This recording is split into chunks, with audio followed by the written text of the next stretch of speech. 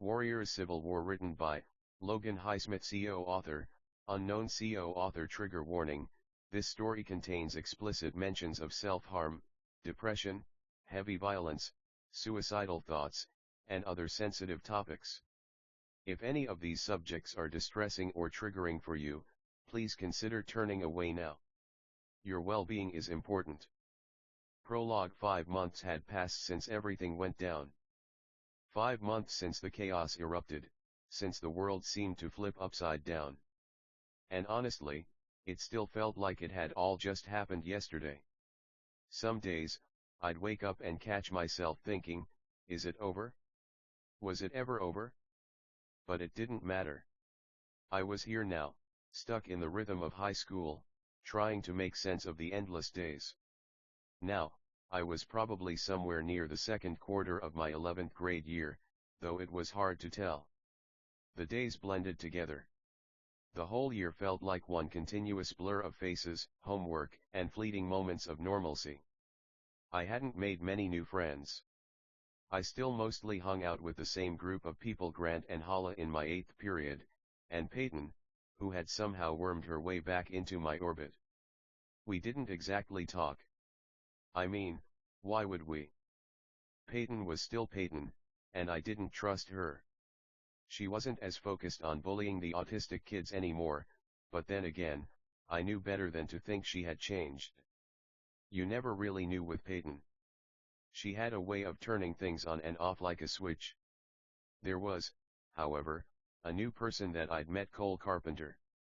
Not to be confused with Cole Martinez from last year, thank you very much. I had to admit, Cole was a little different. More laid back, with a weird sense of humor that made him stand out in a good way. I sat down in my usual spot as the bell rang. The classroom buzzed with the typical end-of-period energy. Some kids were packing their bags, others were still chatting. I tried to tune it all out, but I couldn't ignore Cole's voice cutting through the noise. Yo, dude, I'm starving for nachos right now, he said, leaning against the desk and giving me a grin. I swear, the hunger is unbearable. Like, if I don't get some nachos soon, I'm going to lose it. I glanced up, smirking.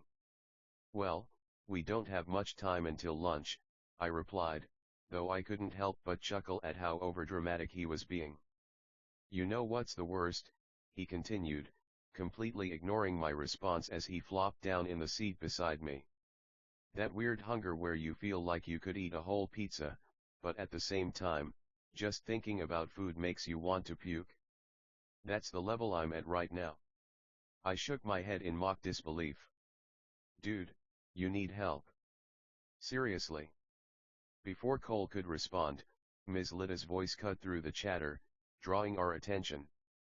All right, everyone, settle down. Grab your things and line up by the door. We're heading to the auditorium. I didn't know what we were supposed to be doing in the auditorium, but I figured it had something to do with an event coming up. Cole let out a dramatic sigh, standing up and grabbing his stuff. This is gonna be so much fun, he muttered sarcastically as he shoved his notebook into his bag. Can't wait for another day of sitting in the back, pretending I care about whatever random thing we're doing. Hey, it's not that bad, I said, elbowing him. Jace, who was standing next to us, raised an eyebrow. What's going on? You think I know? I shot back at him, shrugging. I think it's for the Veterans Day event, Cole suggested as he grabbed his jacket and slung it over his shoulder. Jay seemed interested. Veterans Day? But that's still weeks away. Jace blinked at me. Wait, isn't your middle name after a veteran? I paused, the question hanging in the air. Yeah. My dad's best friend, Kenneth. They grew up together. He died protecting a tank, and my dad almost named me Kenneth in his honor.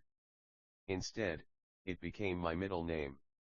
For a moment, the classroom fell into a quiet, almost somber state. Jace didn't know how to respond, so he just nodded. Oh. Cole seemed to pick up on the shift in tone. Whoa. That's heavy, man. He glanced around before continuing, his voice a little quieter. Sorry, didn't mean to bring it up.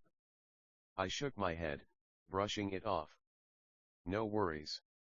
We walked out of the classroom and down the hall. I stuck with Cole and Jace.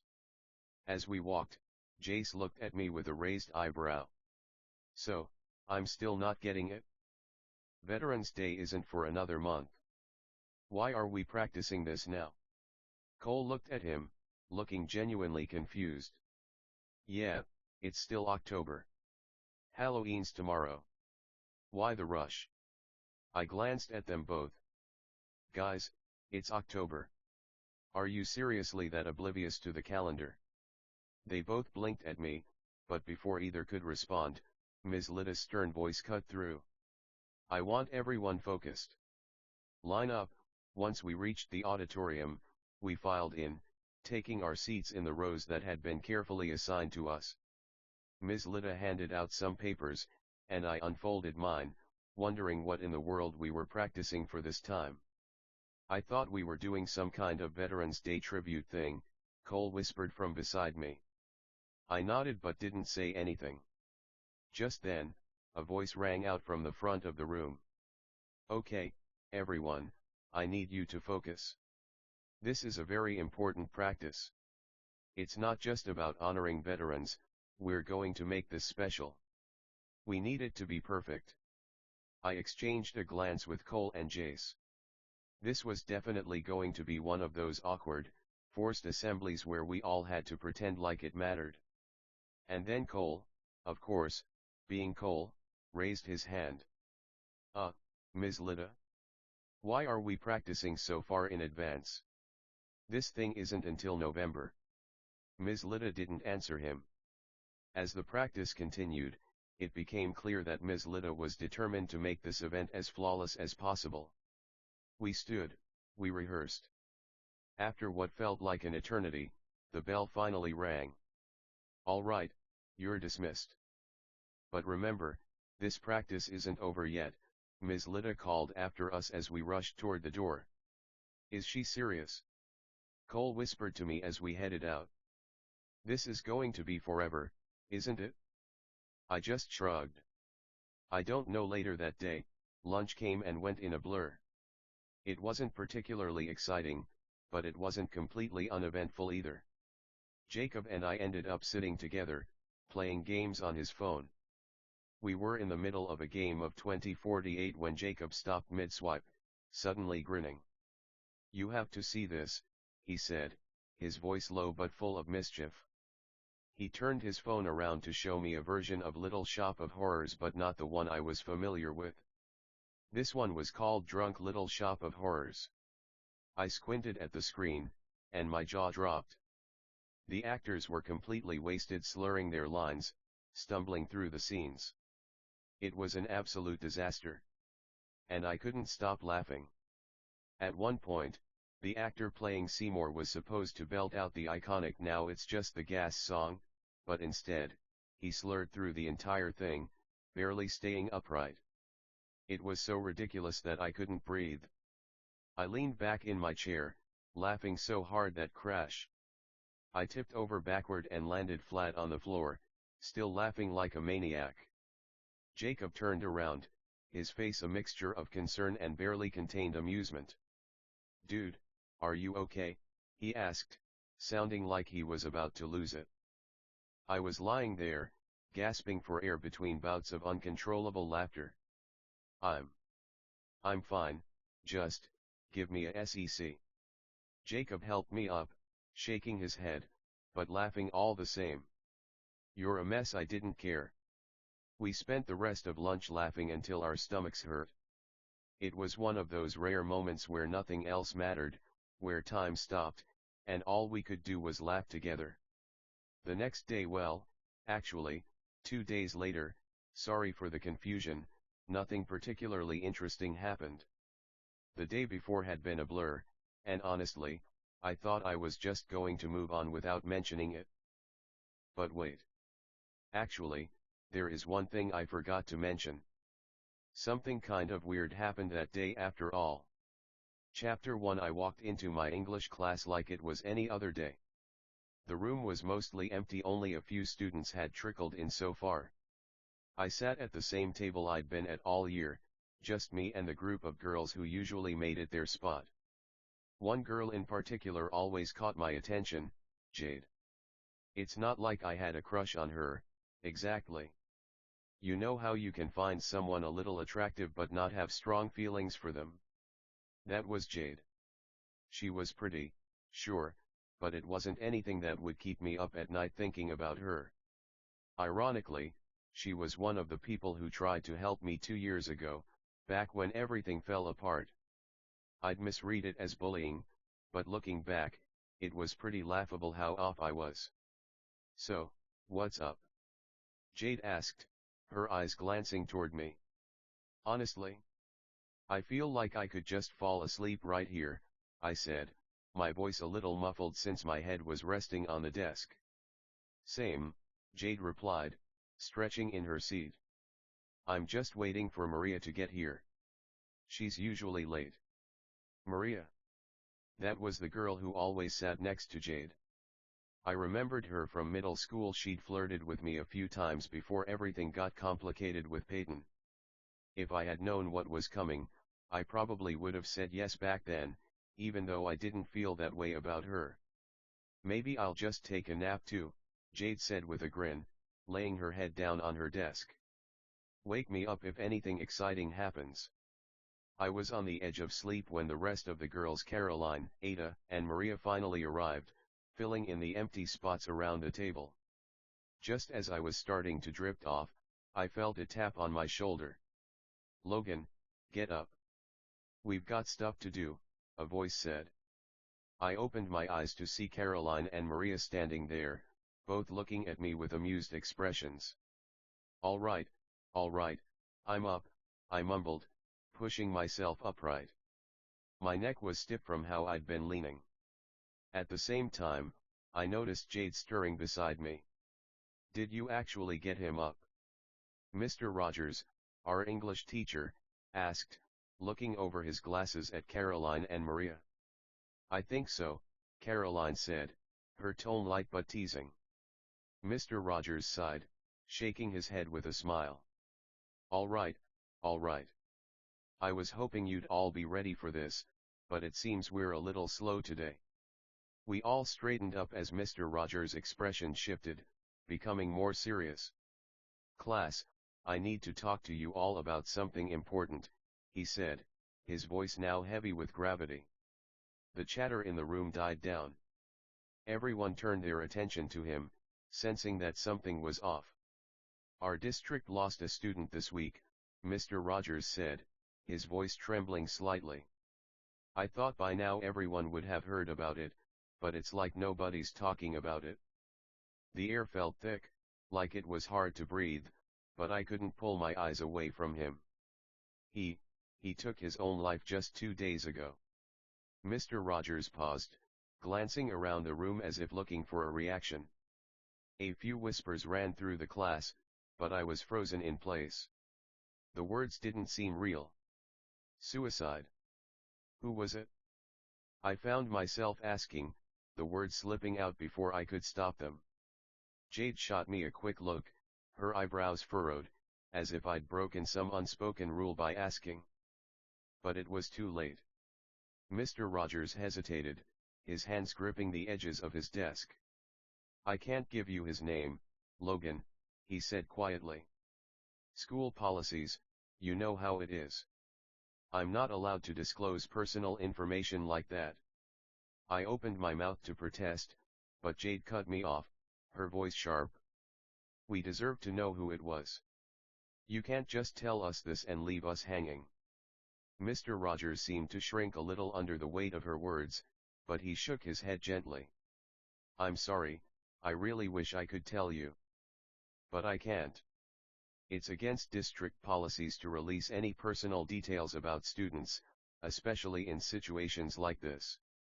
I know it's hard to accept. There was a heavy silence in the room as everyone absorbed his words, their gazes flitting between each other, searching for answers in the void. But you must know more than that, Caroline pressed, her voice trembling slightly. What happened? How did it happen?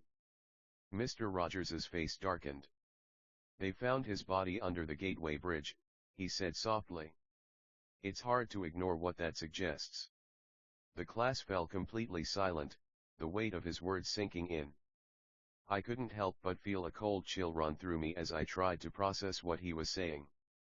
Someone in our district, a student, someone just like us, was gone. And none of us even knew who it was. I shifted uncomfortably in my seat, unsure what to say, my mind racing with unanswered questions. What had pushed this person to do something like that? Why did no one talk about it? Why did we have to be kept in the dark? Mr. Rogers sighed, his voice softer now.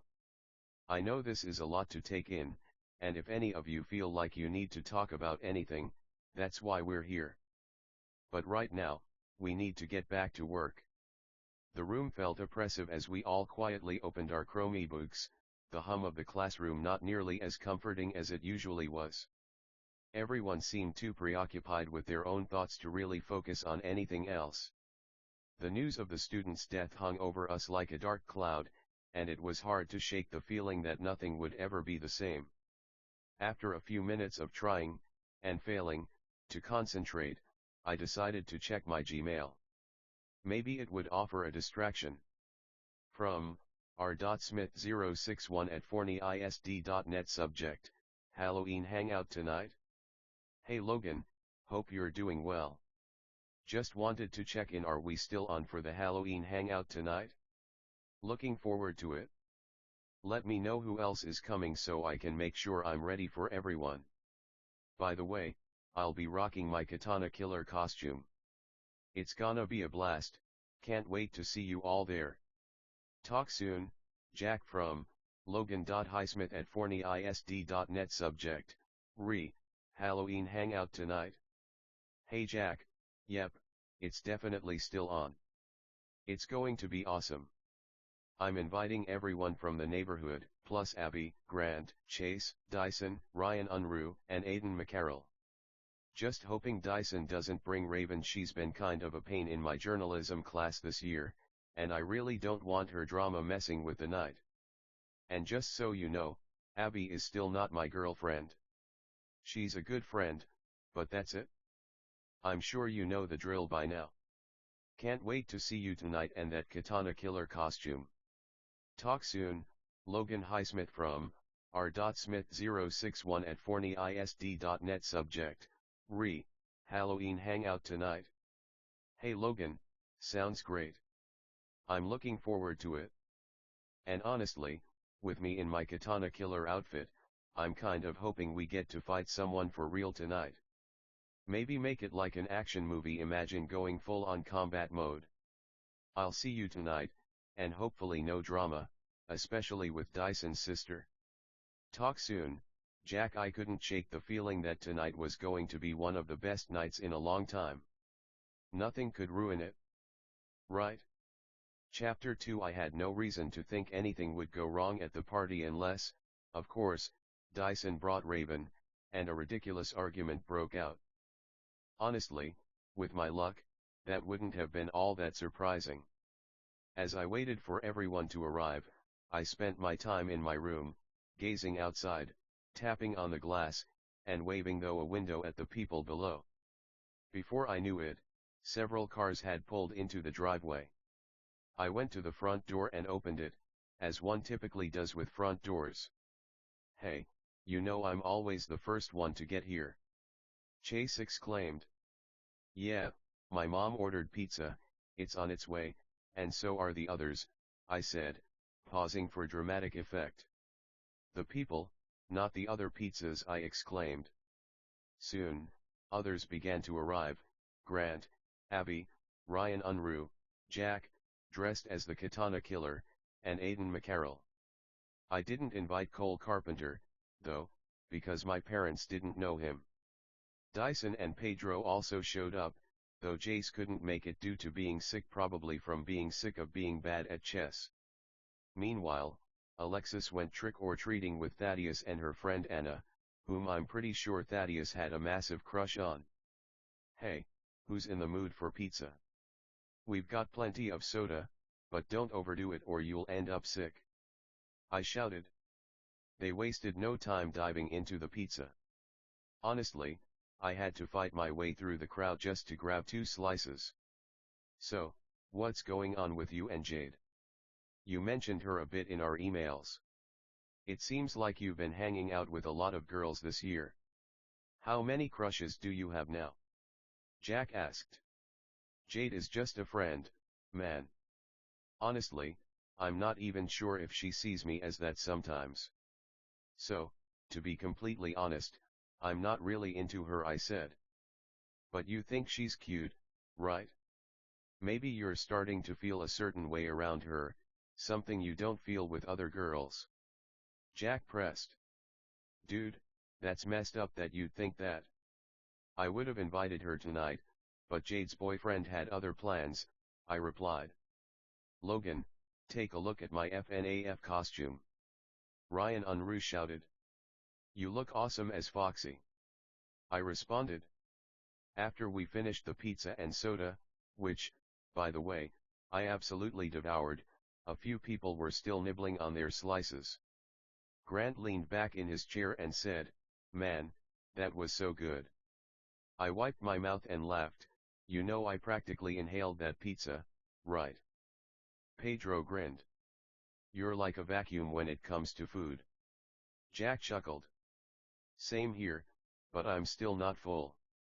Ryan Unruh, looking at the half-eaten pizza, added, Well, some of us are taking our time. Dyson stood up and stretched. All right, I'm done. Who's up for some video games? Let's do it, I said, already walking toward the other room. Abby glanced over at us. You guys can have your fun. Aiden and I are just gonna chill for a bit. Aiden nodded. Yeah, we're just gonna talk. I couldn't help but tease them, you two are the best at this, making a gesture like they were in their own little world. Abby rolled her eyes but smiled. We're just talking, nothing weird. Get your mind out of the gutter, Logan. We all laughed, then headed into the room to start the game. But just before we walked through the door, I shot a mischievous grin at Pedro. Hey, Pedro, I said, leaning in with an almost theatrical tone, you know what they call you, right? Pedro gave me a side eye, clearly already dreading what was coming. What? I lowered my voice to sound all creepy, like I was about to tell a horror story. Pedro the Killer. Pedro immediately stopped in his tracks, narrowing his eyes at me. I swear, Logan, I hate that joke. I shrugged innocently, still grinning. Fine, I'll grant your wish. From behind us, I heard Grant groan loudly. Seriously? That pun again. I turned around, still smirking. What? It's a classic. Grant, shaking his head, gave me a mock exasperated look. Yeah, and it's terrible. As we were about to head into the room, I noticed Abby and Aiden walking off to sit in a corner, just talking. Jack, who was always quick with a joke, smirked and nudged me. Hey, Logan, is Abby your girl now or what? He said with a grin. Abby rolled her eyes, but I could see the smile tugging at the corner of her lips. Oh my God, she muttered, clearly not impressed by Jack's teasing. I shot Jack a mischievous grin. I think she's gonna holla at you, I said, raising an eyebrow. Jack blinked, then laughed. All right, I'll back off. Abby shot me a playful glare. You guys are impossible, she said with a chuckle before turning back to Aiden. I gave Jack a playful shove. Nah, she just keeps me company, I said, trying to act casual. Jack raised an eyebrow and laughed. All right, man, he teased, winking at me. Grant, walking behind us, groaned again. I'm surrounded by children. We all laughed, and I quickly pushed through the door, eager to get into the game. You're just making Grant angrier, he might chase you. Chase exclaimed. Once everyone had their costumes on, which, by the way, it was really hard to breathe under a mask, we headed out. Abby stayed close to me. Looks like things cooled off between her and Aiden. Maybe his girl-crazy behavior was a bit much for her. Justin, Eva, and Johnny tagged along too, though we eventually split up when they ran into some friends from school. Hey, I'm walking here. Abby called out to the people blocking her path. While it might not have been obvious to everyone, Grant was clearly trying not to laugh, which, of course, set off Pedro, Dyson, Chase, Jack, Aiden, and the rest of the group. Don't laugh at me, Abby protested. We're not laughing at you, we're laughing with you, I said, grinning. Come on, you know we're your real friends. Abby rolled her eyes. Yeah, sure, whatever, she muttered. We continued down the road, and I was munching on candy as I went. Just a heads up, if you've just had pizza and soda, it's probably not the best idea to eat candy right after. A little further ahead, I spotted them: Brennan, Austin, and Sam. Hey, guys. I called out. Hey, it's my old homie, back again. Brennan grinned. Brennan gave me a friendly nudge, nothing aggressive, just that little gesture people do when they haven't seen each other in a while. We're having a Fortnite session at Brennan's place. Want to join us? Sam asked. Yeah, it's gonna be a blast. Austin added enthusiastically. Wish we could, but we've got plans of our own tonight, I said, and the others nodded in agreement. I didn't want to admit I wasn't really into Fortnite, but we genuinely had plans of our own tonight. As we were leaving the house, I nearly tripped and slammed my leg and it hurt like crazy. Are you all right? Jack asked, concerned. Yeah, I'm fine, I replied, as Abby, Grant, and the others rushed over to help me up. As we walked up the street, I glanced over at Jack and asked, so, Hecate, huh? What's the story behind the whole Katana Killer thing? Jack paused, the grin fading slightly as his expression grew more serious. Hecate's not just any character. He's someone who was broken by the world around him, you know. Abused by his grandparents, experimented on by a spiritual doctor, and left to rot in his own mind. I raised an eyebrow. Wait, experimented on? What happened? Jack's gaze darkened as he began to explain. Yeah, they messed with his brain, kind of like a lobotomy. It made him snap, put him into this fever dream where he was in charge of everything. He started to think he was the heir to Lucifer's throne, like, the ultimate judge of who lives and who dies. I blinked, trying to digest it all. So he actually believes he's some sort of Antichrist. Exactly, Jack nodded, his voice low. His whole life was a lie. His grandparents weren't even his parents. His real dad gave him up to them, and now he calls them mom and dad. No wonder the guy turned out like he did. I couldn't help but feel a chill at the thought. That's messed up. So where does the katana come in? Jack's face softened a little, a trace of something almost nostalgic in his voice. That's the thing, man. His dad had this obsession with katanas, thanks to his ex-lover, who was Japanese. And somehow, that passed down to Hecate. He doesn't even know why he's drawn to them, probably because his dad never talked about his mom, but once he started learning, it was second nature. He just became the katana killer. I shook my head. Sounds like he was already lost before he even knew what was happening. Did he ever snap back? Jack's expression darkened. Not really. He killed his grandparents in the end, well, his grandmother, anyway. Took their wealth, too. Used it to cover his tracks, train even more, and create his own fighting style. Terminus. It's all about speed, power, and precision. He's a machine now. Man, that's rough. He really sounds like a force of nature, I muttered. Jack let out a heavy sigh. He is. And that's the thing, you can't look at him like a regular person anymore. He's been twisted by all the crap that happened to him. He's beyond redemption. He became a judge, a killer, and now, he believes he's the one who's supposed to end the world. And there's no stopping him. Jack nodded. Yeah. And that's why he's the Katana Killer. Not just for the sword, but for what's been done to him, and what he's done to others. You guys sure had a long chat, what was that all about? Chase asked. We were just discussing the Katana Killer, I replied. The what? Chase asked, confused.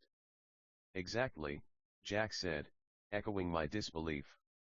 From up the road, Grant, Pedro, Dyson, Aiden, and Abby waved at us, signaling for us to catch up. Could you guys be any slower? Dyson shouted. Yeah, hurry up. Abby called out.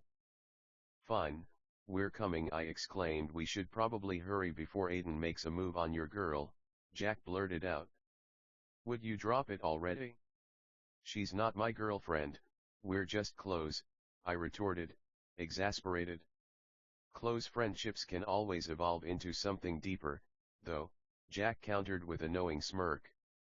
We had just reached the entrance to the neighborhood when it hit us. Nathaniel's house was just a stone's throw away. I turned to the group. We're so close. Why not swing by and see what he's up to? Yeah, Ryan said, glancing toward the street, a mischievous glint in his eye. True, I agreed, the thought of it almost feeling too tempting to resist. We stood there for a moment, the air heavy with silence, only broken by the soft rustling of leaves and the sound of our collective nervous breaths. Ryan hadn't said much so far. He was always the quiet one, keeping to himself. It was kind of eerie, honestly. I glanced over at him, wondering if he was even going to say anything. But then, as if to break the tension, he suddenly sprang into action. Without warning, Ryan shot out from behind a cluster of tall grass, his body stiff and his eyes wide. Rah! He screamed, his voice shrill and robotic. We all jumped back, startled by the sudden burst of energy. But he wasn't done. Ryan threw his arms up dramatically, still in that unnerving, unnatural pose. Then, with surprising precision, he started mimicking the terrifying electronic noises of the Five Nights at Freddy's animatronics. Eeeeeee, he shrieked in a disturbingly accurate imitation.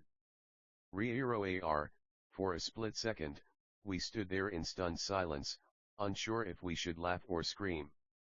Holy crap, Ryan, Aiden finally managed, a nervous laugh escaping him. You're going to give me nightmares. I couldn't help it, the tension broke, and I burst into laughter. That was, honestly, that was freaky. Ryan stood there grinning, his face glowing with pride. Yeah, you should see the look on your faces. I glanced around, and we all cracked up. The prank, unexpected and hilarious in its timing, had turned the moment into something both unsettling and absurd. The kind of thing that would stick with us for a while.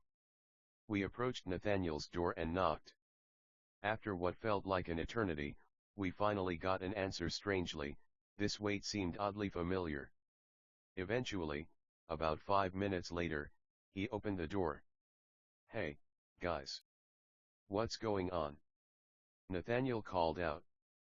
We just wanted to see what you were up to, I said excitedly. Have we met before? Grant inquired.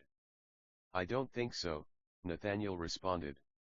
I might have seen you at Logan's gaming truck event last year, but that's the only place I can recall potentially seeing you.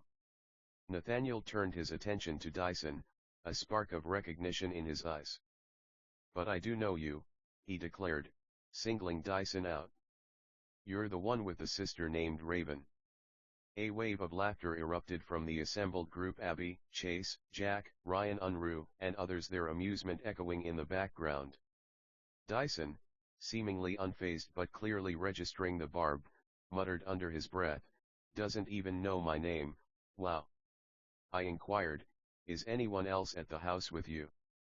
Nathaniel responded with an enthusiastic rundown of the household's current activities. My parents are here, and Ernest is completely absorbed in a Fortnite match, trying to snag that coveted #1 victory royale. Isabella, well, she's out with her friends doing who knows what, he explained. With Nathaniel now among us, our group proceeded towards the forefront of Greyhawk, specifically in the vicinity of the park. Ugh, I groaned, popping another piece of candy into my mouth. The sugary sweetness was doing little to quell the churning in my stomach. Greyhawk's entrance was just ahead, but so was a growing wave of nausea. Guys, I mumbled, I think I'm gonna. Suddenly, my words were cut short. Look! I exclaimed, pointing towards the crowd. Isn't that Thaddeus, Alexis, and Anna? A mischievous grin spread across my face. Oh, this is gonna be good, I muttered, nudging Grant. Remember how Thaddeus is totally head over heels for Anna? He pretends he isn't, but come on. I'm just waiting for the epic love song he's gonna pen for her. Before I could elaborate, a blur of motion erupted from the group. Hey, man! Thaddeus yelled, launching himself onto my back with a playful whoop. Alexis trailed behind, shaking her head and laughing. Alexis, now close enough to hear everything, shook her head and grinned. He's been like this all day, she said. Swears he's gonna make memories or something. I'm already traumatized, Chase muttered, rubbing his shoulder like Thaddeus had tackled him. Anna rolled her eyes but didn't move away. So, what's everyone doing now? We're just hanging out, I replied, still catching my breath from Thaddeus's sneak attack. Figured we'd walk around a bit, maybe head toward Dyson's place. That works, Alexis said.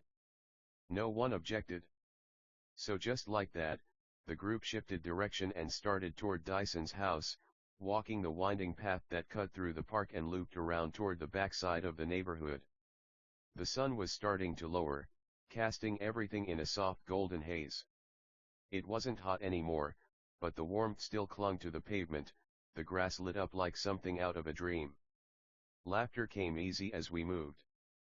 Grant cracked a joke about Thaddeus getting tackled next. Abby and Jack started playfully arguing about something dumb, whether root beer counted as a real soda.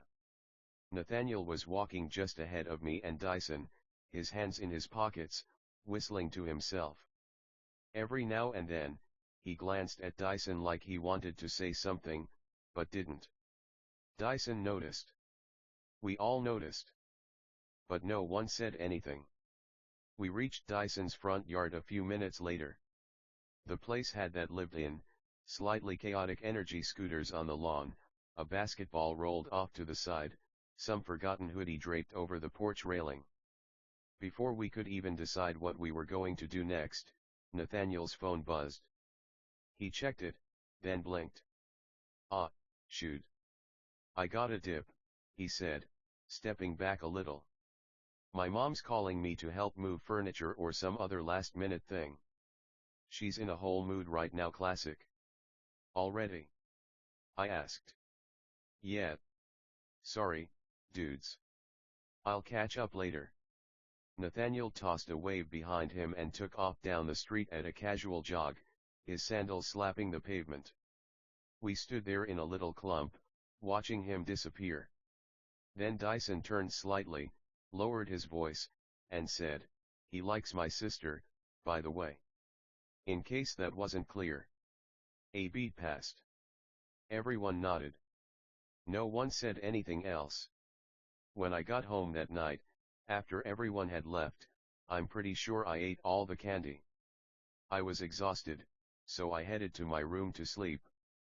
The moment I sat on my bed, I passed out, and that's the last thing I remember from that night. Chapter 3. 4 days later. I woke up thinking it was just a regular morning, but it wasn't.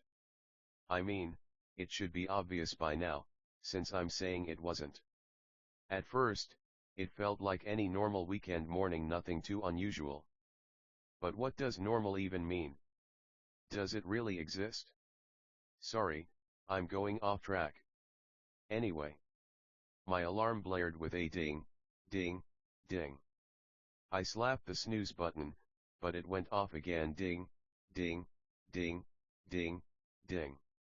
As I rolled out of bed, I hit my head hard, and the pain shot through me. Then, I heard another ding, this time from my phone. It was a message from Thaddeus. It read, "Man, I need you over here ASAP. We need to talk about stuff." I quickly replied, "I gotta eat breakfast first, my dad just came home with McDonald's. But I'll come ASAP after."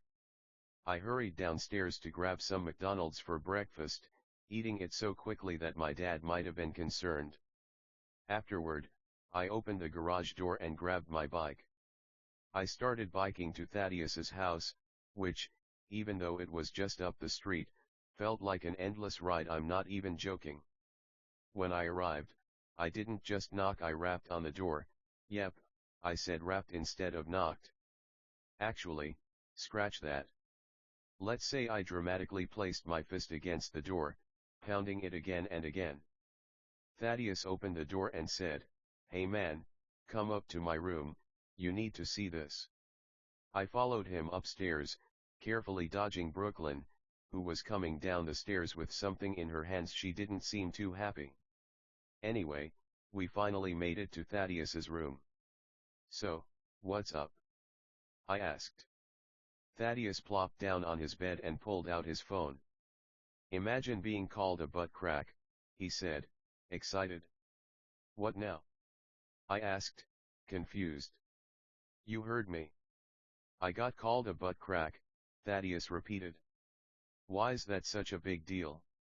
"I've been called worse," I said. "Trust me, once you hear the context, you'll understand why Alexis and I aren't friends anymore," he replied. "Whoa, that escalated quickly," I exclaimed. Thaddeus led me downstairs to grab some snacks. Did I just eat breakfast? Yeah, but I was hungry, and so was he, so why not? "Don't steal the pudding again, I know it was you," Lily called out. Afterwards, we decided to bike down the street and talk about everything at my house. I guess we just needed some fresh air.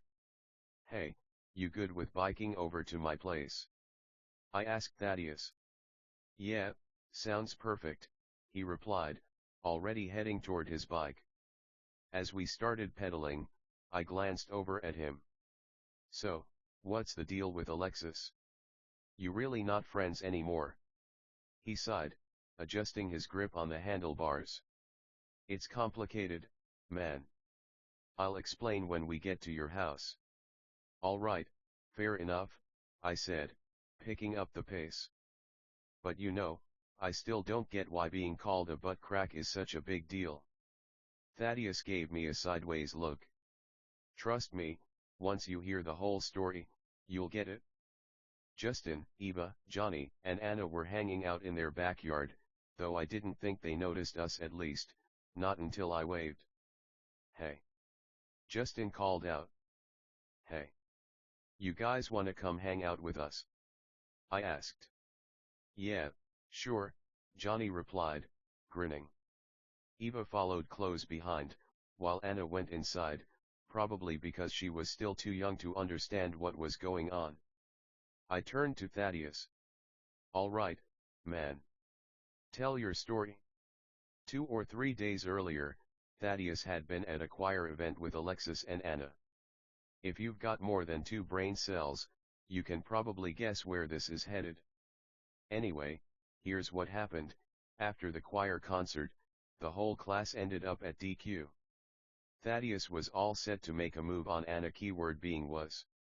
Once everyone got their food, Thaddeus, Anna, and Alexis sat down at a booth together. "So, Thaddeus, about your feelings for Anna," Alexis said, looking way too eager. "What?" Thaddeus asked, totally caught off guard. Anna looked over at him, sighing. "Yeah, Thaddeus, I know how you feel. You're smart, well, I've also heard you've got terrible luck with girls and zero riz.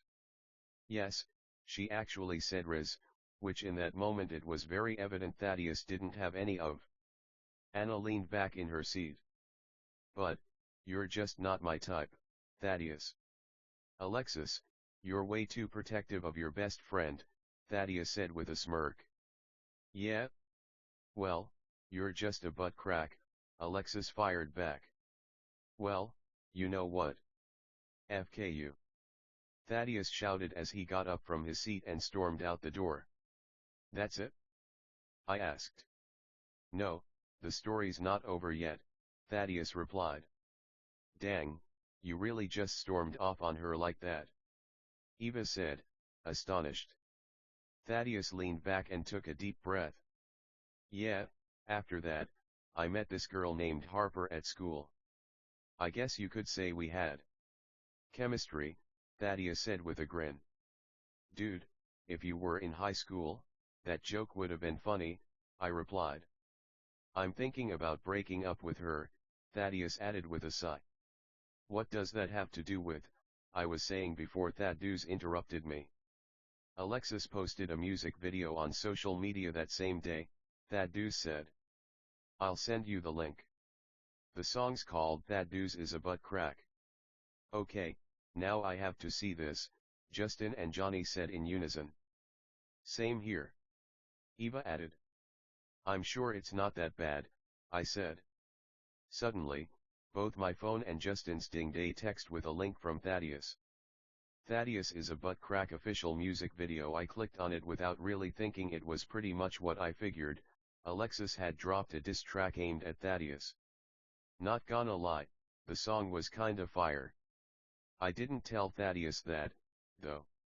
But the looks Justin, Eva, and Johnny gave me before we all burst out laughing said it all. What's so funny? Thaddeus exclaimed. Nothing, I said, trying to keep a straight face. Do you think you and Alexis will ever be friends again? Eva asked.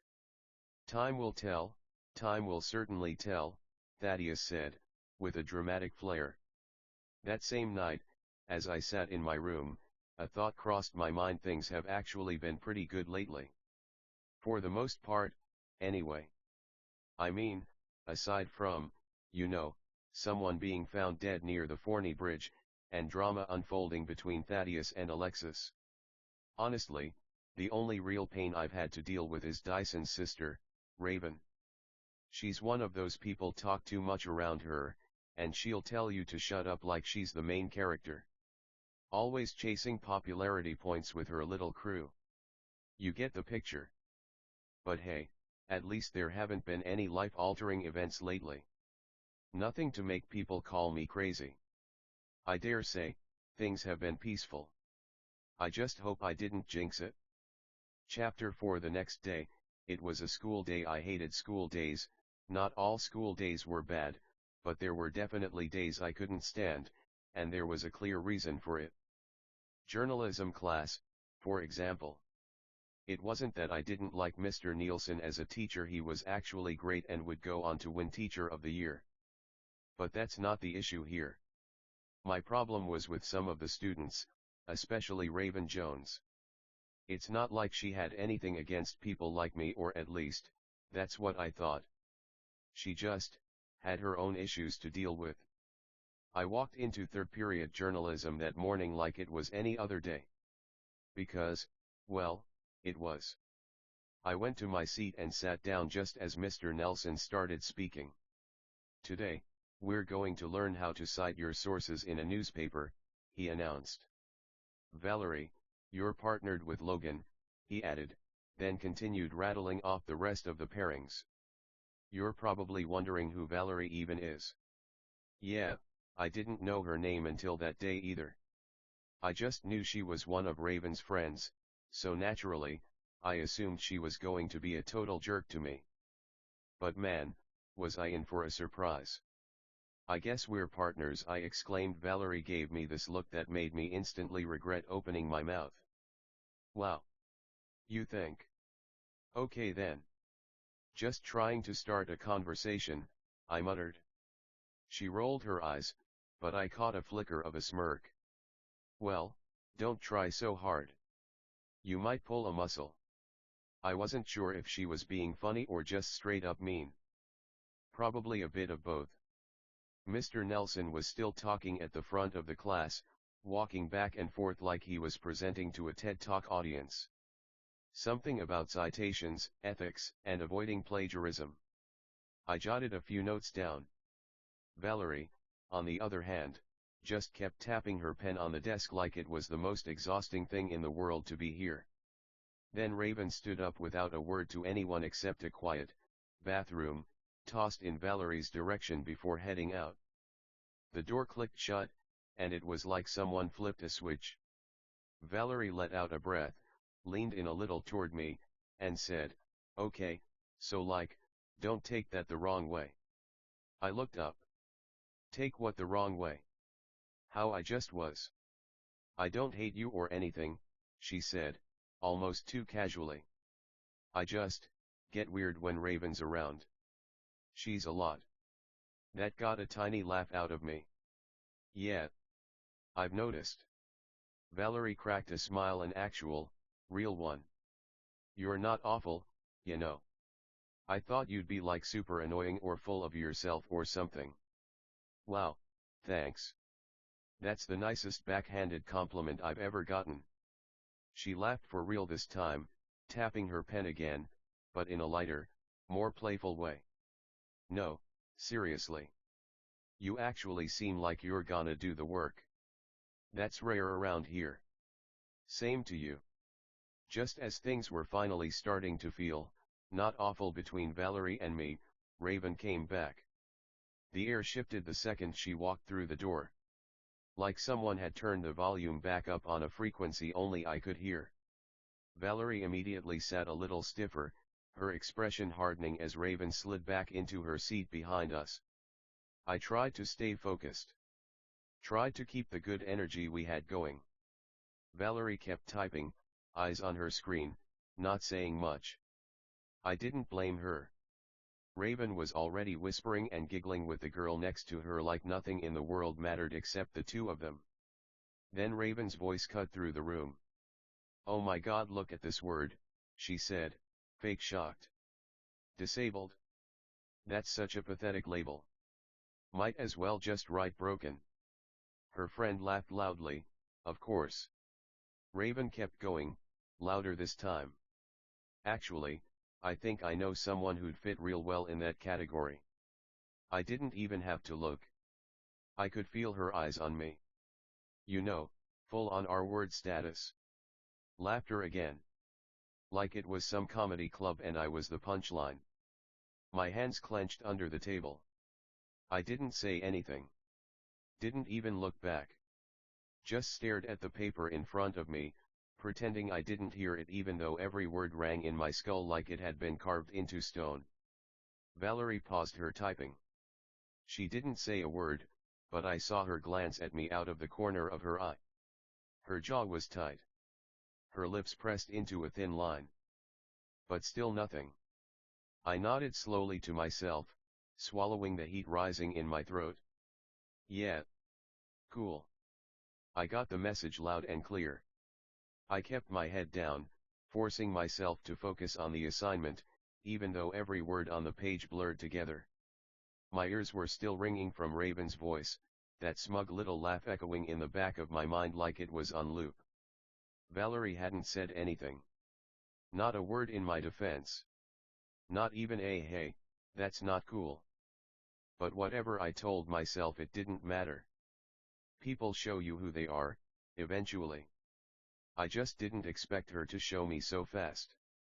A few minutes passed. We worked in silence, or, at least, I worked. She just kind of stared at the screen like it had personally offended her. Then, out of nowhere, she pushed her chair back with a loud screech against the tile and raised her hand. "Mr. Nelson," she called out, her voice suddenly full of attitude. He looked up from his desk. "Yes, Valerie." Yeah, I can't do this. Like, I'm sorry, but working with Logan it's honestly like mental torture. I froze. The room got real quiet, real fast. Mr. Nelson blinked. Excuse me. Valerie shrugged like it was no big deal. I'm not trying to be dramatic, but I literally can't focus with him. He's so just difficult to work with. I don't even know what he's doing half the time. He's not contributing anything useful. That hit me in the gut like a punch I didn't see coming. I stared at her, stunned. She wouldn't even look at me. Was this the same girl who had just said I wasn't awful? Who'd laughed with me, who said we made a good team? Now, suddenly, I was mental torture? Mr. Nelson frowned, looking between us. All right. I'll take that under consideration. But we're staying in pairs for now. Work it out.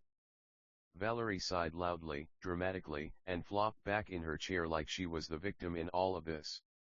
I just sat there, feeling like I'd been dropped into some alternate version of the class. The walls felt smaller. The air tighter. Whatever I thought was happening between us earlier, yeah, that was gone. Just like that. The class had settled into that half-quiet hum of people pretending to work. Mr. Nelson was typing something at his desk. I was trying to focus on the assignment, but it wasn't exactly easy with Raven and Valerie whispering behind me. There was a tone in Raven's voice I couldn't quite place. Not her usual snark. Something more serious. I'm just saying, do what you gotta do, she murmured. Valerie let out a low breath. Yeah. I know. A beat passed. You sure you're okay with it? Raven asked. Valerie didn't answer right away. When she finally spoke, her voice was flat. Doesn't really matter, does it?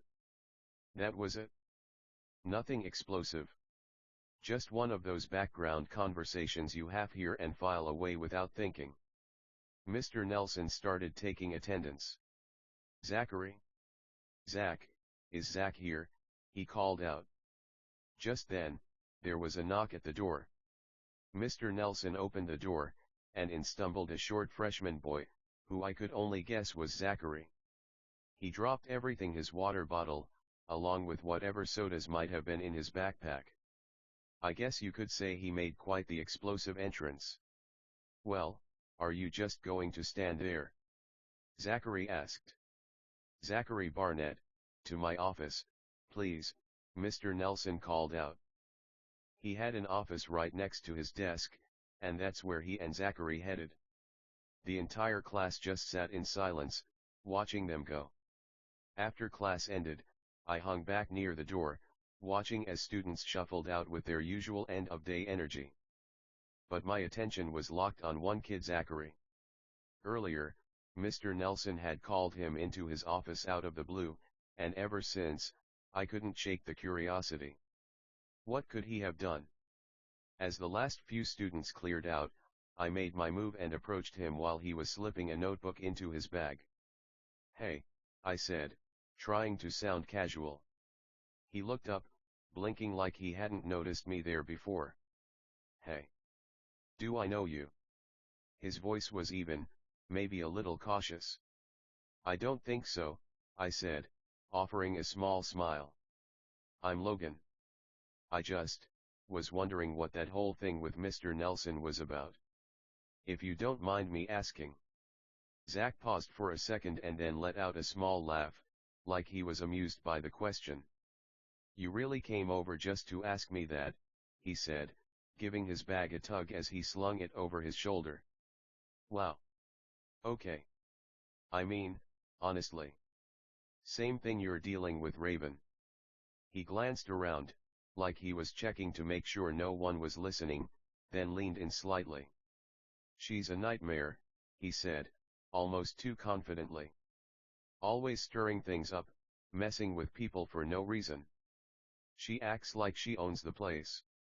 Picks on people just to see how far she can push them.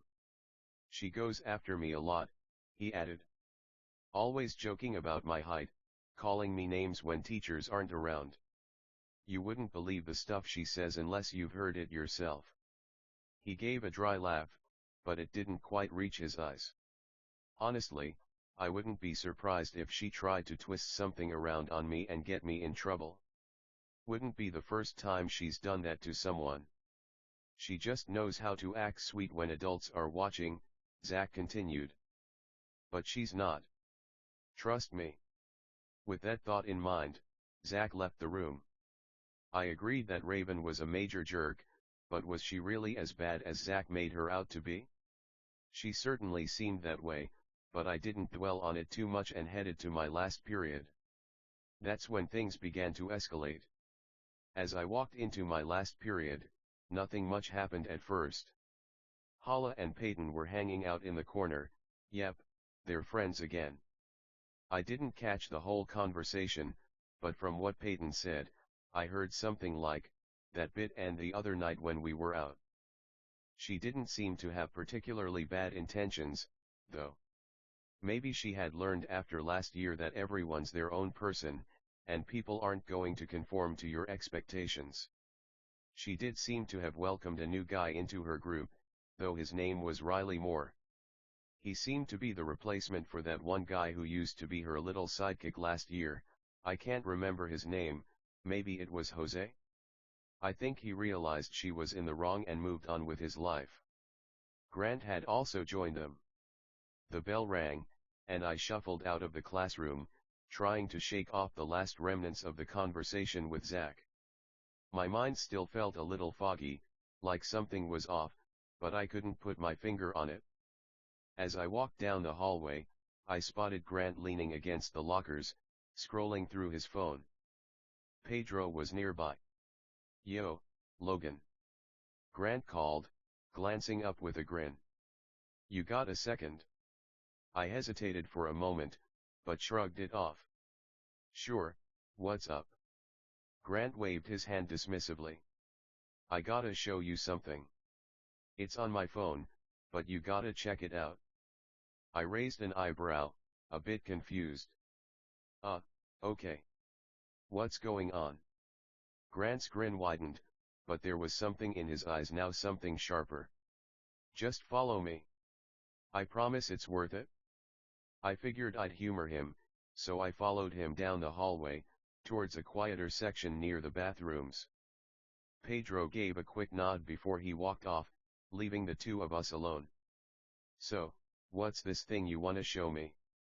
I asked, still unsure. Grant didn't answer right away.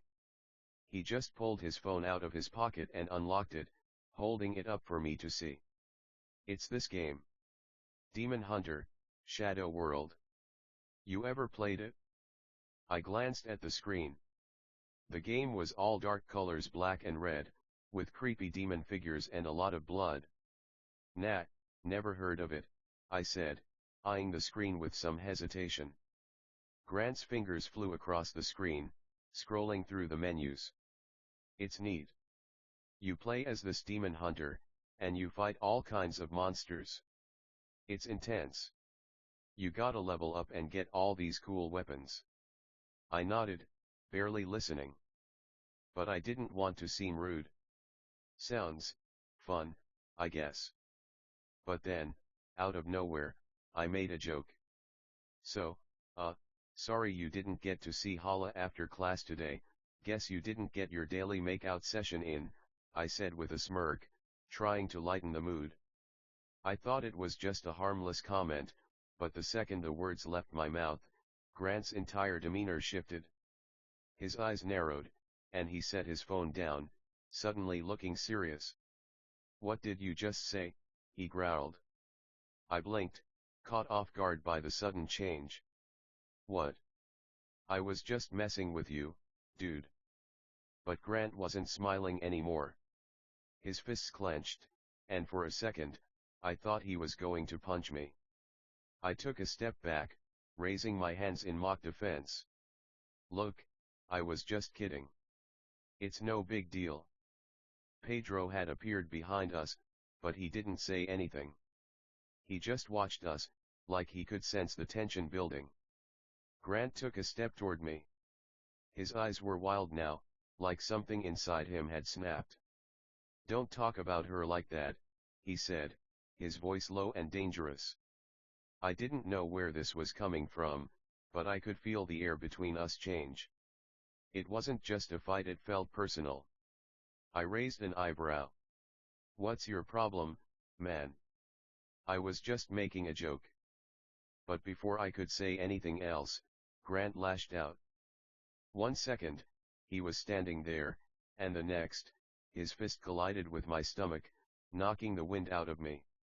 I gasped, stumbling back, barely able to catch myself. "What the heck, Grant?" I choked out, but he didn't respond. He just shoved me harder into the lockers, making the metal rattle with the impact. I tried to push myself off the lockers, but he shoved me again, this time harder. My head banged against the metal, and everything went a little dizzy for a second. "Grant, what's wrong with you?" I managed to say, but he didn't answer. He was moving too fast now, faster than I could keep up. Before I could even get a shot in, he threw another punch, this time catching me on the side of the head. I staggered back, my vision swimming, but I still tried to fight back. I swung at him, but Grant dodged it like it was nothing. His movements were too quick, too precise. I couldn't get a solid hit in. My arms felt like they were moving through water as he landed another brutal punch to my ribs. I could feel the bruises forming, but my body wasn't responding like it usually did. He was too strong, too fast. Something about this felt wrong. Grant was different than I remembered. He grabbed me by the collar and slammed me against the lockers again, his breath ragged. "Stay down," he muttered, his voice cold. I didn't have the energy to fight anymore. My body hurt too much, my vision was blurry, and everything was spinning. But even as I lay there, crumpled against the lockers, I couldn't understand why he was doing this. Why he was so angry. Why I was the target. Grant didn't say anything else. He just stood over me for a second, eyes cold, before walking away. He didn't even glance back, his footsteps echoing down the hall as he disappeared around the corner. I stayed there on the floor, gasping for air, trying to process what had just happened. I had no idea what had triggered Grant's rage, or why it had happened so suddenly, but I couldn't shake the feeling that something had snapped in him. Something different. A few moments later, I heard footsteps, and I forced my head up. Abby and Jacob came into view. "Logan." Abby rushed over, kneeling beside me. "What happened?" I tried to sit up, wincing from the pain. "Grant." "I don't know. He just attacked me." Jacob knelt down next to me, his expression darkening. "Why? What did you do to him?" "I don't know," I muttered, shaking my head. "I was just joking around, and then he lost it?" "Like, really lost it?" Abby helped me sit up a little, her hands gentle but firm. "We need to get you to the nurse. You're not looking so good." I nodded weakly, but my mind was still racing. I had no idea what had just happened, or why Grant had snapped like that. It didn't make any sense. Jacob's phone buzzed. "Oh, my ride's here." "Abby, get him to the nurse," he called out. "On it," Abby replied. She carried me all the way to the nurse's office, which, thinking back, must have been pretty rough on her. She's much shorter than me, and I'm not exactly light. Plus, I could barely walk at the time. I was supposed to have after-school tutorials that day, but they got cancelled for some reason. It seemed like a good enough explanation, so I figured I'd just text my parents to let them know it was cancelled and explain the message was sent late. It would be easier than having to explain everything that happened with Grant. My parents would probably go after him or something. The crazy part is, this wouldn't be the last time he'd lash out at me like that. Once the nurse assisted me, Abby went home, reminding me to stay safe as she left. Surely, she wasn't jinxing anything. I finally texted my dad, and he replied, "I'll be there in a few minutes." I chose to sit on the steps in front of the school. There was hardly anyone around, it was mostly empty, with everyone either getting into their cars or heading home, some even driving off in their own cars. It was mostly silent, except for one person sitting on the steps. At first, I didn't recognize who it was, so I walked closer. Looking back from their perspective, I probably seemed like a real creep. As I got nearer, I realized it was Danny, still hanging around after school. Now, I can already see the "who the heck is Danny" questions popping up in your minds, so let me give you the quick version. We met in my geometry class last year when I saw her sitting alone. Wanting to look cool, I asked if she had a boyfriend, and we just kind of hit it off from there, but not like that, you dirty-minded people. We kind of stopped talking for a while after she broke up with her boyfriend, but she moved on quickly. She has this way of getting guys to notice her, and honestly, I wish girls were that attracted to me. Around that time, my theater class was putting on Matilda. The lead actress they cast as Matilda, a girl named Katie Rose, sounded absolutely amazing. Of course, I got the usual shut-up treatment when I tried to tell her that, but that's a whole other story. Anyway, back to now. I made my way over to the steps and sat down next to her, my hand instinctively reaching out to tap her shoulder. "Hey, Danny," I said, a bit more loudly than I meant to, trying to sound casual. "Oh, hey." Danny responded, a surprised but warm smile crossing her face. I paused for a moment, unsure of what to say next. I didn't want to sound dumb, but being me, I couldn't help myself. "So, any new boyfriends?" I asked, hoping it didn't come off too awkward. She let out a soft laugh, her eyes lighting up. "Yeah, actually. My family loves him. Maybe he's even a keeper this time," she said, her tone playful and a bit teasing. "Maybe," I replied with a grin, trying to keep it cool, even though I couldn't help but wonder how long this one would last. "Why do your friends find me so annoying?" I asked, genuinely curious. Danny rolled her eyes, clearly having this conversation in her head more than once. "Well, let's see. When the class was watching a performance of Matilda, you kept trying to tell Katie how good she sounded. And that's a problem, how?" I asked, raising an eyebrow. "You did it constantly. I get it, you wanted to get her attention, but dude, she wants nothing to do with you. You and Katie Rose are two completely different kinds of people," Danny replied, shaking her head. "She actually told me the same thing about your friend Cole Carpenter. Apparently, that kid played Baby Shark out loud in class. Knowing him, I'd believe that," I said with a laugh, picturing Cole's face as he proudly blared the song for the entire class. Before Danny could say anything else, her brother, who I didn't even know she had, showed up to pick her up. My parents arrived shortly after. Chapter 5. To be honest, I've been feeling pretty low ever since what happened with Grant not too long ago. Okay, it was just a few hours ago, but that's beside the point. I tried not to dwell on it too much because overthinking can really drive you crazy, I know from experience. It wasn't anything as serious as full-on depression, maybe just a bit, but I wasn't feeling suicidal or anything like that. I really needed to talk to someone, and Thaddeus was the only person in the neighborhood who was home at the moment. I wasn't sure if he'd be up for coming over to chat, but I could at least ask. The only problem was, he didn't have his phone, so I'd have to email him.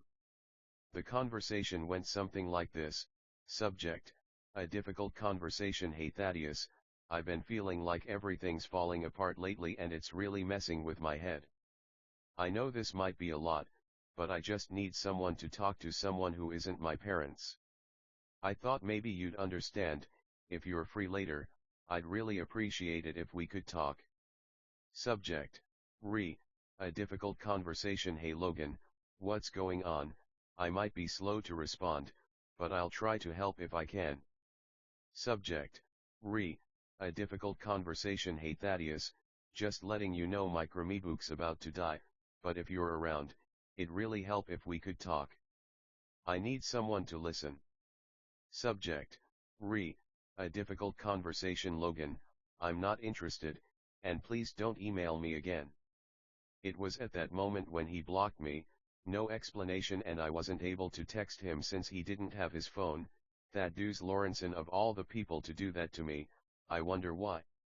My mom wanted to take me to Outback that night, maybe as a reward for doing well or something like that. Honestly, I wasn't really sure why. When we got to the parking lot, we went inside and were shown to our table. Logan, I need to ask you something, my mom said, her voice more serious than usual. Okay, go ahead, I replied. I've noticed you've seemed down lately. You're not having suicidal thoughts, are you? She asked, her eyes searching mine. Almost like the question triggered something, the lights in the restaurant began to flicker. Then, they steadied and everything outside went completely dark. What? I shouted, caught off guard. I'm just saying. You heard what happened to Brandon, right? My mom asked carefully. Brandon? Who's Brandon? I asked, genuinely confused. It was only during the last school quarter that Brandon, who happened to be friends with my old childhood friend, Michael Fansler, lost his life. Michael knocked on Brandon's door that morning. After about 5 minutes, he finally answered, which was the usual wait time. I'm sure you've never heard that before. Hey, man, Michael greeted, his voice casual as he stepped up to the door. Hey, Brandon replied, a hint of excitement in his voice. You ready to go for a ride? Michael took a deep breath, slightly out of breath from the walk over. Yeah, I'm ready, he said, his tone eager. I'll go grab my bike. With that, he turned quickly and jogged toward his garage, the sound of his footsteps fading as he disappeared inside. Less than a minute later, he reappeared, his bike in hand, ready to go. Brandon hopped onto his bike with a fluid motion, his hands gripping the handlebars firmly as he adjusted his position, the rubber tires hissing softly on the gravel as he rolled forward. Michael followed suit, his bike's gears clicking into place as he pedaled, a quick burst of energy propelling him out of the driveway. The cool morning air hit their faces like a rush of water, invigorating, refreshing. Trees lined the narrow path ahead, their towering trunks standing like silent sentinels, their leaves rustling in the gentle breeze. The sunlight flickered through the canopy above, casting fragmented beams across the trail, illuminating patches of dirt and moss beneath their tires. Brandon led the way, his bike slicing effortlessly through the soft earth, his legs working in a rhythmic, fluid motion. Michael pushed harder to keep up, feeling the muscles in his legs burn as the terrain grew more uneven. The path wound through dense underbrush, the narrow trail forcing them to weave between low-hanging branches, their handlebars brushing against leaves that brushed like silk on their arms. The sound of their tires on the trail was a constant hum beneath them, the occasional crunch of gravel or snap of twigs breaking under the weight of their bikes. Michael's heart pounded in his chest, a steady beat keeping time with the quick rhythm of his pedaling. The cool air filled his lungs, and for a moment, it felt as though everything else faded away, just the woods, the path, and the exhilaration of speed. Brandon's bike swerved slightly as he hit a small dip in the trail, but he recovered with ease, hardly slowing down. The wind tugged at Michael's hair, whipping it back behind him as he leaned into a sharp turn.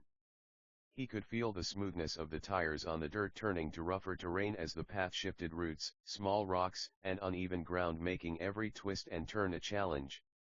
He pushed harder, his legs pumping with more urgency, the muscles in his calves and thighs screaming with effort.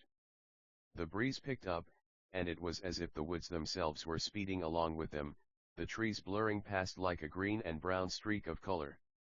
He could feel his body sinking with the rhythm of the ride, faster, faster, and then he was flying. The forest opened up for a moment, and the sun hit his face full force, a flash of warmth against the cold air. But then, just as quickly, they were back under the canopy, the shadows lengthening as they sped deeper into the woods, the path narrowing once again. Michael's breath came in quick, sharp bursts, each exhale a cloud of mist in the cool morning air. Brandon ahead seemed to be in his element, the wind carrying his laughter, an occasional shout of joy ringing out as he pushed his bike to its limits. Michael felt a surge of adrenaline. He was almost there, almost matching Brandon's speed. His tires ate up the ground beneath him, the world spinning into a blur as they weaved between trees and jumped small rocks. They hit a stretch of trail that dipped downhill, and suddenly, the world felt like it was tumbling forward with them. Michael let out a whoop as he leaned into the descent, the bike shaking slightly under him as the speed picked up, the rush of wind slamming into his chest. He could hear the hum of Brandon's bike beside him, a low drone of rubber against earth, but it was the roar of his own heart in his ears that drowned everything else out. The ground rushed beneath him, a blur of brown and green, and the sound of their tires grew louder, more pronounced. The trees whipped past so quickly now that they almost seemed to bend, like they were leaning in toward the riders, urging them on. Michael's body tilted with each curve of the trail, the sensation of flight coursing through him. The only thing that mattered was the moment, the wind, and the road ahead. And then, the trail flattened out. The rush of downhill faded as the path leveled off, but the excitement was still there, alive in his chest. His breath still came quickly, the pulse of the ride still drumming in his veins. Brandon shot him a grin over his shoulder, his face flushed with the thrill of the ride. "You keeping up?" he called over the wind. Michael let out a breathless laugh, nodding. "Barely." They both slowed, catching their breath, their bikes rolling steadily now as they glided through the woods, a sense of accomplishment in the air. But Michael knew the ride wasn't over yet. Not by a long shot. The trail narrowed as they ventured deeper into the woods, the trees closing in overhead like an archway, their branches interlocking above them in a thick canopy. The air smelled of damp earth and pine, and the sound of their tires on the dirt was the only thing breaking the heavy silence. As they pedaled deeper, the forest seemed to come alive, the rustling of leaves, the occasional bird call, and the rhythmic sound of their bikes carving through the terrain. Brandon was still leading, his bike moving effortlessly over the uneven trail. Michael could hear the hum of his tires, his friend's steady pace an invitation to push harder. He shifted gears, his legs beginning to burn as the trail started to incline again, but the rush of speed still held him in its grip. "Come on, Michael!" Brandon shouted over his shoulder, a playful challenge in his voice. "Catch up!" Michael grinned and pushed forward, the challenge lighting a fire in him. The air grew cooler as they veered onto a tighter path, the trees now so thick that only dappled sunlight filtered through. It felt like they were racing through a secret world, just the two of them, the wind, and the trail. And then it happened. The trail suddenly opened up to a rocky patch that neither of them had seen coming. Brandon didn't hesitate. He hit the rocks at full speed, his bike's front wheel bouncing over the first one with a sharp jolt. For a split second, everything seemed to freeze. Brandon's body jerked as the impact threw him forward. He tried to regain control, but the second rock was bigger, and his front tire caught it with a harsh snap. Michael saw it all in slow motion, the way Brandon's bike went airborne, his body lifting with it, his arms flailing to maintain balance. His eyes widened in horror as he watched his friend sail off the bike, flipping once in the air before crashing hard onto the ground with a sickening thud. The sound of his body hitting the earth echoed through the woods, followed by the scraping of metal and the rattle of Brandon's bike tumbling end over end. For a moment, everything was silent. "Brandon!" Michael screamed, his heart slamming into his chest as he skidded to a stop. His breath was tight, his limbs stiff with adrenaline. He rushed toward his friend, panic rising in his throat. Brandon didn't move at first, lying motionless in the dirt with his bike a few feet away. The forest felt eerily quiet, as if it were holding its breath.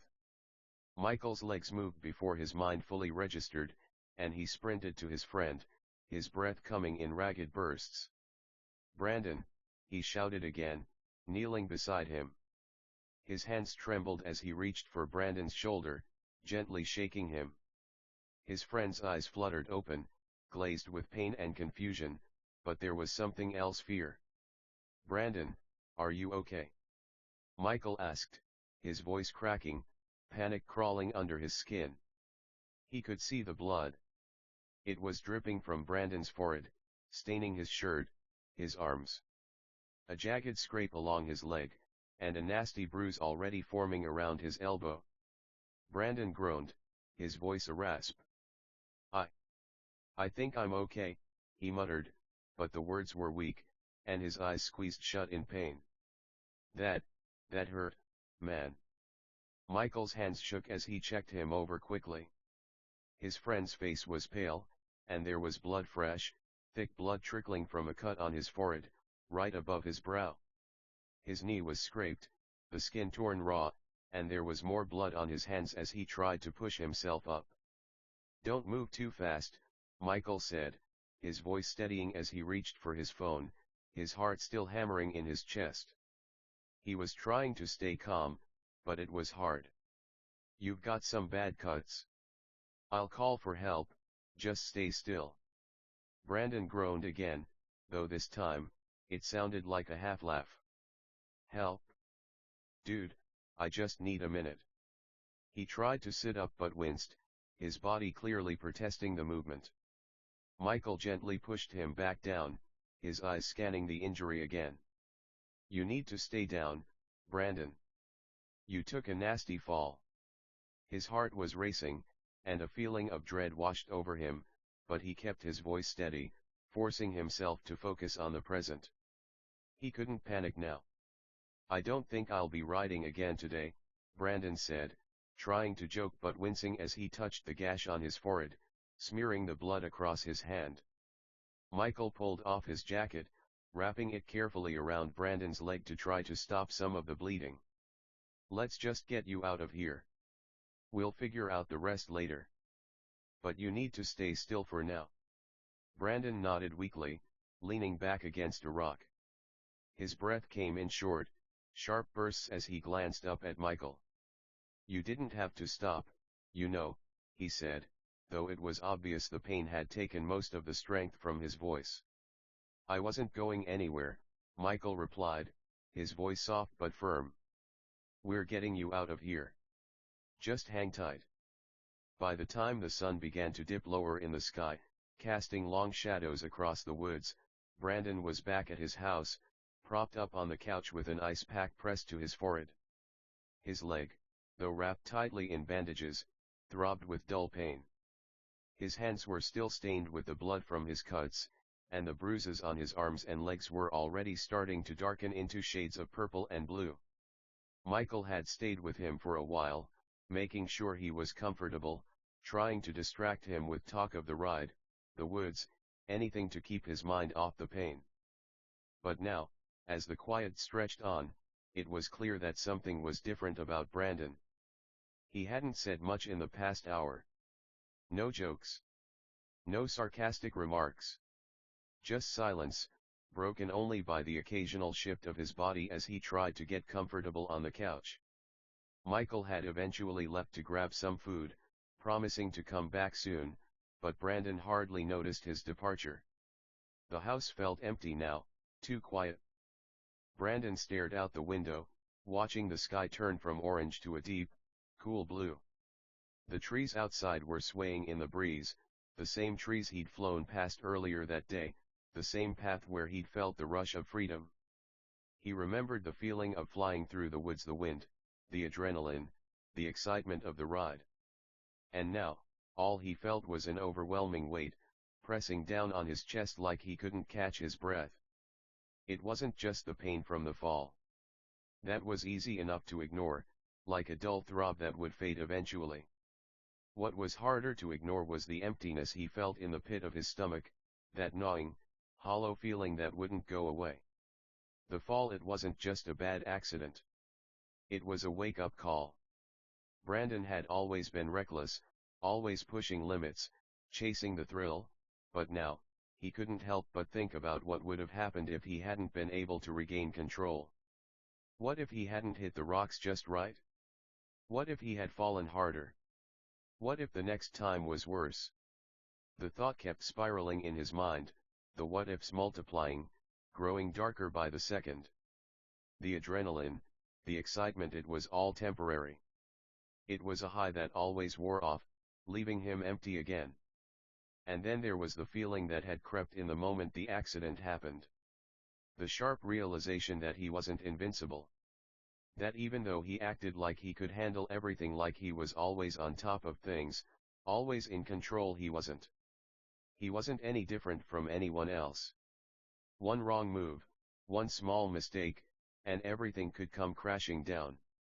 It was like the ground had been pulled out from under him, and no matter how hard he tried, he couldn't get back up.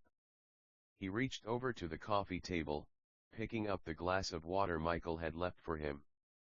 But his hand trembled as he held it, and he set it back down without drinking. What was the point? Everything was a cycle: get hurt, get better, get hurt again. Nothing ever really changed. He could never quite shake the feeling that he was just going through the motions, like he was stuck in a loop he couldn't break out of. Even his friends, even Michael, didn't seem to see it. They saw the jokes, the cool, carefree guy who always had something smart to say. But they didn't see what was beneath all of that. Brandon closed his eyes for a moment, letting the quiet wash over him. He felt it then, the heavy pressure on his chest again, the darkness creeping at the edges of his mind. The thought that maybe it would be easier to just not be here. To just stop fighting against everything: the pain, the emptiness, the constant feeling of not being enough. It wasn't even about the fall anymore. It was everything. The pressure of pretending, of always having to act like he had it all together when he felt like he was falling apart inside. It wasn't like he wanted to die, at least, not in the way most people thought. But the idea of just letting go, of stepping away from the weight of it all, felt strangely comforting. It would all be over, right? No more pretending. No more running. Just quiet. Brandon exhaled shakily, his chest tightening. He opened his eyes, staring at the wall across from him, the room spinning slightly. His thoughts were spiraling again, and he couldn't seem to stop them. His mind flicked back to Michael's face, his concerned expression when Brandon had gotten hurt. But that was the thing, wasn't it? People like Michael, they'd always be fine. They'd get through their own struggles, find their own ways to move forward. But Brandon? He was always going to be stuck in this cycle. He felt his hands tighten into fists at his sides, the tears pricking at the corners of his eyes. He didn't want to feel like this. He didn't want to be weak. But there was a crushing weight on his shoulders, and it was so hard to breathe, so hard to see the way out of it. The front door opened, and Michael's voice echoed from the hallway. "Hey, man, I'm back." "Got some stuff to." Brandon quickly wiped at his eyes, blinking away the tears. He couldn't let Michael see this. Not now. Not like this. "Yeah," Brandon called out, his voice a little shakier than he intended. "I'm fine. Just tired. You know, from the fall." A week later, Brandon's hands gripped the steering wheel, his knuckles pale under the weight of his thoughts. The worn leather of his mother's old car seemed to groan beneath his fingertips, the scent of cinnamon air fresheners mixed with the faint smell of old coffee. His mother's car. It always felt like her presence lingered in it, like the faint hum of a song that never quite leaves your head. The highway was slick with the evening rain. Street lights flickered, casting jagged shadows across the road. Brandon's eyes, heavy with fatigue from a long day at work, blinked rapidly as he tried to stay focused. He was tired, more mentally than physically, but the thought of going home, the silence, the empty house was worse than the fatigue. His car drifted slightly as he tried to rub his eyes. The tires hissed against the wet asphalt as the car swerved just enough to make his stomach flip. He jerked the wheel back, muttering under his breath. "Man, focus," he had barely noticed how fast he was going, too lost in his thoughts. He was moving toward the Gateway Bridge, a long, high stretch of concrete cutting across the city like a razor. The lights of the city below twinkled, distant and cold, as if they were mocking him. His mind flashed back to his parents. He remembered their voices, his father's stern tone, his mother's soft reprimand. "You ever wreck this car, Brandon, we'll make sure you feel it." His father's voice, low and gravelly, was a warning he had heard all his life. And his mother, sweet as she was, would always add, "You know how important this car is. It's the only thing we have left of your father's hard work." Brandon had always promised them he'd never make a mistake like that. He'd always told himself he'd be better.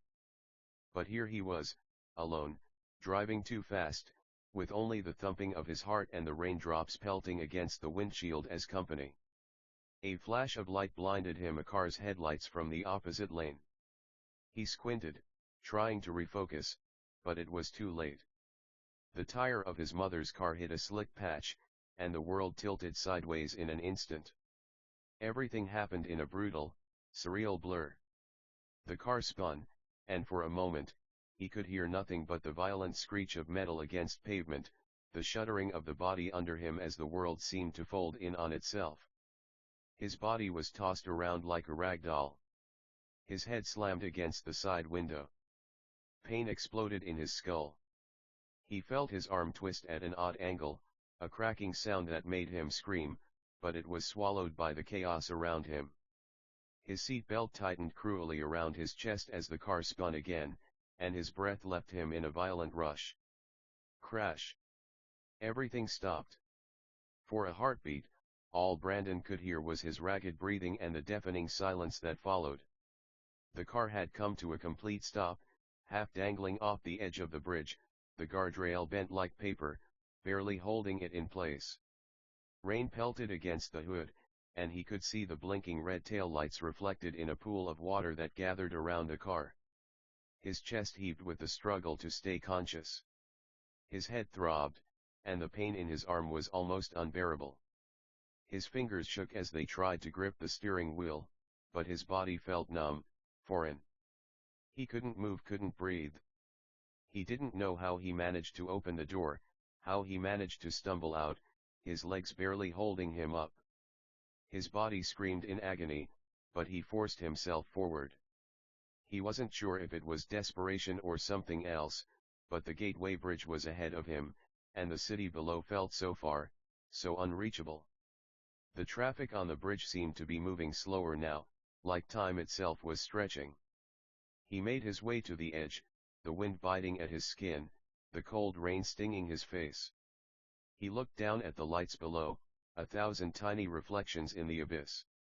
The thought of falling, of leaving everything behind, seemed to ease something inside him, a twisted kind of relief.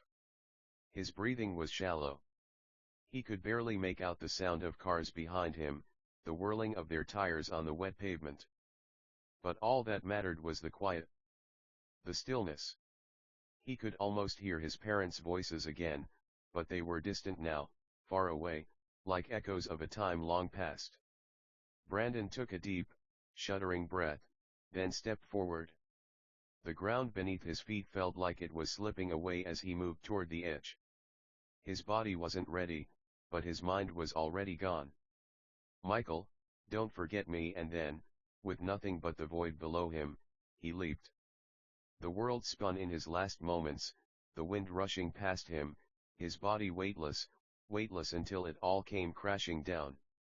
"Wait, that's the kid Mr. Rogers said had died, the one whose body was found near the Gateway Bridge. He wouldn't tell us his name," I exclaimed. "Yeah, they can't share that kind of information," my mom replied. In the follow days, things were about to get a whole new level of crazy. Chapter 6. A few days later, I went to see a movie with some friends, Jack and Cole Carpenter. The film was called Love Hurts, and surprisingly, it wasn't bad at all, even though the reviews weren't too kind. The story follows Marvin, a realtor from Milwaukee, who receives a crimson envelope from Rose, a former partner in crime he left for dead. Suddenly, he's pulled back into a dangerous world of ruthless hitmen and double crosses, turning his open houses into deadly battlegrounds. On the run from his brother, a volatile crime lord. Anyway, it was all fun and games, and Cole and Jack cracked jokes on the way back. The next day, Saturday, I ended up at Abby's house just relaxing. "Do you maybe want to go for a walk or something?" Abby asked, her voice softer than usual, almost uncertain. She was fidgeting with the sleeves of her hoodie, eyes darting around like she was trying to avoid mine. "Yeah, sure," I said quickly, maybe too quickly. I was just glad she was asking to hang out. It had been a weird week. Something about her energy felt off, though, like she was carrying something heavy she hadn't put down yet. As we started walking down the path behind the neighborhood, beneath the overcast sky and the crunch of leaves under our shoes, there was a long silence. Then Abby spoke again. I want to talk to you about something," she said, the words coming out stiff and hesitant. There was a strange pause before she said it, like she had to push the sentence past a wall inside her. "Go ahead," I said gently.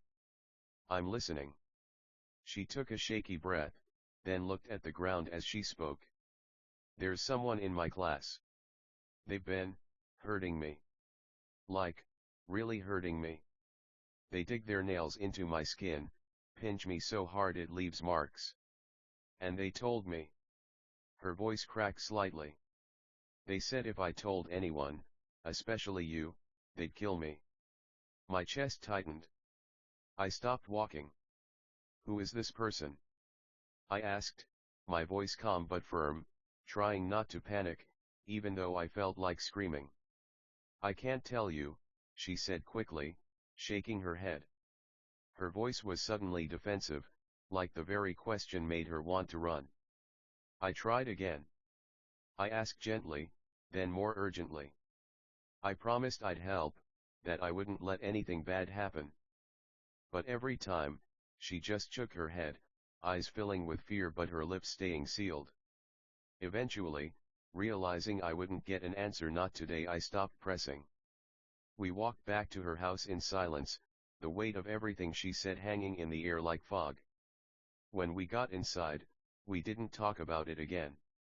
We curled up on her couch, turned on the switch, and played for hours, pretending for a little while that everything was normal. That night at my house, the living room was packed. Everyone was glued to the TV. The final numbers were in. Trump had won. I'm not gonna go off on my political opinions here, but you get the idea. The air felt different. Heavy. My mom muttered something sharp under her breath. My dad just stared at the screen like he couldn't believe what he was seeing. I didn't want to sit in that tension. I needed out. So I slipped away, put on my VR headset, and launched into VR chat. A few clicks later, I was dropped into one of our usual spots, a custom world modeled after Forney High. It looked just like the real thing. Hallways lit with that black and yellow, dusty lockers. Weird how comforting it felt. I made my way to the cafeteria.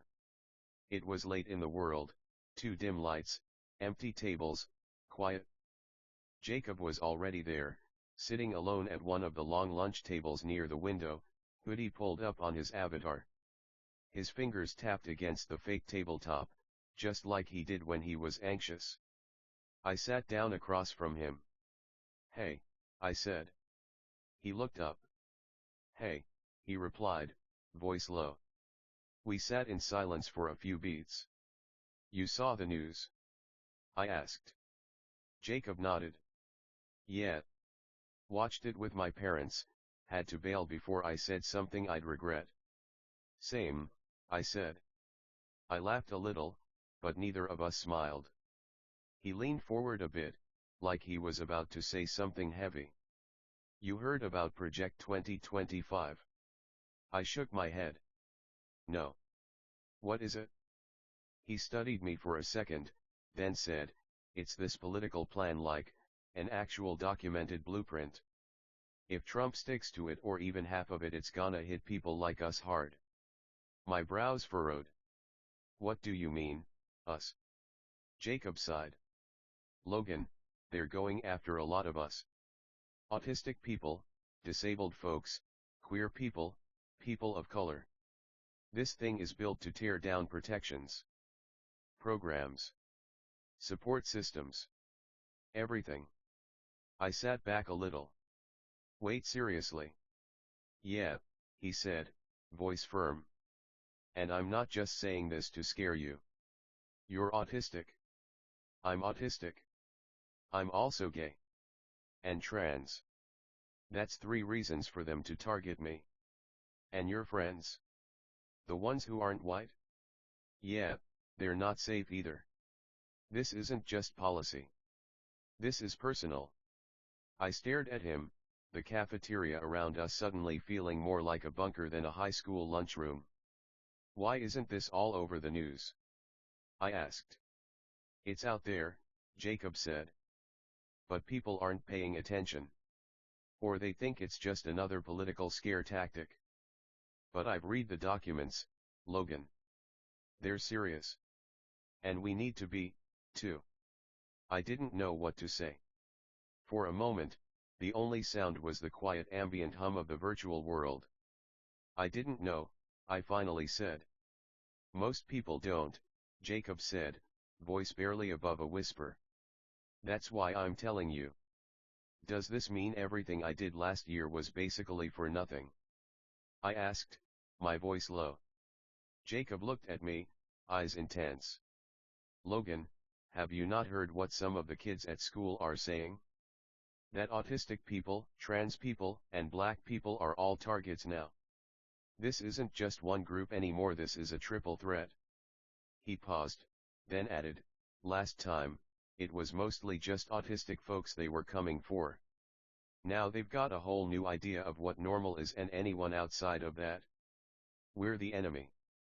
Chapter 7. They say love can drive people to do wild things, and honestly, that's spot on.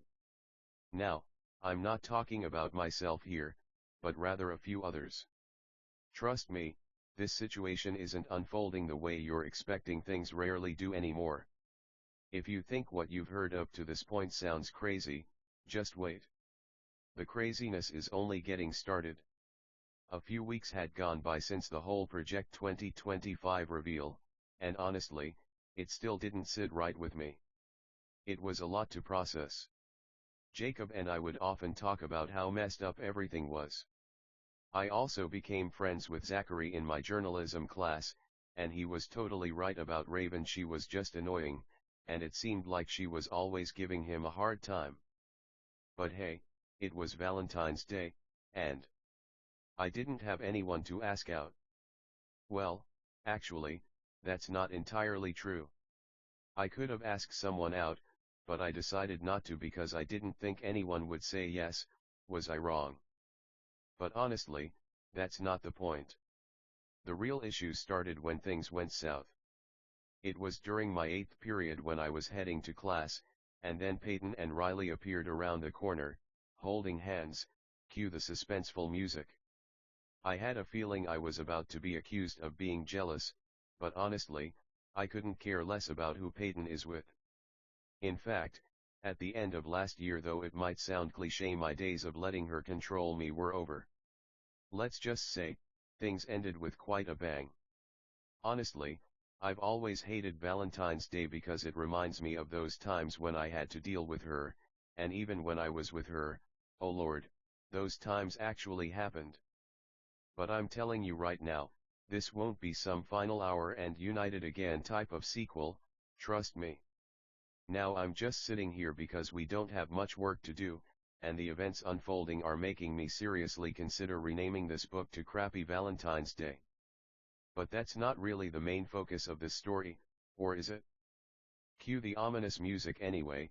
Grant walked over to me with that look on his face like he couldn't wait to drop some breaking news. Hey man, did you hear? Peyton and Riley are officially a thing now, he said, practically bouncing with excitement. Yeah, I heard, I replied flatly. And honestly, I couldn't care less. Grant raised an eyebrow, clearly not buying it. Why the sudden mood switch? Wait, don't tell me you're jealous. You still want her back, don't you? Before I could respond, he waved Hala over like he needed backup. Dude, she doesn't even want you, Hala chimed in with zero hesitation. Yeah? Well, good. Because I don't want her either, I shot back. So it's all good. Just then, the bell rang, cutting the tension but not the heat. I glanced over at Hala and added, you know, I really don't want her back. What I do want is for her to mess up someone else's life for a change. Hala just laughed, brushing off my words. There's nothing you can say that's gonna convince me you're not jealous, she said as she and Grant walked out of the room. And that made my blood boil.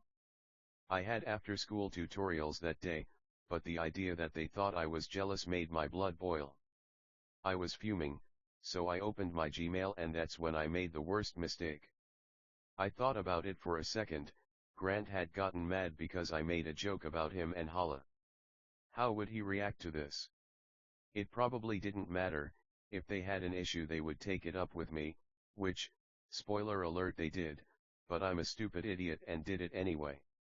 Subject: just saying what's on my mind. Hey Grant, Hala, I'll make this quick because, frankly, I don't even know why I'm bothering to explain myself. You guys think I'm jealous of Peyton and Riley being a thing now. Honestly, I couldn't care less. In fact, I don't care about her at all anymore. I don't even care if she went missing or died. That's how much I'm done with her. I don't care what happens to her, and I don't care if she ruins someone else's life for a change. Seeing her do that would actually be satisfying, to be honest. So yeah, you can keep thinking whatever you want. Logan. And with a single, fateful press, I hit send. I shot Grant a text, hey, I just sent you and Hala an email. Take a look. I might say that the choice was wise, but in truth, it was not. To claim otherwise would be to weave a false narrative, for the weight of regret now lingers, undeniable and constant. I received a text from Grant saying, you are a horrible person. Why? For expressing my opinion. I texted back. You said you wouldn't care if she went missing or died, Grant texted back. Oh Lord, how dare I express my opinion? For all I know, someone is going to kill me, I texted. Keep in mind this was said with sarcasm. Hala is, Grant exclaimed. I took a deep breath, thinking to myself, of course. But then I texted back, don't you think this is going a bit too far? I mean, you let Hala do that, and it could spark a full-blown civil war within our friend group or something. Keep this sh up, and you're losing me as a friend, Grant texted back. I needed a good analogy, so I responded, people are like warriors. They can come together to solve problems they can't handle alone, just like we can with this.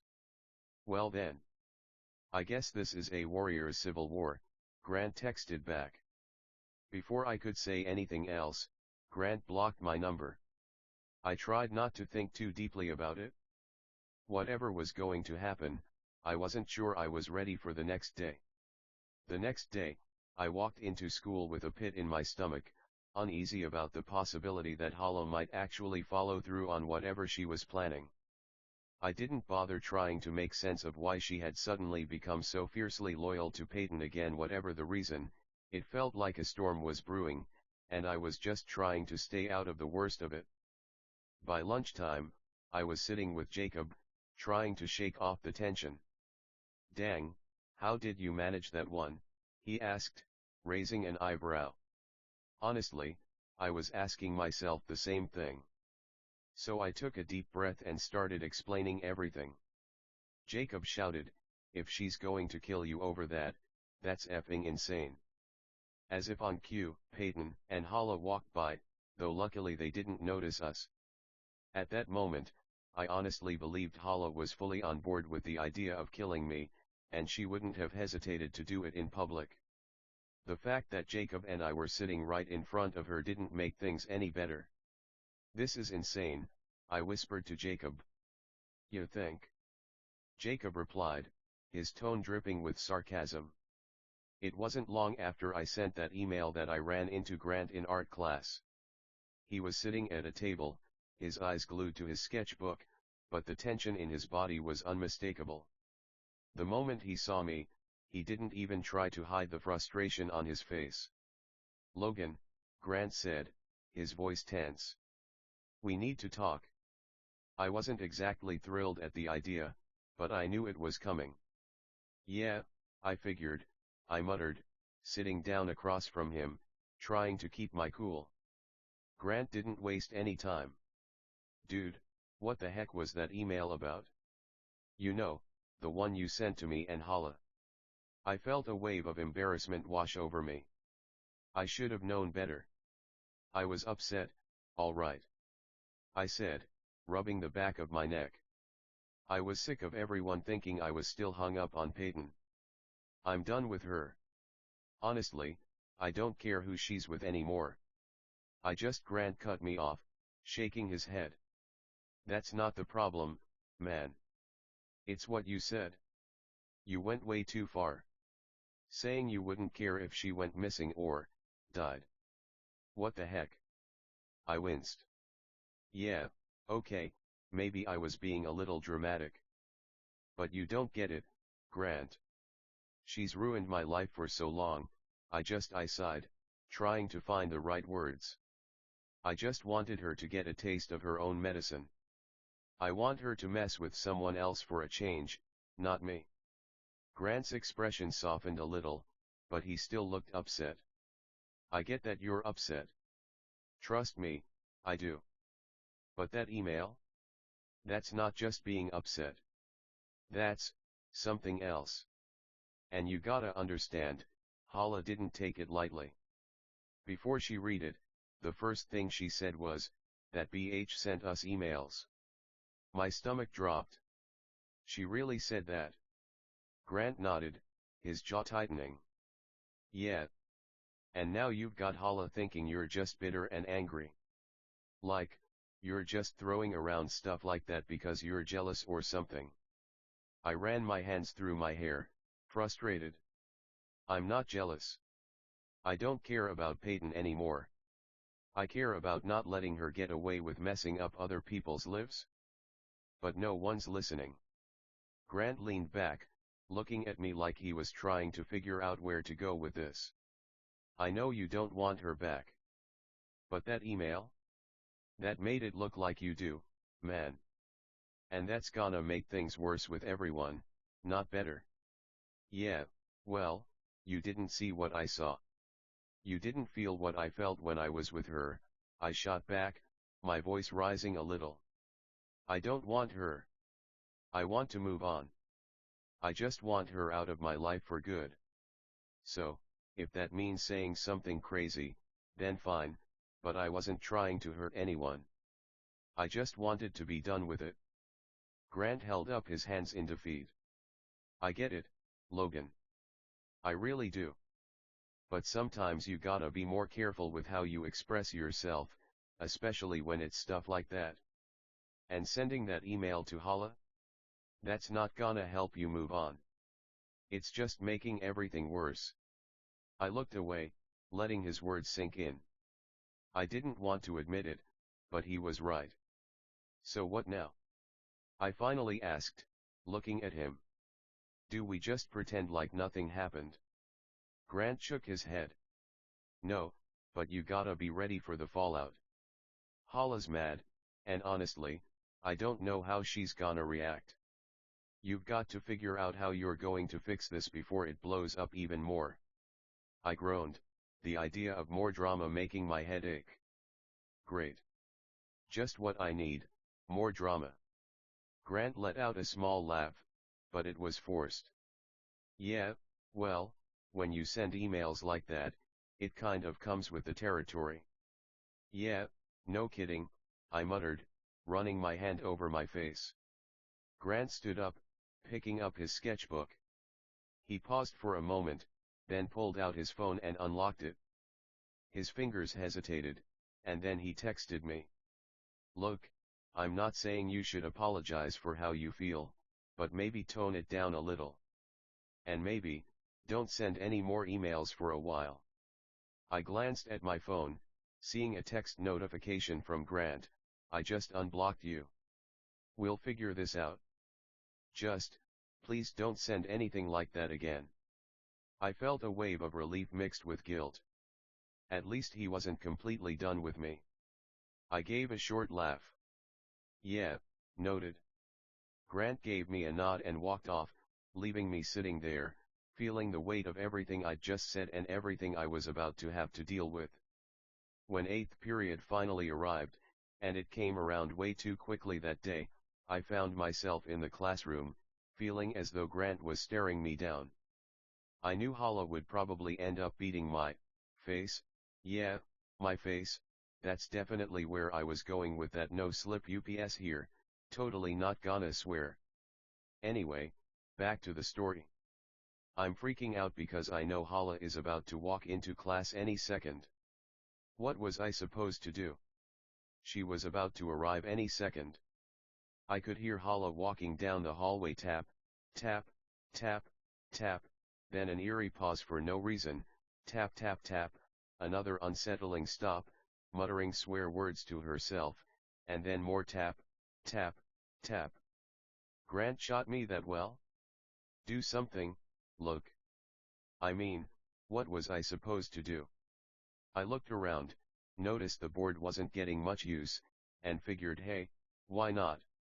So, being me, I went for it and ended up drawing the super detailed picture of someone pleading, with "so sorry," Hala written across the top.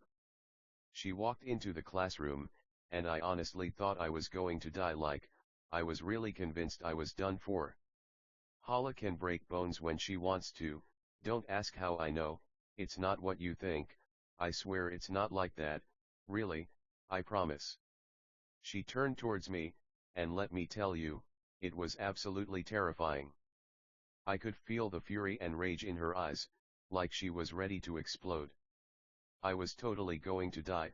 Grant gestured for her to look over, and of course, she did. She saw the board and froze, speechless. Slowly, she began walking toward me, and I was honestly terrified. Hala exclaimed, "That's hilarious. Anyway, time to die." She marched right up to me, and I could tell she was seriously mad. Like, cartoon character ready to murder mad. I'm talking she had a fire in her eyes, and I'm not just being poetic here. The rage was practically burning a hole through me with its intensity. Good thing it wasn't actual fire, because then we'd be dealing with a whole different kind of emergency involving sprinklers and panicked screaming. Hold on, he apologized. Grant insisted.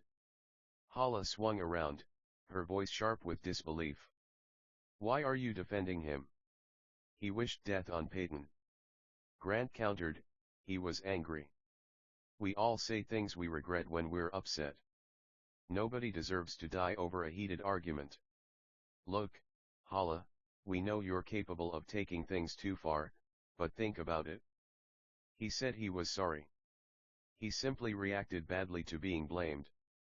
The weight of Grant's words crashed down on Hala, and she sank to her knees, tears streaming down her face as she grasped the gravity of her actions.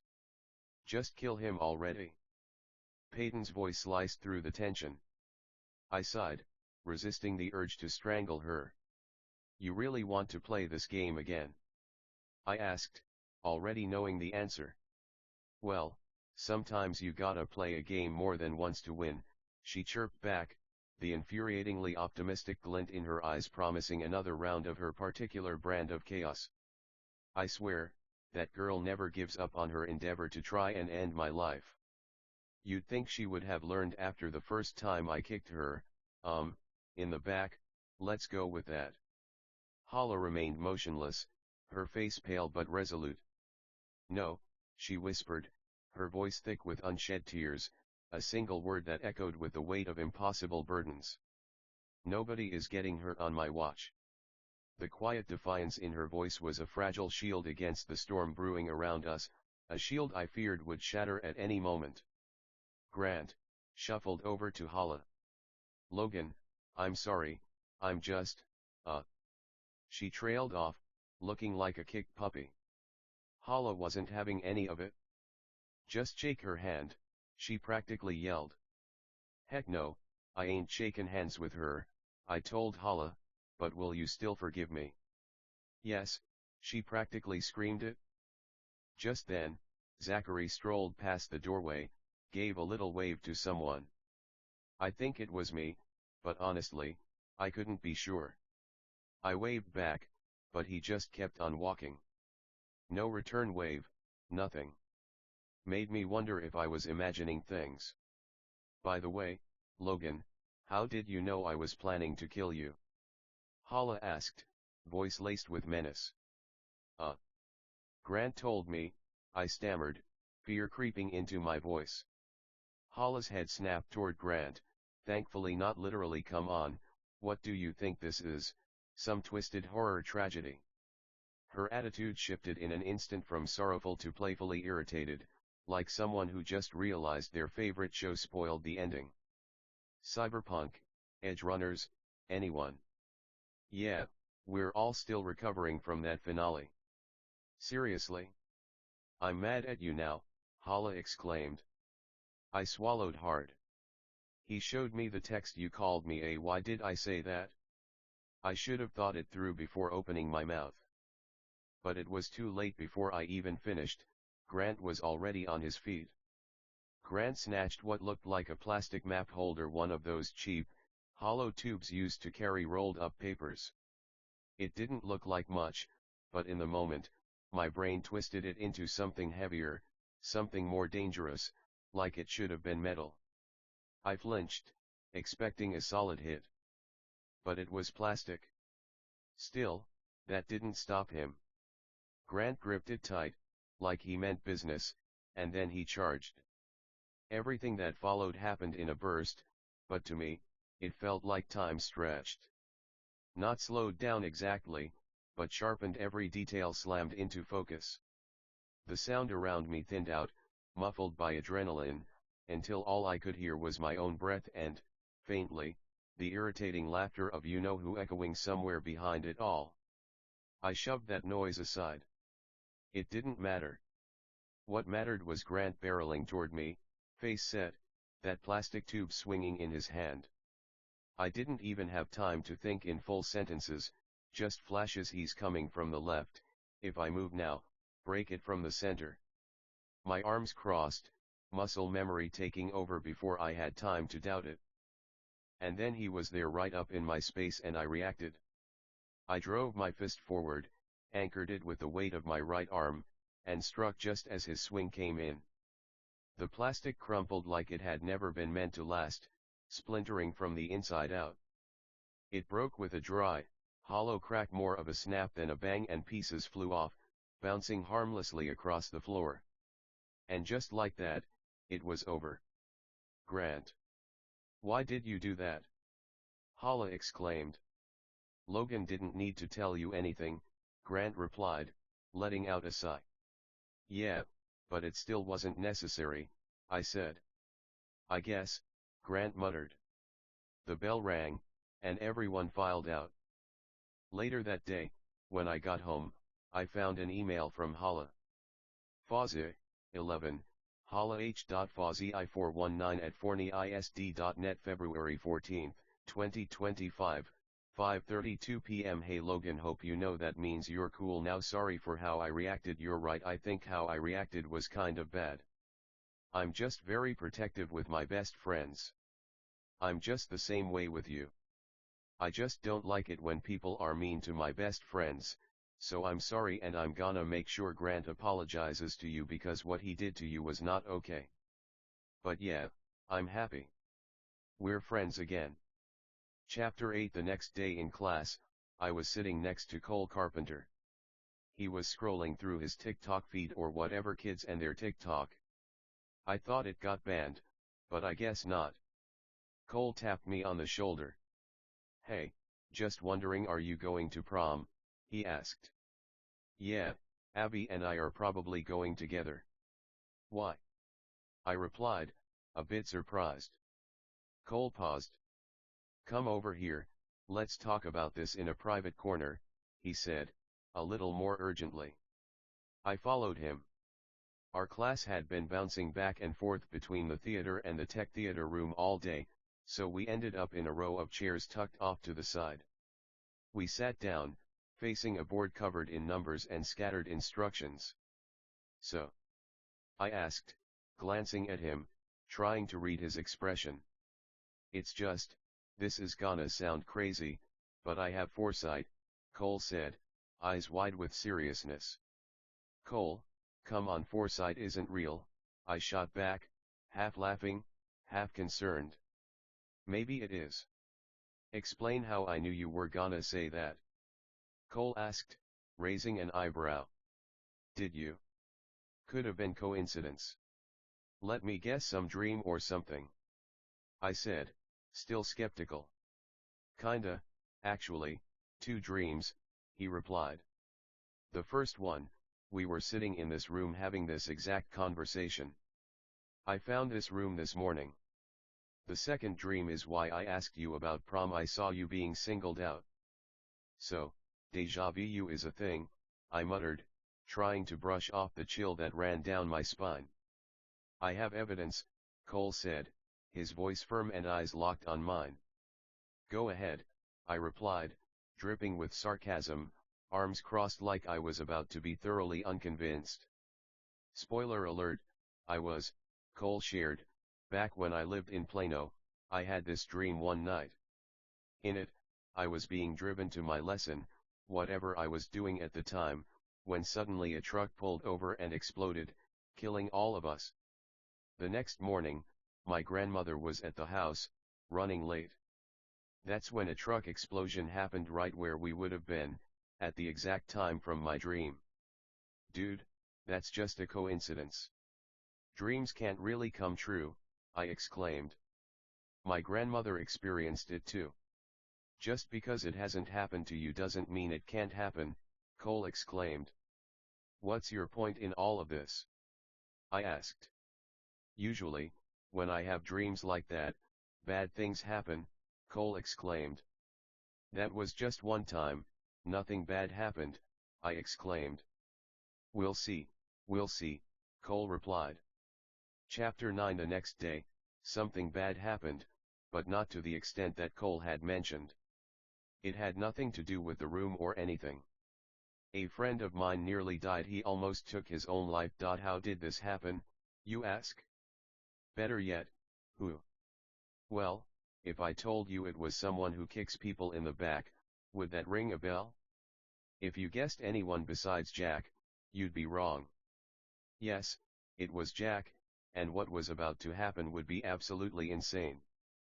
But before we get to that, there's something else that happened that day. I ended up meeting a girl named Azari. Anyway, it was during my history class when Mr. Jenkins, my history teacher, went on a long talk about an assembly line. I could already tell where this was headed, a partner assignment. After some confusion, I ended up paired with this girl. I recognized her from tutorials, we'd occasionally exchange glances. Now, here I was, partnered with her. She wore glasses, and from what I could tell, she was of Spanish descent, though I'm not sure if she spoke Spanish. She probably did, but that's beside the point. Her hair was pulled back. Wait, why am I going into so much detail about this girl? I barely know her. Hey, looks like we're teaming up, I said, then immediately realized how silly it sounded. Sorry, that was dumb, I just... You're fine, the girl replied. Am I bothering you? Sorry if I started. Relax, I'm not easily annoyed. But are we going to talk about how you seem to stare at me during tutorials? The girl shot back. Wait a second, I blurted out, a goofy grin spreading across my face, "I'm pretty sure I caught you staring." The words tumbled out, a little more accusatory than intended, but the playful glint in my eyes softened the statement. Thankfully, she seemed to take it in the spirit it was intended, and a wave of laughter washed over us both, a shared moment of light-hearted silliness that lingered in the air. As the giggles subsided, a genuine curiosity bloomed within me. "So, what's your name anyway?" I inquired, trying to project an air of casual charm, hoping I wasn't coming across as too eager. "Azari," she replied. With a casual air, I inquired, "So, what did you get up to over the weekend?" hoping to spark a conversation. Azari responded with a shrug, "Nothing much, really. Just, yeah no, nothing much." I noticed a slight hesitation in their voice, but brushed it aside. Eager to keep the ball rolling, I offered, "Oh, I actually went to see that Love Hurts movie with some friends. Then I spent some time glued to the election coverage, though the movie was definitely the highlight of the weekend." Azari paused, their brow furrowing slightly. "Oh really? What friends did you go with? Did you take any pictures or anything?" they asked, a hint of curiosity, or perhaps something else, in their tone. I pulled up some pictures from before the movie on my phone, the ones with Cole and Jack. "Is that Jack?" Azari asked. "Yeah, how did you know?" "You've never met him before," I replied. "We went to elementary school together. I have a pretty strong memory of it." "You should ask him about it next time you see him," Azari said excitedly. The teacher told us to get back to work, and we realized we had gotten so caught up in our conversation that we barely noticed how much time had passed. All I knew was that, even though I had just met Azari, I had to get her number. I had a feeling she was going to be important in the future somehow. So, at the end of class, I went up to her. "Hey Azari, could I get your number?" I asked. "Sorry, I can't give my number to guys," Azari replied. "Only to gay guys. Don't ask why, it's just how my parents are. They're worried something might happen if we talk too much." "So, they're that kind of people?" I asked. "Yeah, but that doesn't mean we can't be friends and talk," Azari said. "Yeah, see you soon," I said. "See you," Azari replied as we both left the room. Later that afternoon, found myself in theater class. Cole was engrossed in his phone, likely browsing social media. Cheyenne arrived, and I managed a brief wave before she and Katie Rose disappeared into the back rooms. And just to be clear, it wasn't those back rooms, the one that's become a meme. I opened my Gmail, a sense of unease prickling at the back of my neck for reasons I couldn't quite place. As the inbox loaded, a message from Jack sat at the top, bold and unread. It was unexpected, Jack rarely emailed anymore. A shiver traced its way down my spine. It was a feeling, a premonition perhaps, that this email held something far more unsettling than a simple update or friendly hello. Something dark lurked beneath the subject line. Smith, 11, Raistlin R. Smith 061 at forneyisd.net February 18, 2025, 12:49 p.m. To me. Hey Logan. I just wanted to say something because I have this gut feeling that something really bad is going to happen to me, not because of the referral I happen to get today or what is happening to you or anything about your situation. I just have a feeling that I'm not safe, and it has nothing to do with anyone else, it's just me. I'm at school right now, safe. But I need to say this just in case. I want to tell you that you're basically like a brother to me. You might be weird sometimes, you might be a little dumb other times, and I don't care. You are one of my brothers.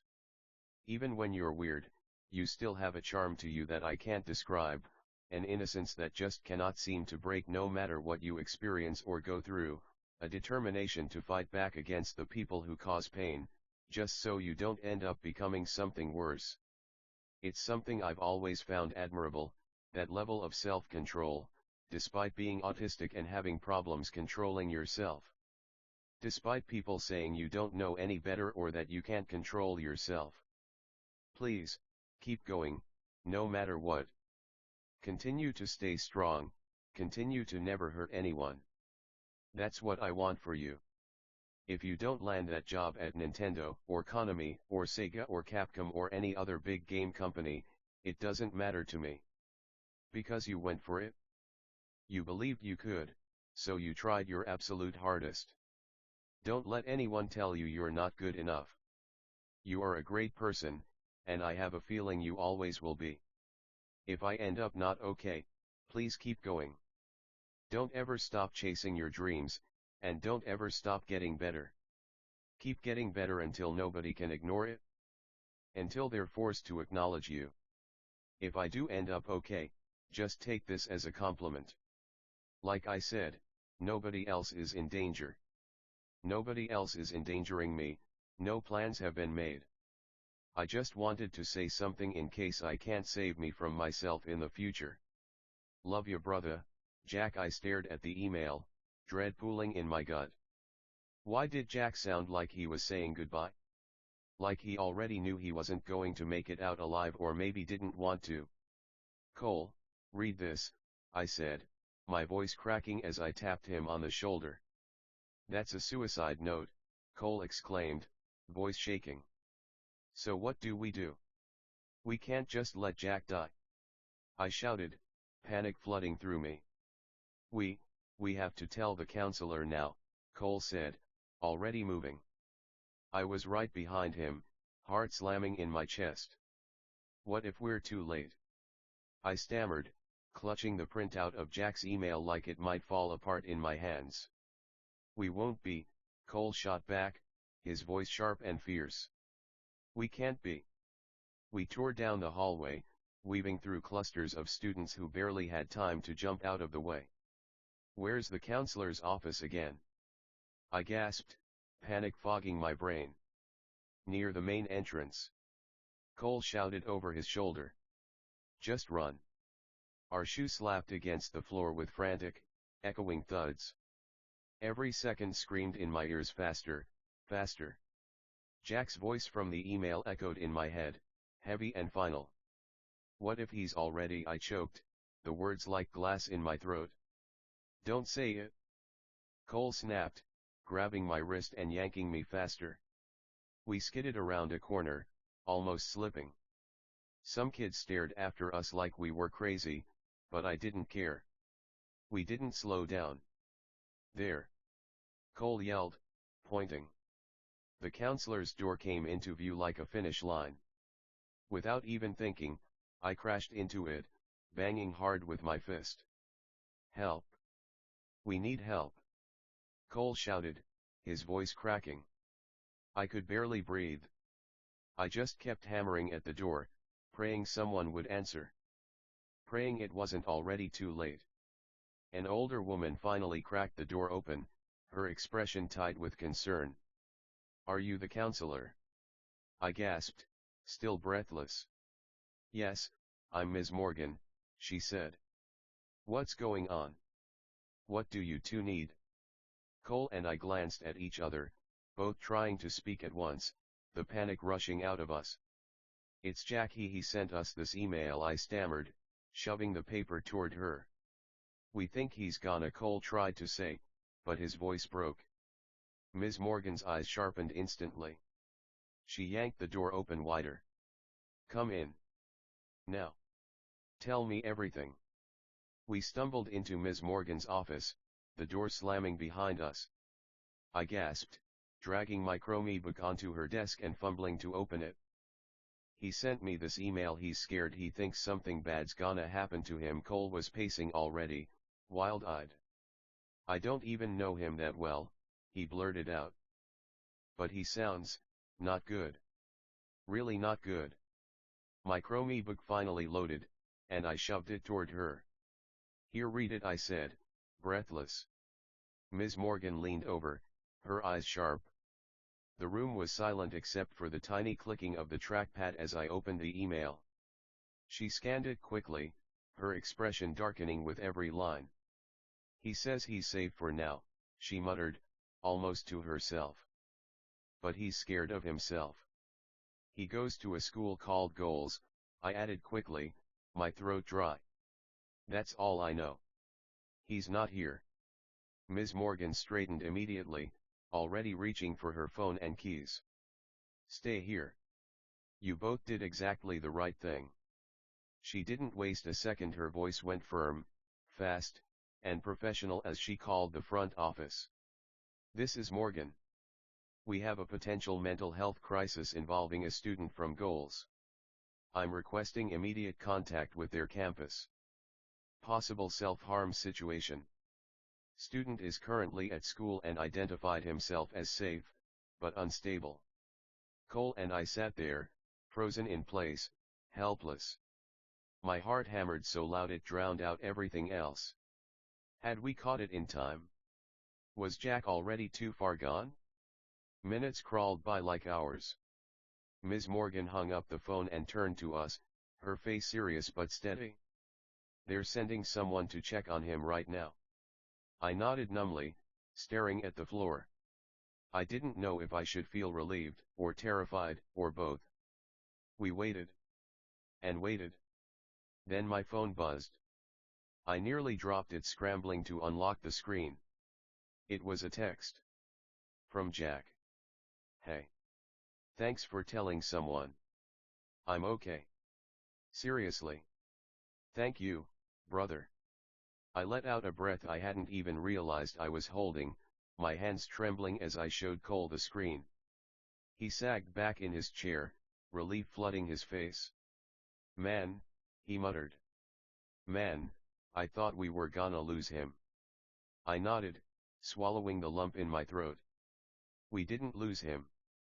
We still had Jack. And somehow, maybe that made all the fear, all the panic, worth it. Chapter 10. That night, I received a message from Thaddeus. I'm surprised you haven't tried reaching out to me yet. Anyway, I wanted to explain something. You might think I ghosted you for no reason or that I hate you, and you're not entirely wrong.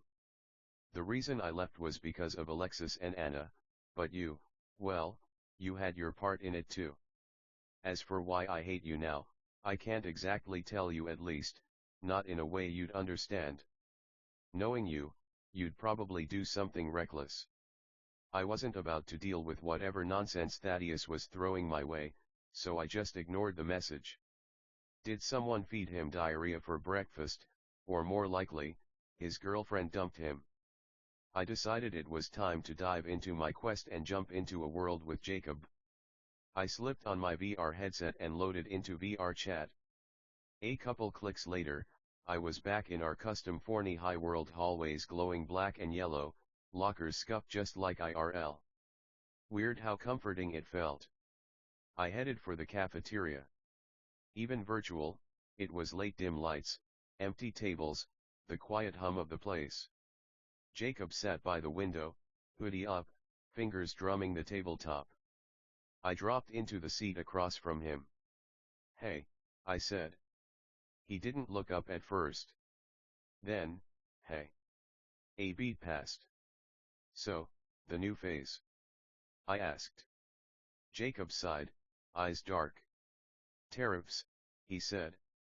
They're hitting imports, fine, but now they're imposing them on things like remittances, on any service tied to undesirables. They'll jack up costs so high people can't afford to stay. I frowned. And that's legal. He shook his head. They buried it in the Project 2025 blueprint. But that's not all. He leaned in. They're exporting people now. The ones we've already covered, but also Spanish descent, especially natives. They're being shipped out under labor exchange programs. They call it economic realignment, but it's a cover for forced exile. My chest tightened. I thought of Azari, her roots in the Spanish community, and now I couldn't help but feel like she was exactly the kind of person they'd target. Azari, I whispered. Jacob's jaw clenched. Exactly. She's the kind of person they want gone. You know how they spin it, protecting the nation's integrity. but we both know what it really means. I ran a hand through my hair. Why isn't anyone talking about this? Because most folks still think Project 2025 was just about cutting red tape, Jacob said, voice low. No one's paying attention to these add-ons. Tariffs are complicated. Exports sounds technical. They hide the violence behind paperwork. Silence fell again, the cafeteria suddenly feeling like a war room. So what do we do? I asked. Jacob met my gaze, determination in his eyes. We shine a light on it. We get the word out to everyone before they slip through the cracks. Chapter 11 Prom night. It was finally here. But first, I had to survive the day, and Cole was still going on about his so-called visions. Man, I just finished having that dream again. Cole blurted out. Which one? I asked, already knowing the answer. The one about you at prom, he said, his eyes lighting up. I saw a new part this time. You spill something on yourself, and you scramble to clean it up. All right, that's enough. I cut him off, not needing to hear any more. That night, the ballroom was chaos. Fake casino tables, loud laughs, people shouting like they just hit the jackpot. Abby and I stuck to the sidelines, watching it all with the same expression, mildly amused, mostly bored. Grant and Hala had already bailed, and honestly, I couldn't blame them. The whole casino night thing wasn't really our speed. I tugged at my tie, feeling like it was trying to choke me. Wanna get some air? I asked Abby. She shot me a grin. Thought you'd never ask. We slipped outside onto the patio, the heavy doors thudding shut behind us. The noise stayed trapped inside, leaving us standing under a wide open sky. It was cooler out here, the air smelling faintly of flowers and warm food. Abby flopped onto a bench and pulled out a paper tray of mac and cheese she'd snagged earlier. She held it up like it was some kind of grand prize. Gourmet dining at its finest, she said. I laughed and sat next to her, taking a forkful without hesitation. It was creamy, cheesy, way better than anything from the cafeteria, that was for sure. We took turns with it, talking about everything and nothing. Dumb inside jokes, teachers who were probably counting the days until we graduated, summer plans that still felt far away.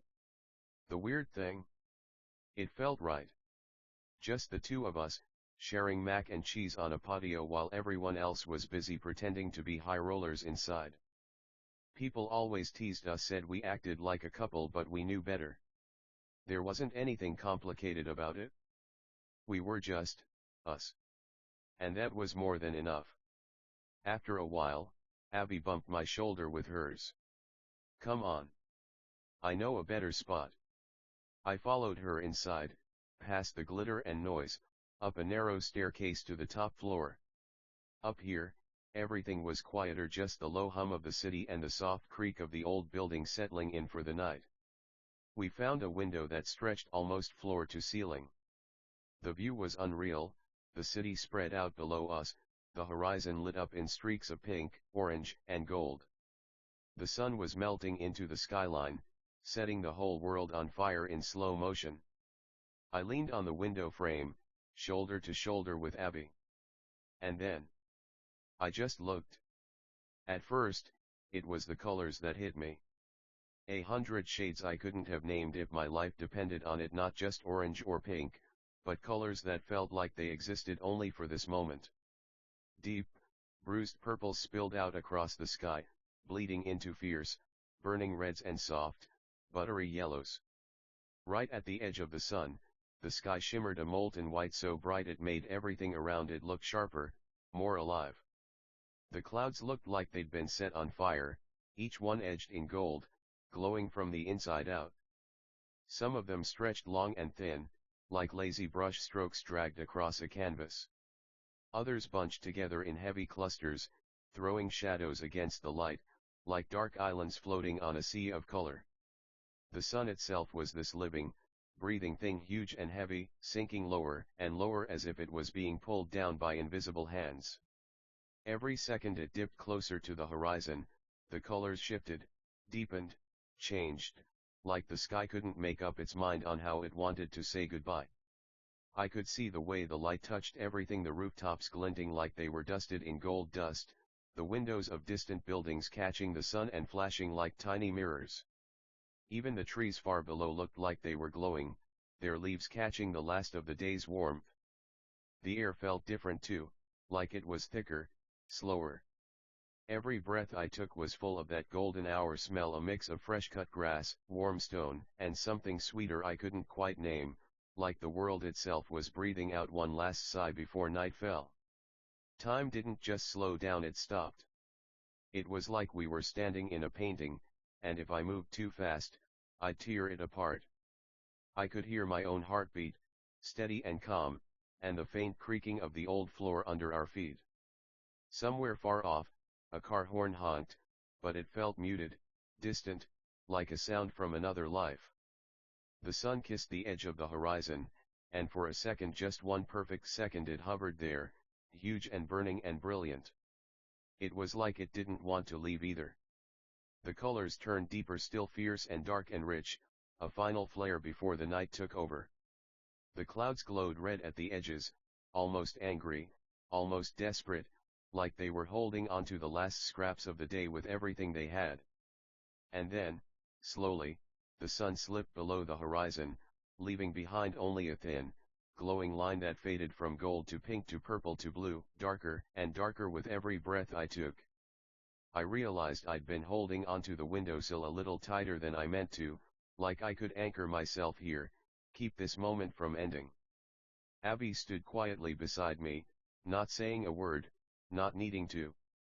She was looking out at the same sky, and I knew somehow she saw it the same way I did. Not just a sunset. Not just another day ending. A memory being burned into our bones. A reminder that some moments don't need words or plans or promises, they just need you to be there, to see it, to feel it, and to let it change you in ways you won't even understand until years later.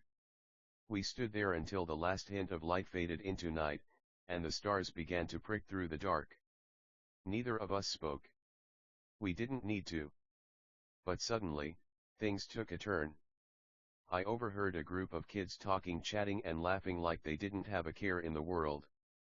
"Those autistics are so annoying," one of them said casually, like it was no big deal. They laughed. Then another added, "Being gay is so gay," like it was the punchline to some cruel joke. The comments just kept spiraling, uglier and more twisted by the second. My black NS are really in trouble now. Too bad those BS gonna effing die. Everything stopped for a second. The silence after that line felt louder than the words themselves. I just stood there, frozen. What I heard wasn't just ignorance. It was hate, sharp, unapologetic, and unchallenged. Abby and I rushed to the lower floor, forced to take the elevator since the escalator was out of service. But the moment those elevator doors slid shut, something felt off. Very off.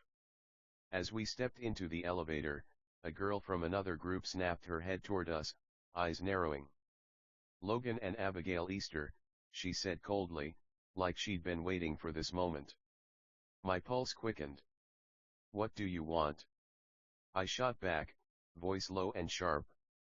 "People like you don't belong in this new world. Nonconformists have no place here."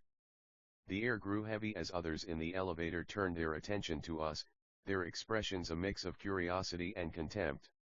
One man stepped forward, his tone accusatory. "Project 2025 is about unity and order. Deviants disrupt that balance." Another chimed in, echoing the sentiment. "The president's vision is clear. There's no room for those who challenge the status quo." Abby tightened her grip on my arm, her eyes wide with apprehension. I stood firm, my voice unwavering. "We won't be silenced. Conformity isn't a virtue when it demands the sacrifice of our identities." The elevator's descent felt interminable, each second stretching into eternity. As the doors finally opened, the group exited, leaving us in a tense silence. Abby turned to me, her voice barely above a whisper. We need to be careful. They're watching. I nodded, a resolve hardening within me. Let them watch. We won't back down. As the elevator began its slow descent, the air inside shifted, turned colder, heavier. The girl who spoke didn't stop staring. Neither did the others. One by one, more eyes locked onto us, until it felt like the walls themselves were closing in. People like you, she said again, this time with venom. You don't belong in the new world. Her group moved subtly, at first a shuffle of feet, a glance exchanged. Then, almost in unison, they began to close the space between us. Step. Step. Abby tightened her grip on my arm. I could feel her trembling. My own heart pounded like a drumbeat in my ears. You're part of everything Project 2025 was built to erase, one of them hissed. Another cracked their knuckles slowly, almost rhythmically. No one raised their voice. No one screamed. That was the worst part, it was quiet. Controlled. Like they'd done this before. Like this wasn't a warning. It was a routine. A girl with sharp eyes and a cruel smile leaned in just enough for her breath to ghost across my face. You either fall in line, or you disappear. The elevator shuddered as it neared the ground floor. The tension was unbearable. Abby was nearly pressed into the corner, and I stood between them and her, every muscle screaming to act. But we were outnumbered. Trapped. Then ding. The door slid open. And there they were, two teachers, standing just outside, scanning the crowd with practiced authority. Instantly, the group backed off, their faces smoothing into polite, innocent masks. The cruel girl gave us a final glance, detached, almost bored. See you around, she whispered. And just like that, they slipped out into the hallway like nothing had happened. Abby let out a shaky breath. I hadn't even realized I was holding mine. We survived the elevator ride. But something told me this was only the beginning. Since we weren't able to find Grant and Hala, we ended up spending the rest of the time sitting downstairs, just relaxing outside for a while. Then, out of the blue, I heard someone call out, "Logan, time to go." Grant exclaimed as he suddenly appeared. Chapter 12. The next day, I was talking to Cole again. He looked genuinely surprised when I told him that none of his dreams had actually happened. Maybe I'm just seeing someone else's memories or something, Cole said, a bit shaken. Oh yeah, I'm sure that's exactly what happened, I exclaimed, rolling my eyes so hard they nearly left orbit. Cole took a deep, steadying breath, his expression tightening with something between guilt and fear. There's something you need to know about my past, he said, voice low but intense. It wasn't just one moment, it was years in the making. But the truth is, I'm not a good person. I've done horrible things. I blinked, startled. Go on, I said, my voice laced with confusion. Cole looked away, his hands trembling slightly. I was bullied. For as long as I can remember, really. It started early and never let up. In middle school, I was so broken I tried to hang myself. He paused, swallowing hard. But then last year, at my old school in Plano, I finally snapped. His eyes darkened as he continued. I lashed out. I assaulted several of the kids who tormented me. We're talking head injuries from a metal bar, broken bones, all kinds of damage. It was like something inside me just broke. I was consumed by this burning hatred toward everyone. A lot of people got hurt that day. I nearly got arrested. Honestly, I should have been. I was silent, unsure what to say. But they let me go, Cole said bitterly. And when I came here, I planned to do the same thing all over again. To hurt people. Everyone. He hesitated, his voice cracking slightly. But then I met you.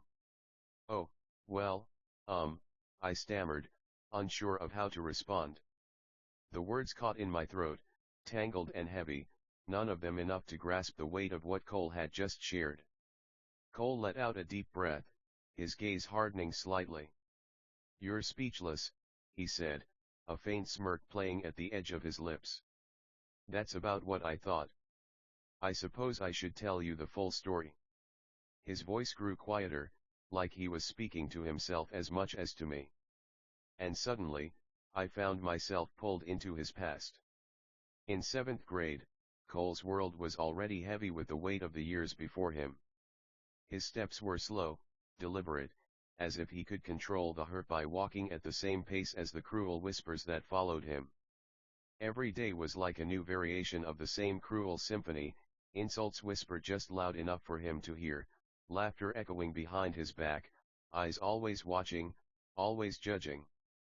He had learned long ago to keep his head down, to shrink into the shadows of the hallways, to avoid the attention that only seemed to bring pain. Every step, every glance, felt like it could be the beginning of another torment. He entered the cafeteria, the noise from hundreds of students crashing into him, like waves against a jagged cliff. His eyes moved quickly, scanning the room, but he always ended up in the same spot, the corner, where the other students would be too distracted to notice him. But even there, the whispers found him. There was the usual laughter from a table in the far corner. A laugh that pierced his heart because it was always aimed at him. It had become predictable. He could almost feel their eyes on him as soon as he entered, waiting to see how long it would take before he cracked. But he had learned to take it. He had learned to let the words slide off, to push down the rage. Or so he thought. The food in front of him was barely touched. He poked at it, moving the mashed potatoes around his tray, unable to bring himself to eat. His stomach had turned years ago, twisted from the constant insults, from the torment that followed him like a shadow.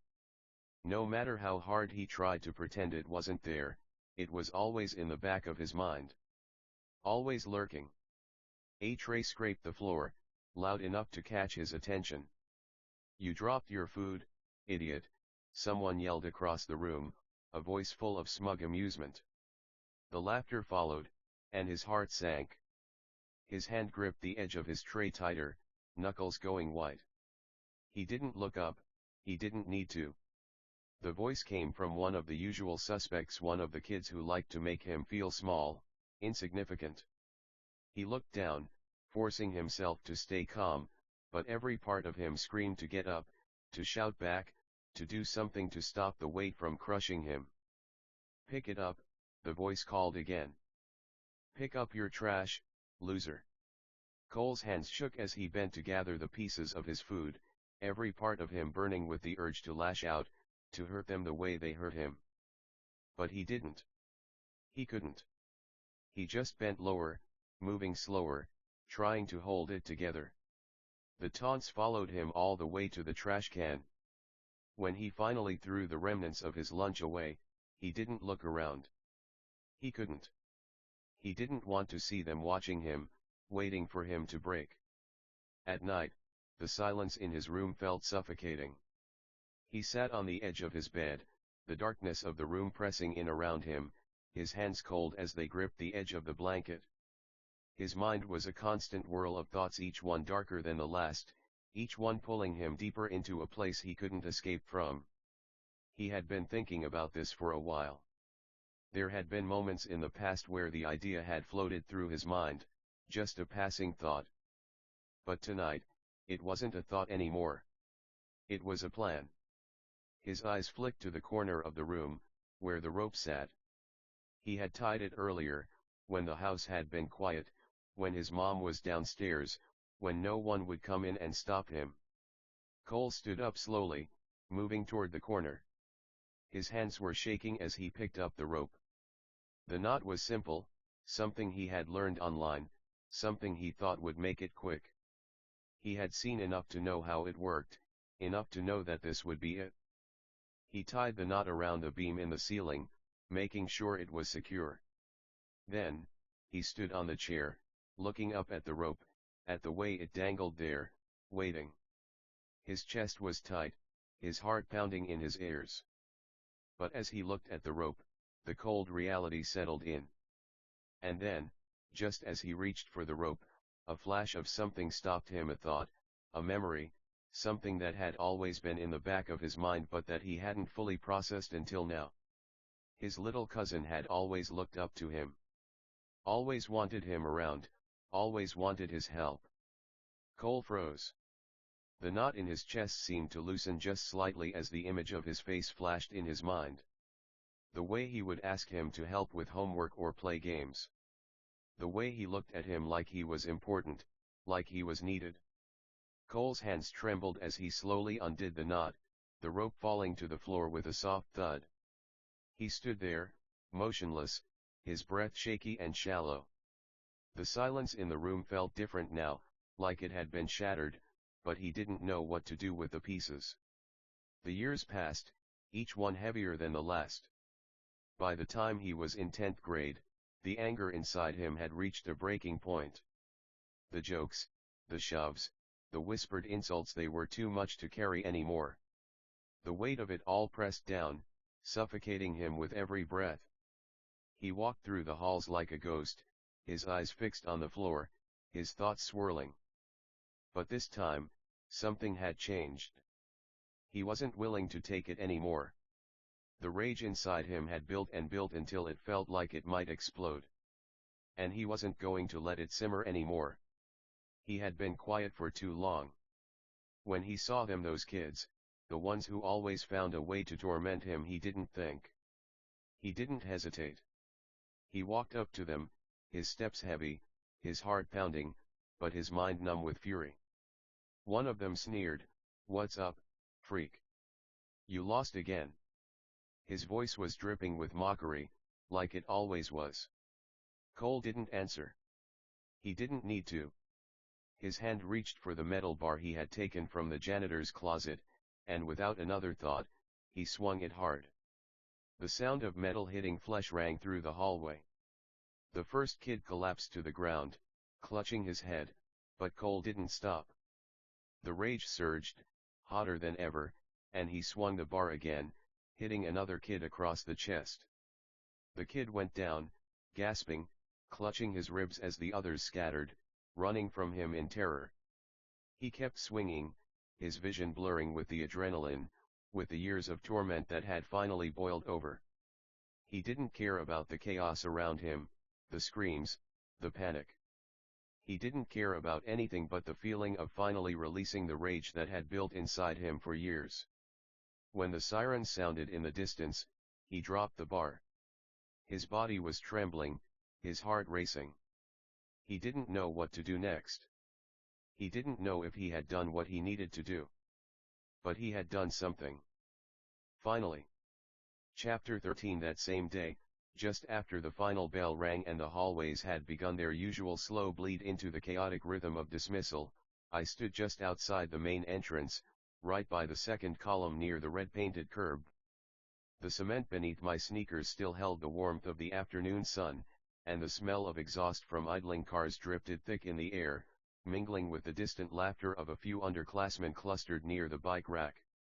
I had my phone in one hand, screen still dark, my thumb hovering over it more out of habit than purpose. The waiting was always the same, watching each car pull in, every familiar vehicle passing by that wasn't mine. I wasn't expecting anything out of the ordinary. But then there he was. Zachary. I hadn't seen him in the halls today, and he definitely didn't have any reason to be near the pickup zone. So when I caught sight of him walking straight toward me, I felt my posture shift just slightly instinctively. He wasn't wandering. He was heading right for me, cutting across the narrow flow of foot traffic like he didn't care who had to step out of his way. Before I could say anything or even raise an eyebrow, he stopped in front of me.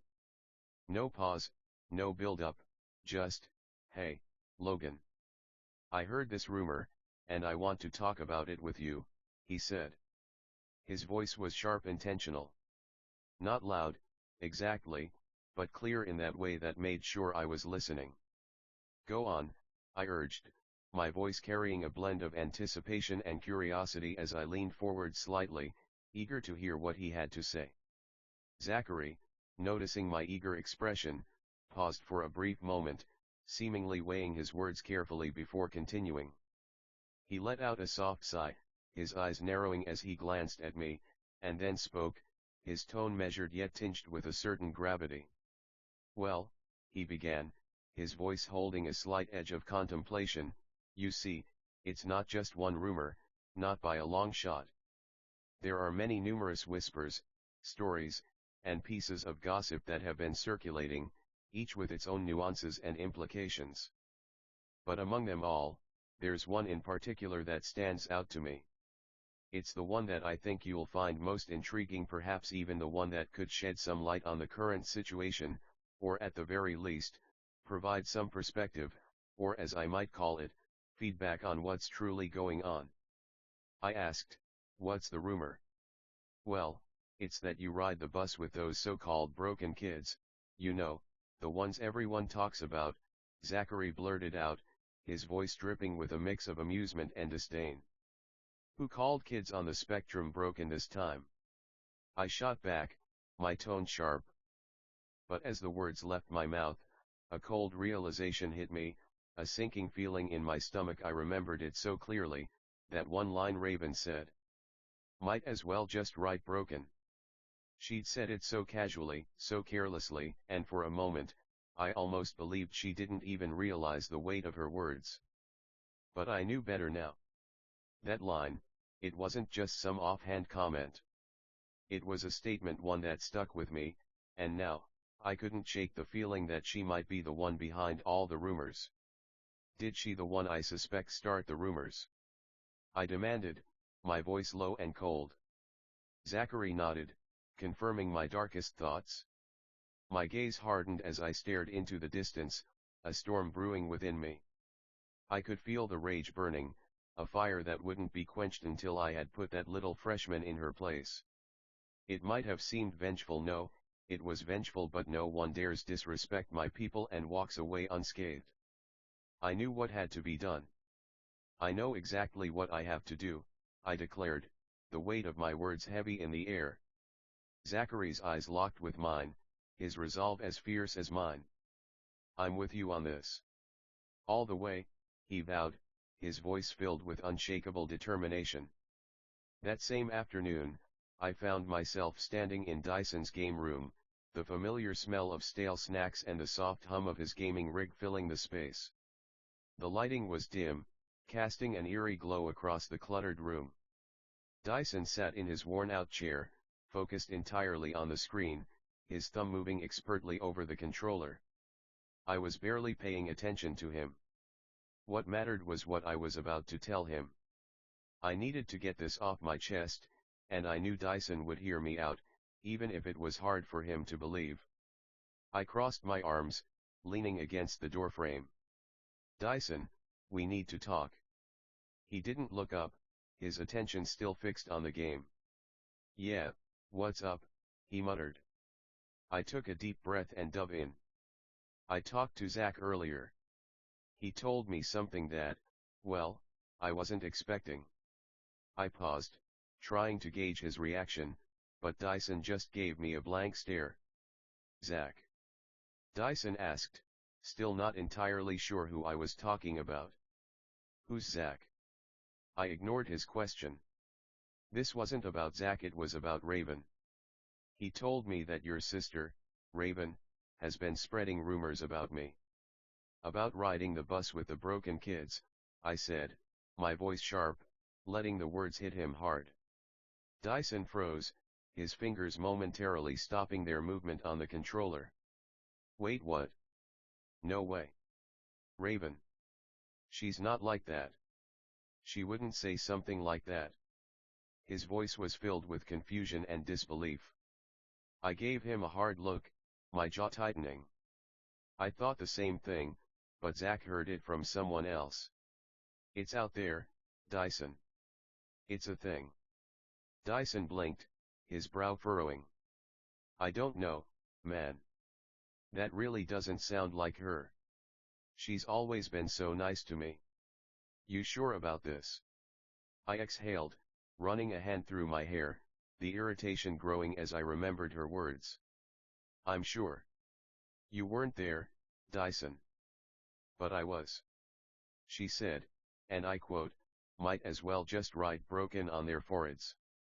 And I thought it was just some offhand comment, but now I'm starting to think it was more than that. Dyson shook his head slowly, still processing. She wouldn't say that. Not to anyone. She's been acting a little weird, but, I cut him off, my voice lower now, almost dangerous. You might not see it, but I do. And now it's everywhere. It's spreading like wildfire. Dyson sat back in his chair, clearly torn. I don't know, man. That doesn't sound like her. She's my sister. She's always been cool with me, at least at home. I stepped closer to him, locking eyes. I'm telling you, Dyson. It's her. And I'm not going to let this slide. Not this time. Dyson's face softened slightly, but his tone was more cautious. Listen, it's not too late to go back. Maybe you should just forget about it. I know you're mad, but I ignored him, my resolve only hardening. No, I can't forget about it. Not when it's this serious. I was already on the console, my fingers moving as I navigated to Raven's account without a second thought. The Fortnite menu flickered to life on the screen, those ridiculously bright colors swirling before me like a challenge. Logan, don't do this, Dyson said, his voice a mix of concern and warning. This is going too far. It's not worth it. But I didn't stop. I kept going, selecting her account, ignoring Dyson's pleas. The screen brightened, showing Raven's profile in all its neon glory, her ridiculous character posing like some action hero. It was like the whole game mocked me, mocked everything I hated about her. You don't understand, Dyson. This isn't just about a game. It's about respect, I muttered, almost to myself as I scrolled to the Friends tab. And right now, I'm going to make sure she learns what happens when you mess with my friends. Dyson stood up from his chair, his eyes wide with disbelief. Logan, stop. This isn't the way. You can't just mess with her account. She's my sister, man. But it was already too late. My thumb hovered over the Remove Friend button, and without hesitation, I started erasing her friends one by one. Gone, just like that.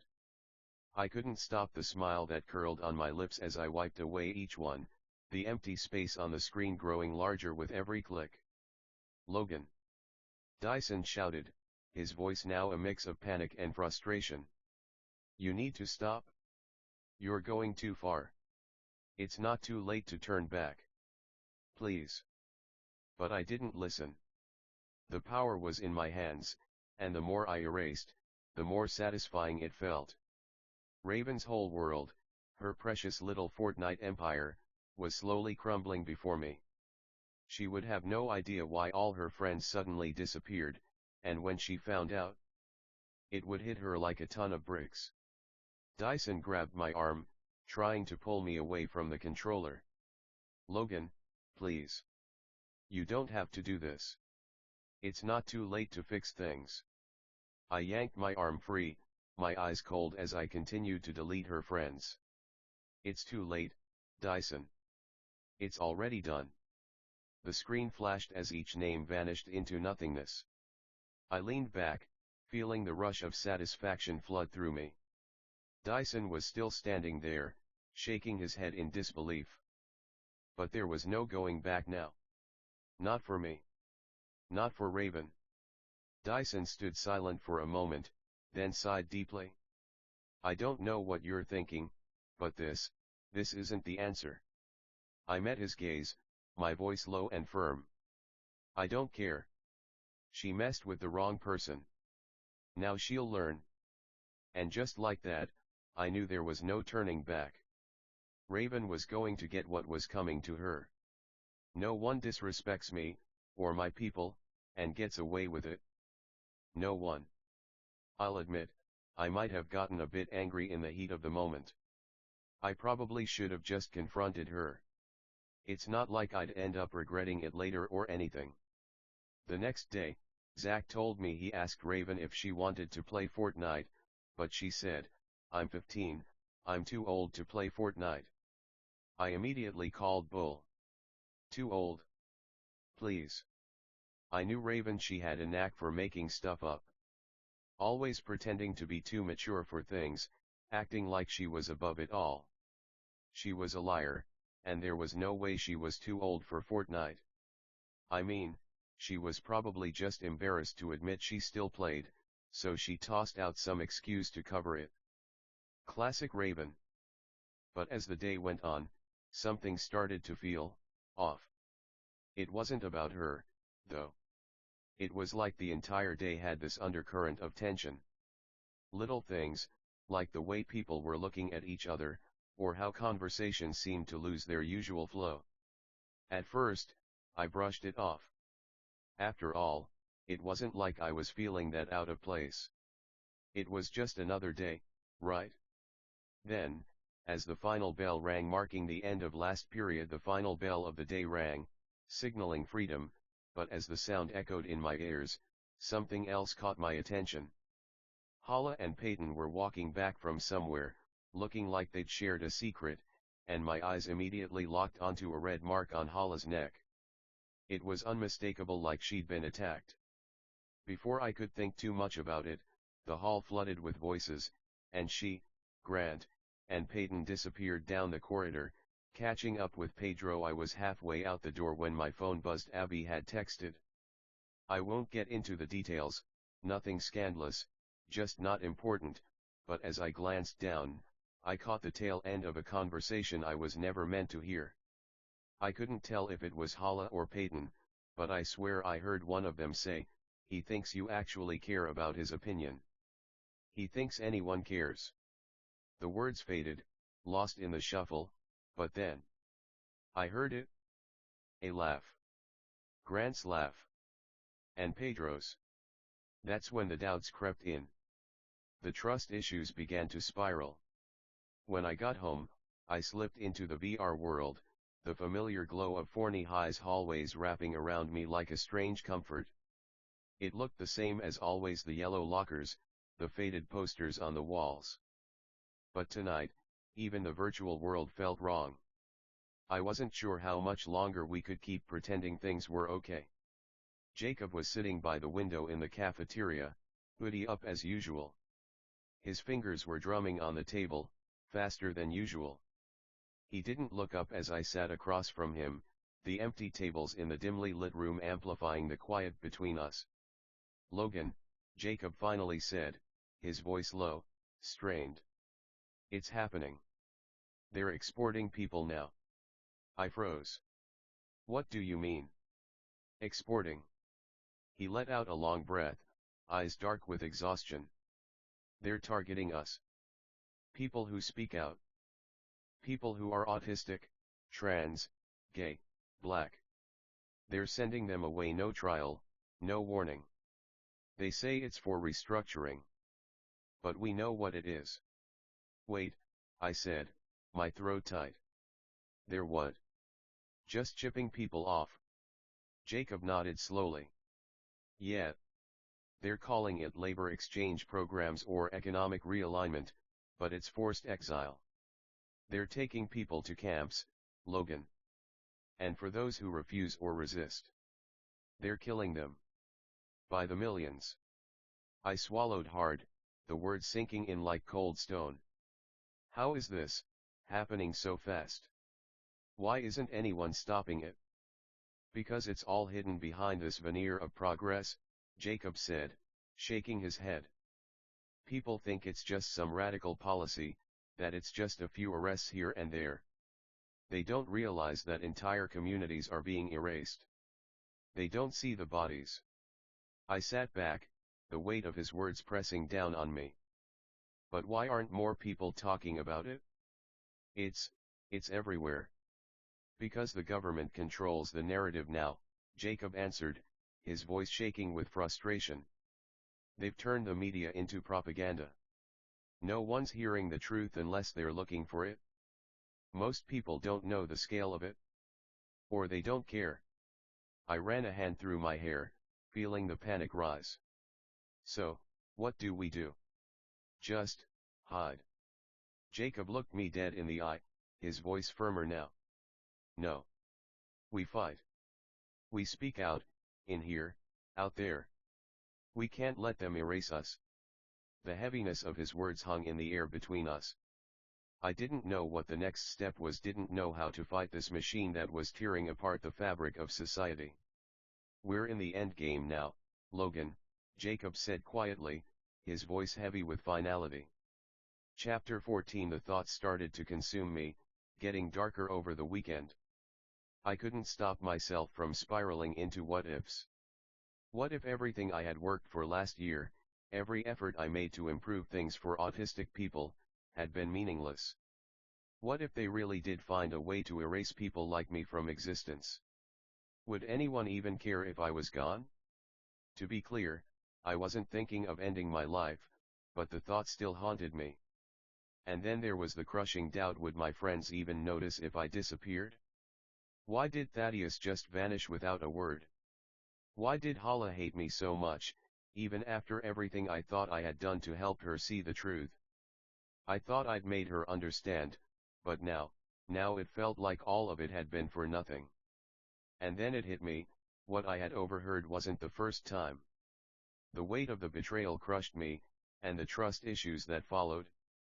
They were at their breaking point, the worst they'd ever been. The more I thought about it, the more it gnawed at me. Every little piece of what had happened last year felt like it had been part of some cruel joke, something I hadn't even seen until it was too late. I had fought so hard, day in and day out, trying to make a difference, to show people that all voices mattered. I'd thrown everything into that cause, my time, my energy, my soul, and yet, here I was, wondering if it had all been for nothing. Was I just a fool for thinking that I could change anything, that people could change? It felt like everything was slipping through my fingers.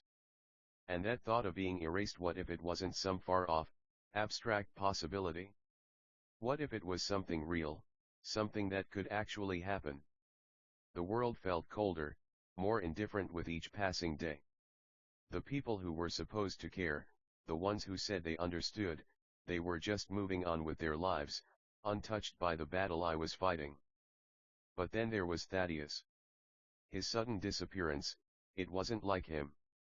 1 minute, we were talking, the next, nothing. Just silence. No warning, no explanation. It ate at me, the way he could just vanish without so much as a word. Had I done something wrong? Had I pushed him away without even realizing it? It felt like another failure on top of all the others. And Hala, God, Hala. I thought I had helped her see the truth, helped her understand why things were the way they were. I thought I had shown her the logic, made her realize the bigger picture. But no, apparently not.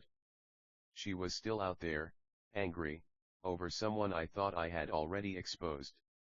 She hated me for something that I couldn't even understand, and I couldn't shake the feeling that maybe I had lost her forever. Then that moment when it all clicked, the conversation I overheard. It wasn't just a random incident. It was something deeper, something that had been brewing behind my back for longer than I'd realized. That feeling of betrayal was suffocating, a constant weight pressing on my chest. How had I not seen it coming? How had I missed the signs? And now, the trust issues, oh, they were worse than ever. Every interaction felt tainted, like I was waiting for the next person to leave or turn their back on me. It wasn't just paranoia anymore, it was a raw, painful reality.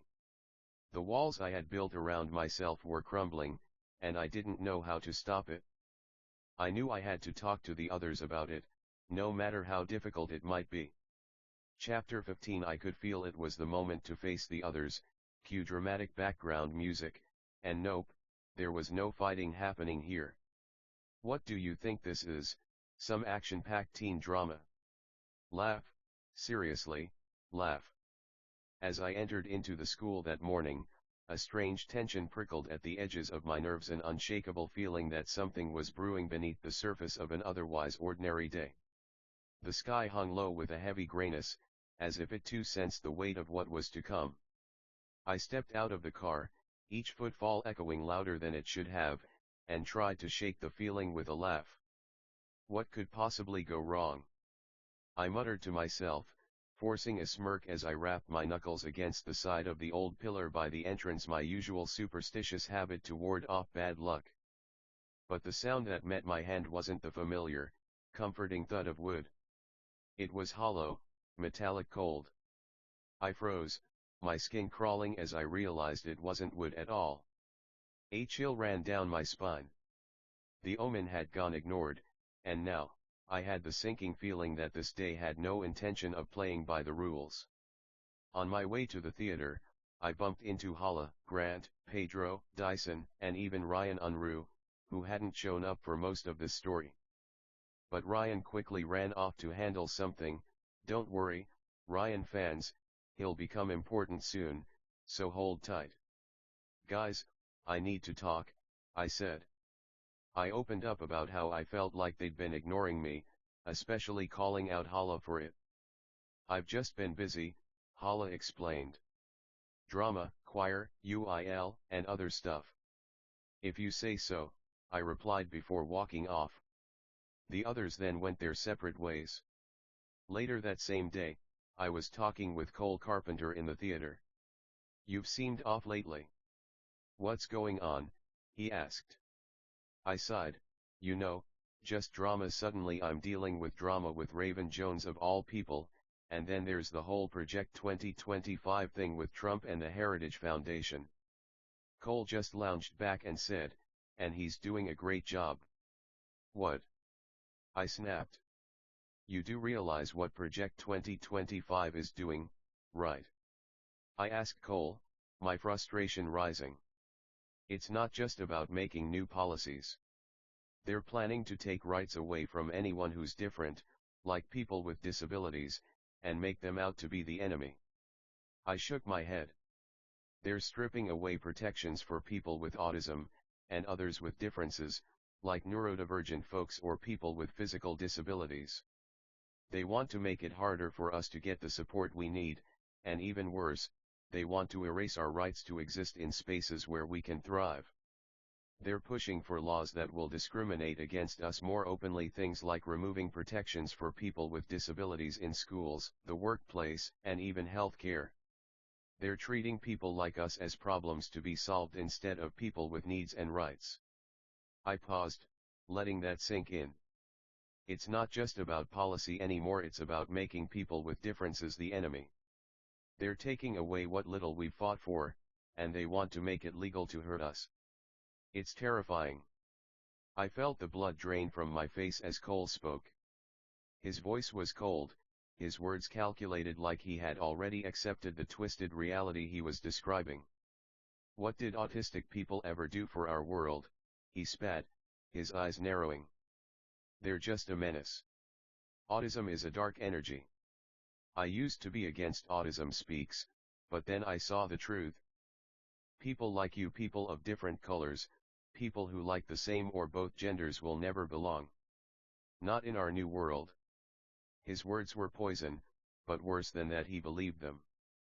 His conviction made my skin crawl. I fought to keep my voice steady, but it felt like the world was closing in on me. So, this is your new world, huh? One where people like me don't get to exist? You've already decided who belongs, who's worth anything. And it's not us. I laughed bitterly, the sound hollow. You really think this is progress? What you're talking about is nothing but control, fear, and hate. You're making us the enemy, painting a target on our backs. What do you think will happen next, Cole? He looked at me like I was just another problem to be solved. You don't get it, he said, voice low and chilling. You never will. The world is changing. People like you, people with differences, with weaknesses, they're the threat now. You're the ones who'll drag us all down. And when the new order is established, you'll be wiped out. Because this is a world where only the strong survive. I stepped closer, a bitter fire rising in me. A world where only the strong survive? You think you'll be safe when it all falls apart? When they've erased everyone who doesn't fit their idea of perfect? You're so blind, Cole. This isn't about survival. It's about destruction. They'll come for you too, just like they came for us. But by then, it'll be too late.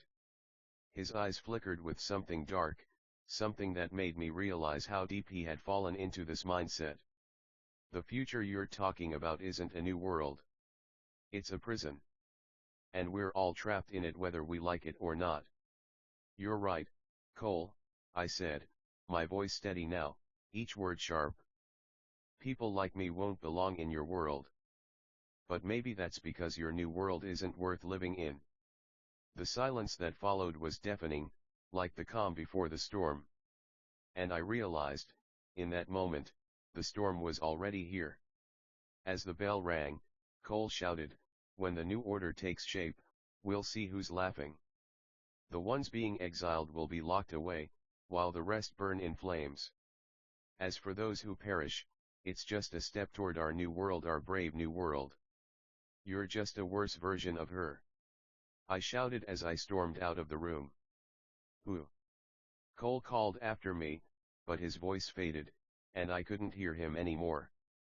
On my way to my next class, I ran into Zachary. Logan, Raven's gone off the rails, bullying everyone and the class. I'm sure she's the one who spread those rumors about you.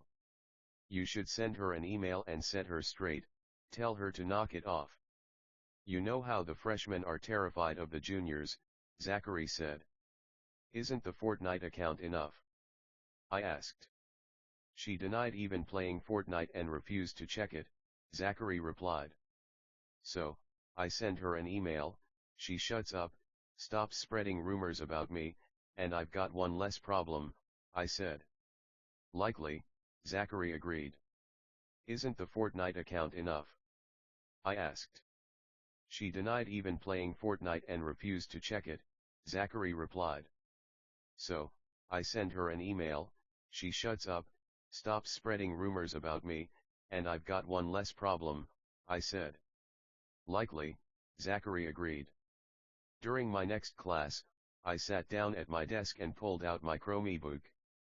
I opened up Gmail, took a deep breath, and began typing out an email to Raven. I wasn't angry, I was just tired of the tension and misunderstandings, especially since neither I nor the other disabled kids had done anything to deserve her frustration. I wanted to be clear, honest, and maybe just maybe get her to see things from another angle. Subject: Can we talk? Hi Raven, I'm writing this because I think this whole situation has gotten way too out of hand, and I need to say a few things clearly. First off, the disabled kids, myself included, have never done anything wrong to you. None of us have said anything bad about you or tried to make you feel uncomfortable. Especially me. I've tried to be respectful to you, and I haven't done anything to deserve the way you've been treating us. You seriously need to chill out. You're acting like we're the enemy, but we're not. We don't want to fight or argue with you, we just want to be treated like people. That's it? And yes, I did remove your friends on Fortnite. I'm not going to lie about that. It was my choice, and I stand by it. That's also why Zach was pushing you to check your account. He was trying to show you what I did, probably so you'd get the full picture. I'm not trying to start drama here. I'm just tired of all this negativity and wanted to finally speak up. Logan, once I hit send, I sat back and stared at the screen for a second, wondering how she'd react. It wasn't easy being that blunt, but it felt necessary, like something that had been building up and finally needed to be said. She replied almost instantly, like, so fast it felt unreal. I just sat there, stunned. I was so blindsided I didn't even finish reading the whole email. But what I did see hit like a slap. She wrote, "Who even is this? Creep. I don't know you. I never bullied you. I don't have a problem with disabled kids. That's the kind of venom she spat right out the gate. After that, I barely schemed the rest, too rattled to focus. But then something weird jumped out. Right near the bottom, I caught a bizarre combo of words, little cushion and Fortnite account. Just like that, it clicked like a gut punch. This wasn't even her account. Did I want to believe it? Heck no. But at this point, it was the only thing that made sense. Which meant one terrifying thing: Zachary and I had just messed with the wrong person. And I had to tell him. Now. The final bell screamed through the halls, signaling the end of the day, and I burst out of the classroom like a shot from a cannon. The corridors were a chaotic swarm of students. My heart pounded in my chest as I shoved through the crowd, eyes darting in every direction, desperately scanning faces, but he wasn't there. Panic twisted in my gut. Then, just as the buses began to rumble and hiss outside, I caught a flash of him, Zachary. He was already at the curb, 1 foot on the steps of the bus, just seconds from vanishing. Zayak. I screamed, my voice tearing through the chaos like a siren. Everything slowed: the crowd, the sound, even my breath as he paused with 1 foot on the bus step, turning just enough to glance back. Jesus, Logan, what now? He muttered, eyebrows raised like he already regretted hearing me out. I rushed up to him, breathless, and spilled everything, the whole mess. Every moment that led to this disaster. He blinked, then gave a half laugh, sharp and cold. Dude, that sounds like a you problem. I never said it was her. You asked if it was who you thought it was, and I nodded. That's on you. My fists clenched. But you were the one who said she was going off the rails. He gave a smug shrug. And you thought those two things were connected? Dang, Logan. I didn't lie. You just filled in the blanks. Now it's your mess to clean up. He turned, stepping onto the bus with a final glance over his shoulder. But hey. I probably won't screw you over. Probably. The doors hissed shut between us, and the bus pulled away, leaving me standing there with the weight of everything crashing down. The next morning, I sat slumped in my seat in art class beside Grant. The room buzzed with idle chatter and the scratch of pencils on sketchpads, but I wasn't drawing. I couldn't. My mind was a war zone. The chaos of yesterday hadn't settled. If anything, it was worse in the daylight. I cracked open my Chrome ebook, the screen lighting up far too bright for how heavy I felt inside. My fingers hovered over the keys, almost trembling. Gmail loaded with that slow, excruciating spin, like it knew this wasn't going to be good. I clicked compose and started typing, heart pounding, soul still raw. I needed answers. I needed something, anything from Zach to make sense of the storm he helped unleash. My brain was screaming for clarity, for reassurance, for truth. This is how it went down.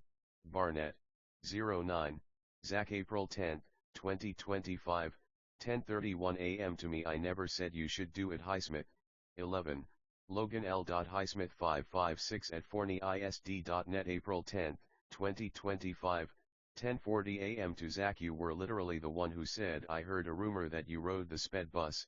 Is that true? That's how it all started.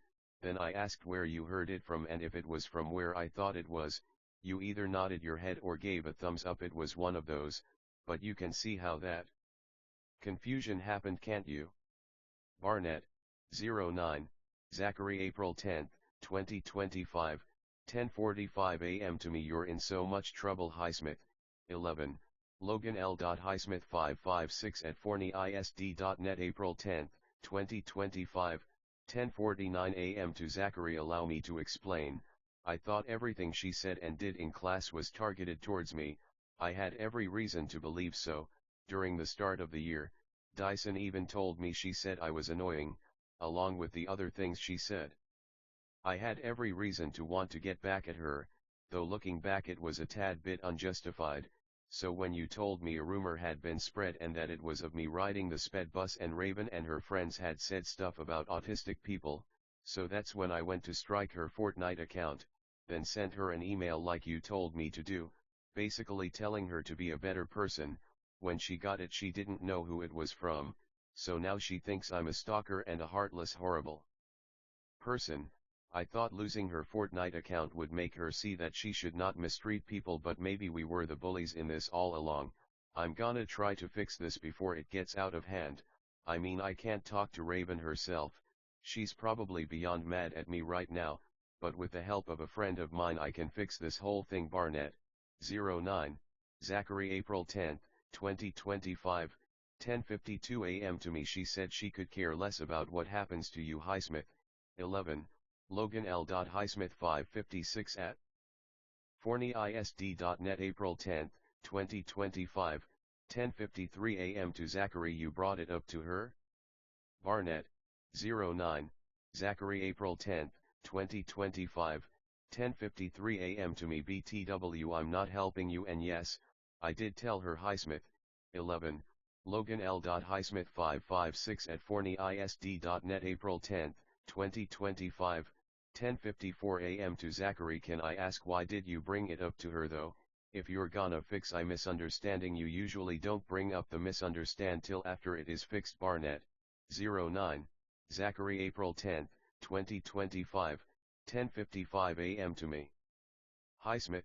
11, Logan L. Highsmith 556 at forneyisd.net April 10, 2025, 10:56 a.m. To Zachary, you're really giving me the silent treatment. Highsmith.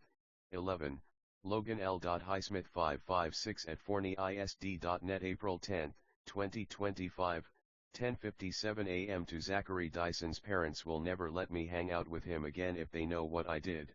You were the one who told me she was spreading rumors, so you have to take some blame for this. So yeah, he stabbed me in the back hard. No warning, no shame. Just twisted the knife and walked off like it was nothing. What I didn't see coming. To make matters worse, Dyson finding out, and oh, that was a whole new level of disaster. It hadn't been long since the weight of the morning had pressed into my chest like a stone, and now of all places I found myself face to face with Cole in our theater class.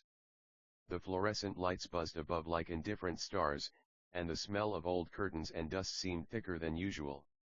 Cole turned toward me, his lips curled in that familiar, insufferable smirk. "Oh. You again," he sneered, voice dripping with sarcasm. "Still preaching your little gospel of freedom for the freaks."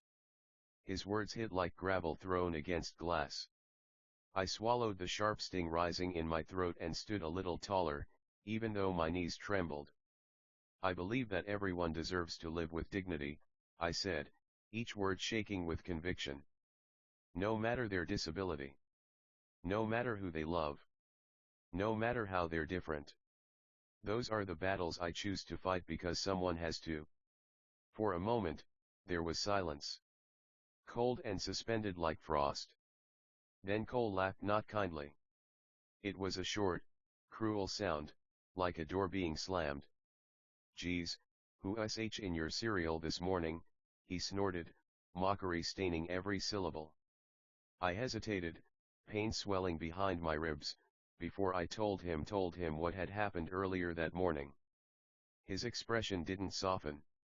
Instead, he raised an eyebrow, something unreadable dancing behind his eyes. "Well then," he said briskly, "I know exactly what to do. I'll tell Dyson." "What?" I gasped, blood draining from my face. "No, don't." But it was too late. The shrill sound of the bell rang out, slicing through the room like a blade, and just like that, he was gone. Gone, and I was left standing there, throat tight, heart pounding in a chest that felt far too small to hold the ache inside it. The final period of the day dragged on, heavy with the kind of stillness that only comes when everyone's waiting for the bell to set them free. The classroom was dim, lit only by the fading sunlight leaking through narrow blinds, painting amber stripes across the tiled floor.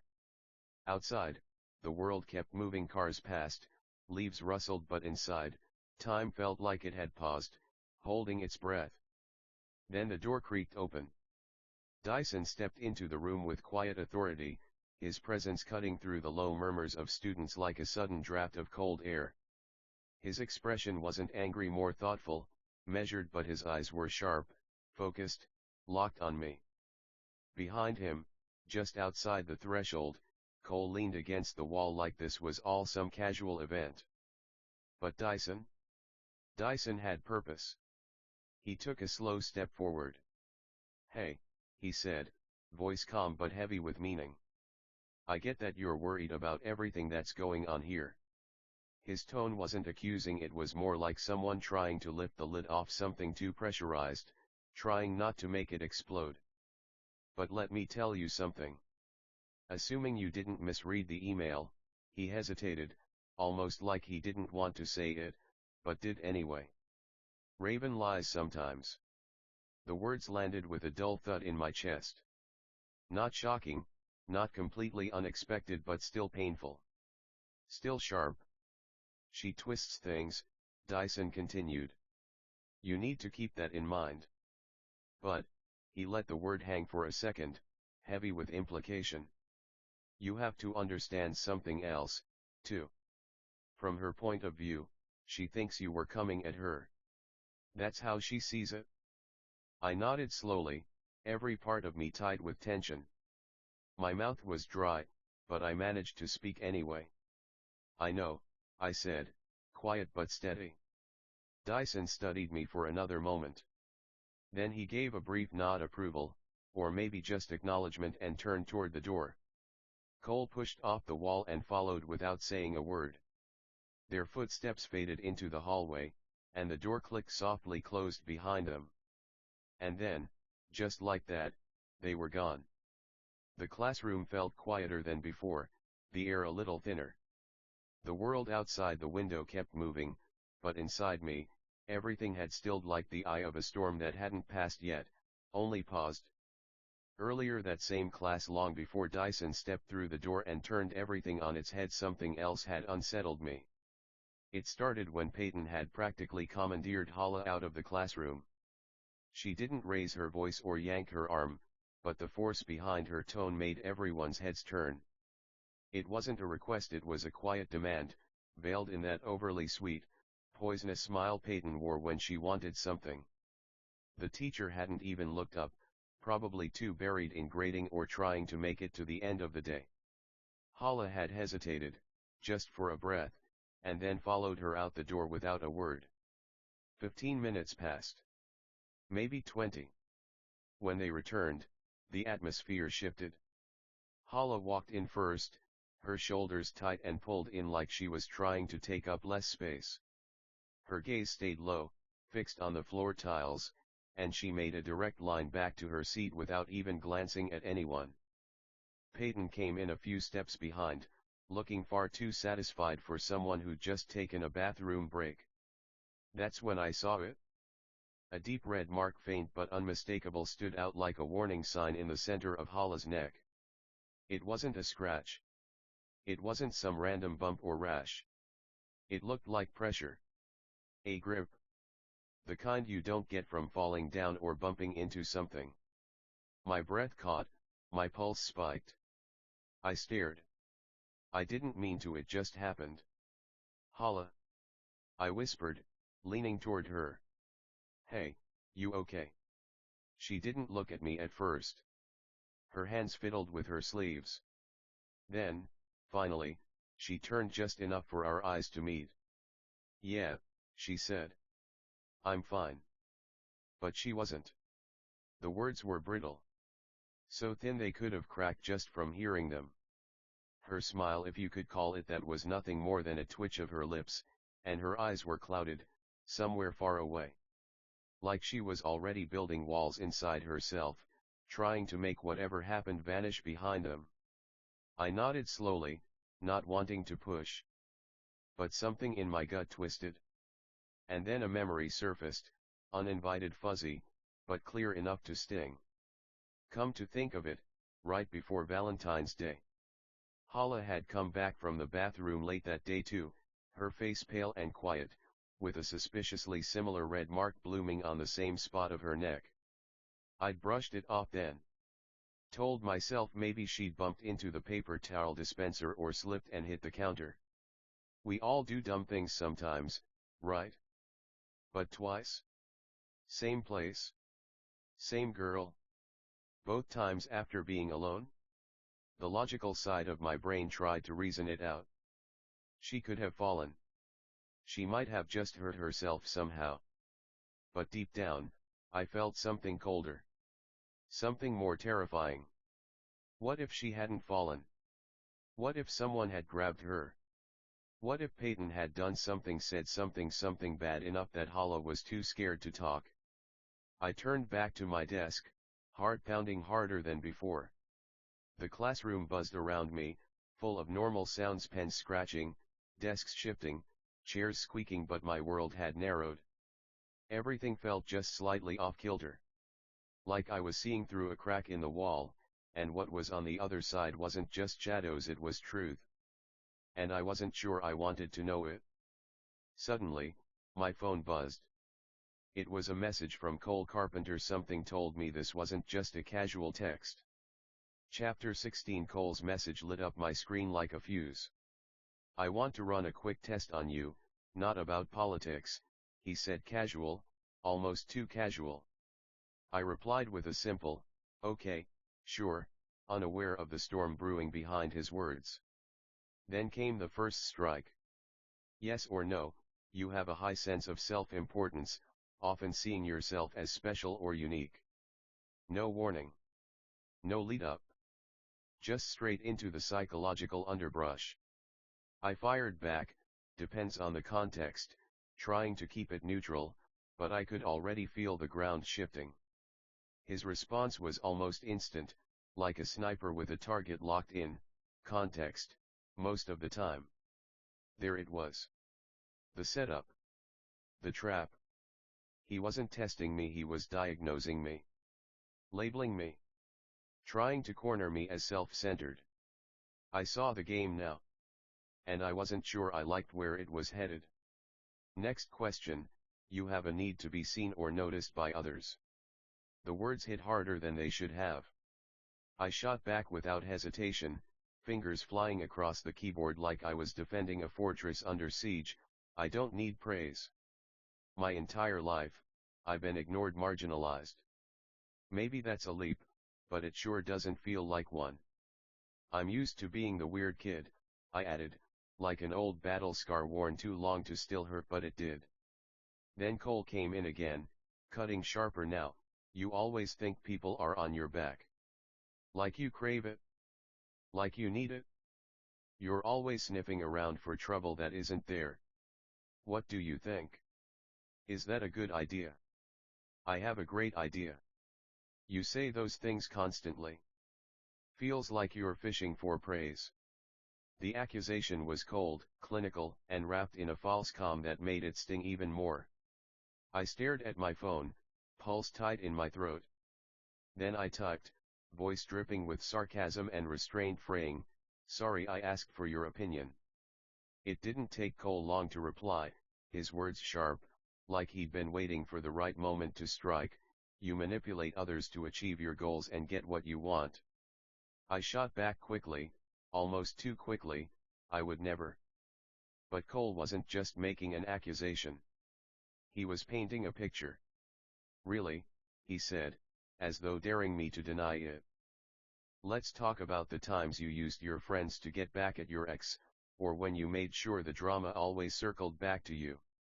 Then, with a shift in tone that sent a chill through me, he typed, "You think you're the only one who's been wronged, but people like you, they're exhausting. You think your friends don't see it? Maybe they do. Maybe they've started to notice how toxic you've become. I wouldn't be surprised if they're already getting tired of you, if they're just waiting for the moment to cut you off." I paused.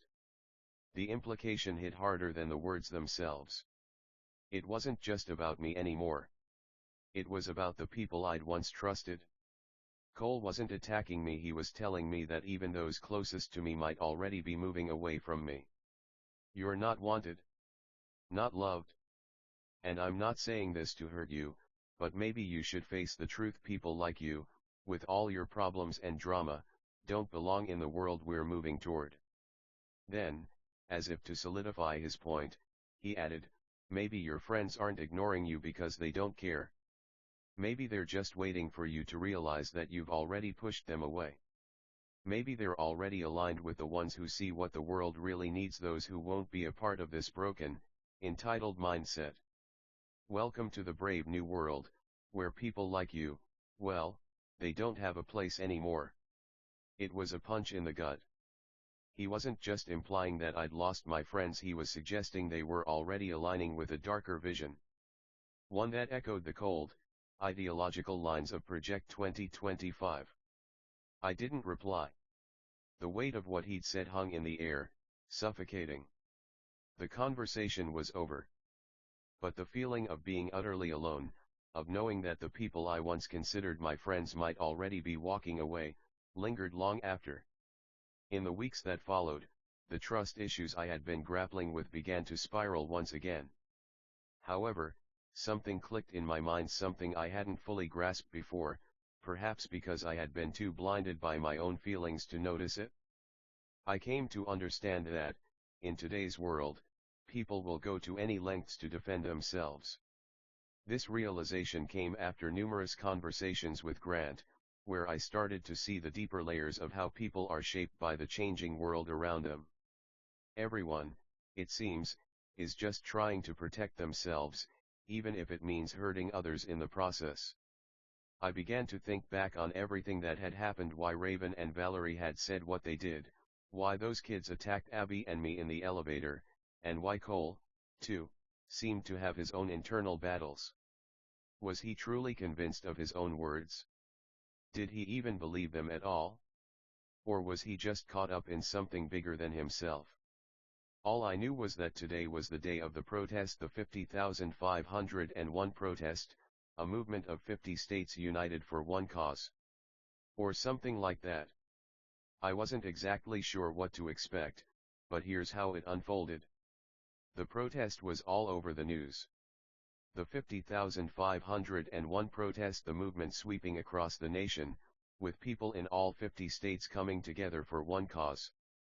I was sitting in front of the TV, watching it unfold.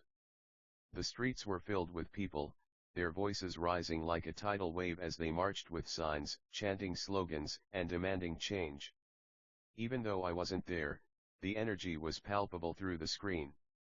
It felt like the entire country was alive, a powerful force of defiance against the system. I leaned forward in my seat, my eyes fixed on the images flashing across the screen. A woman holding a sign that read "Fight for Justice" was interviewed by a reporter. "We're here because we refuse to sit back and let the world go to hell," she said, her voice resolute, but there was a fire in her eyes. "This is about our future, the future of our children. We won't be ignored anymore." The camera shifted, catching a group of college students marching together. Their chants filled the air, the intensity clear even through the TV speakers. The reporter moved on, capturing snippets of conversations from protesters along the way. Some were there for climate change, others for racial justice, some to fight for workers' rights. There was a feeling of unity, but also a recognition of the deeper divides. Each person there had their own reason for being a part of the protest. Then, the camera cut to a man with a megaphone, rallying the crowd. "The government's not listening," he shouted, his voice echoing through the microphone. "They never have. But today, we make them hear us." The crowd erupted in cheers, the energy contagious even from miles away. As the camera panned over the protesters, capturing the sea of signs and slogans, I thought about how each person there was fighting for something, whether it was their safety, their rights, or their place in the world.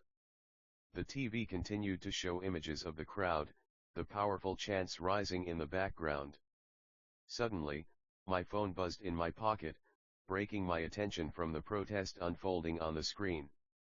I glanced down and saw the message. It was from Cole Carpenter.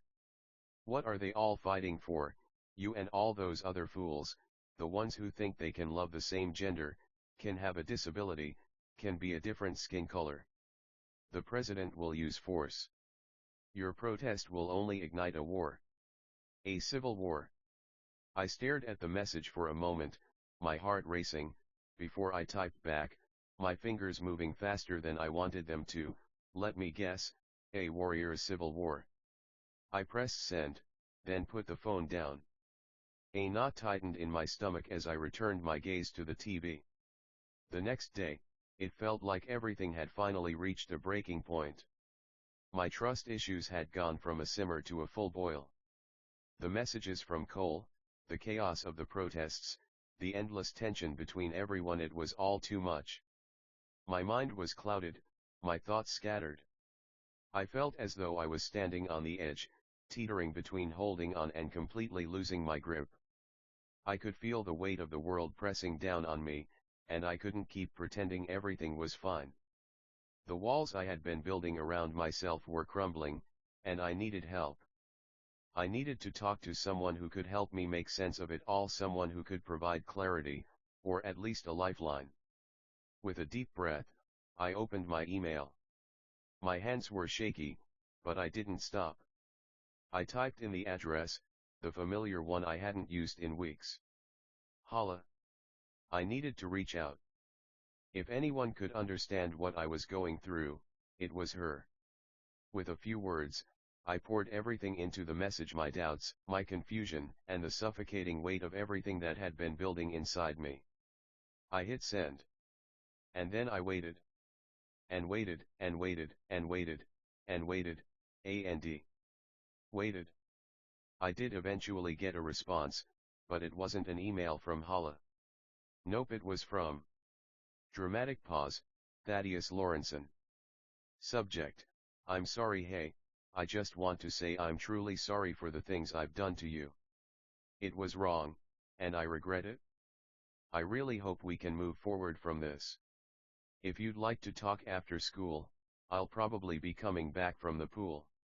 I'll meet you after school, I replied, though I had no idea just how much more complicated the rest of the day was about to become. I headed toward 8th period, feeling the rush of chaos and the crowd pressing around me. Despite the hectic scene, I eventually made it to the classroom. As I walked in, I saw Hala, Grant, Peyton, and the rest of the group already waiting there. The atmosphere was tense, and the way everyone stared cold and unblinking was almost unnerving. Logan, we need to talk, Hala exclaimed, before leading me outside the room.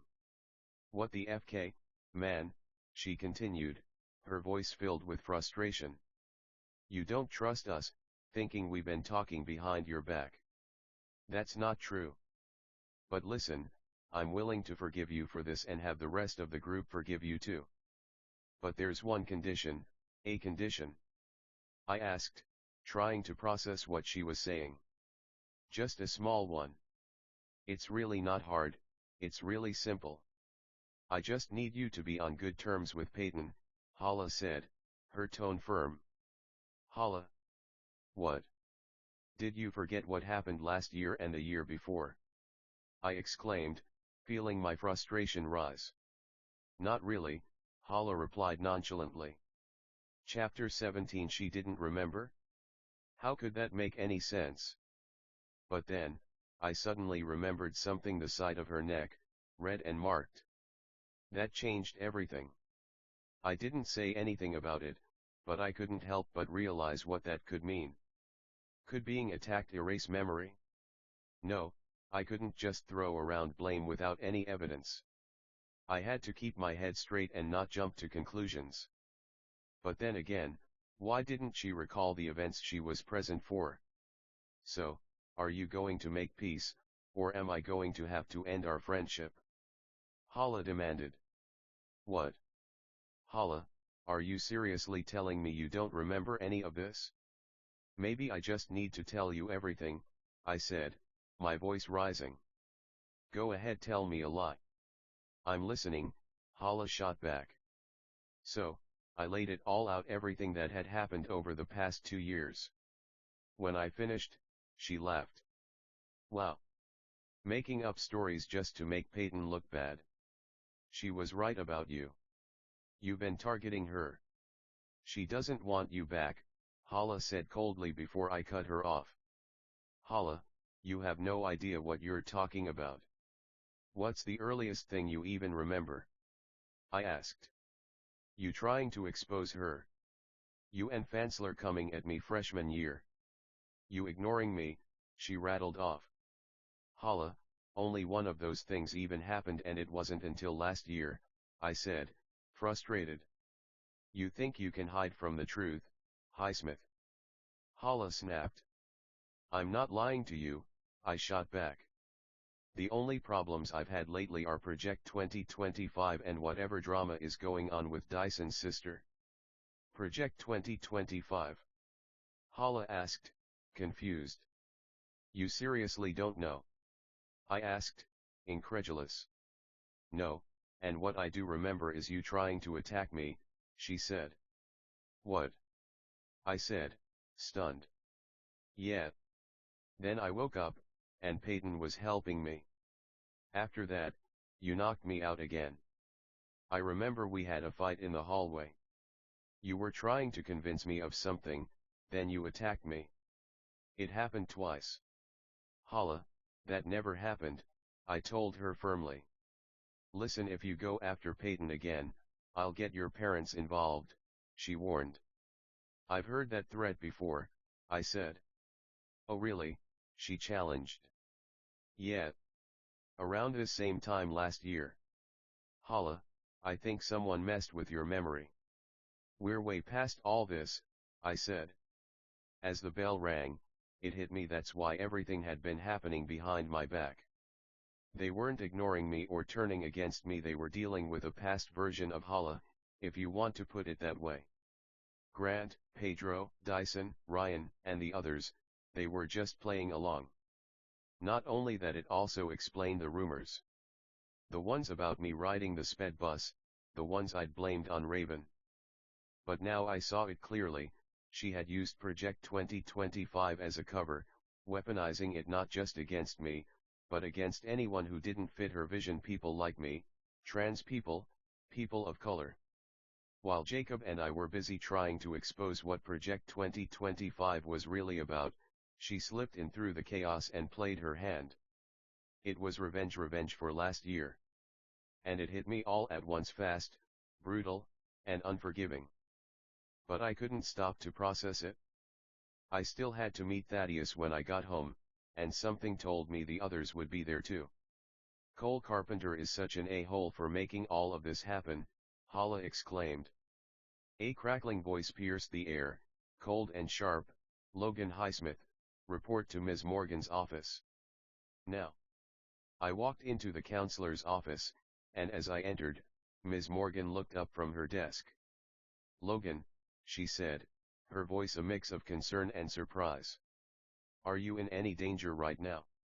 Confused, I quickly shot back, why would I be in danger? She sighed, as though she had been holding something back, and then carefully explained, in the email you sent to Hala, you mentioned something about her trying to hurt you just to make her best friend happy because of something you said. That worried me, so I reached out to your mom to make sure you were okay. You also said you were blaming the whole group for everything, referring to it as depression, but then clarified that you weren't suicidal. I didn't quite understand what you meant at first, but now it seems like there's more to this. I think you're going to need to talk to your parents about all of this. I had planned to talk to Thaddeus when I got home, but life didn't give me the chance. I was hoping he'd wait for me since he was coming back from the pool, but before I knew it, I was sitting down with both my mom and dad, their concerned eyes fixed on me. What happened? Why didn't you tell us you were feeling depressed? My mom asked, her voice a mix of worry and frustration. I took a deep breath, trying to steady myself. I'm not exactly depressed, I said, my voice a little shaky. It's just, everything that's been happening lately, it's hard to put into words. As I spoke, my mind raced through the events Project 2025, the email, the confusion I felt, and the way I blamed everyone around me for the mess I was in. I remembered how I kept everything bottled up, trying to make sense of the chaos without anyone knowing just how bad it had gotten. What did I explain to them? Well, that's the story you've read so far. Suddenly, my parents seemed to have a moment of understanding, their expressions softening as the weight of my words settled in. I quickly realized this was my chance to address everything with Thaddeus, so I rushed to explain.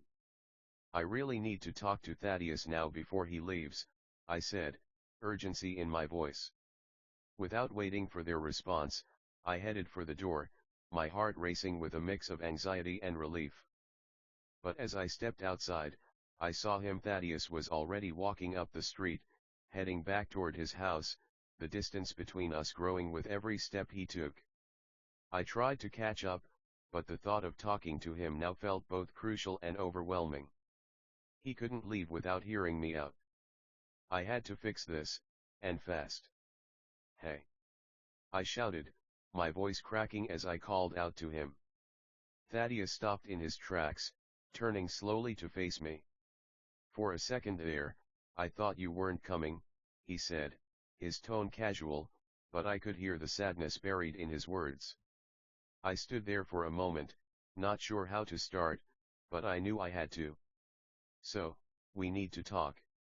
I can see that, he replied, his voice softer now. He gave me a small nod, motioning for me to walk up the street with him.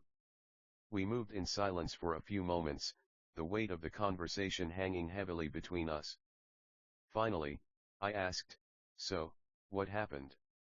Thaddeus took a deep breath before speaking, his words slow and deliberate. Well, it all started with Alexis and Anna. Then the song happened, and that was one thing. I was mad. The truth is, I'd grown tired of all the drama.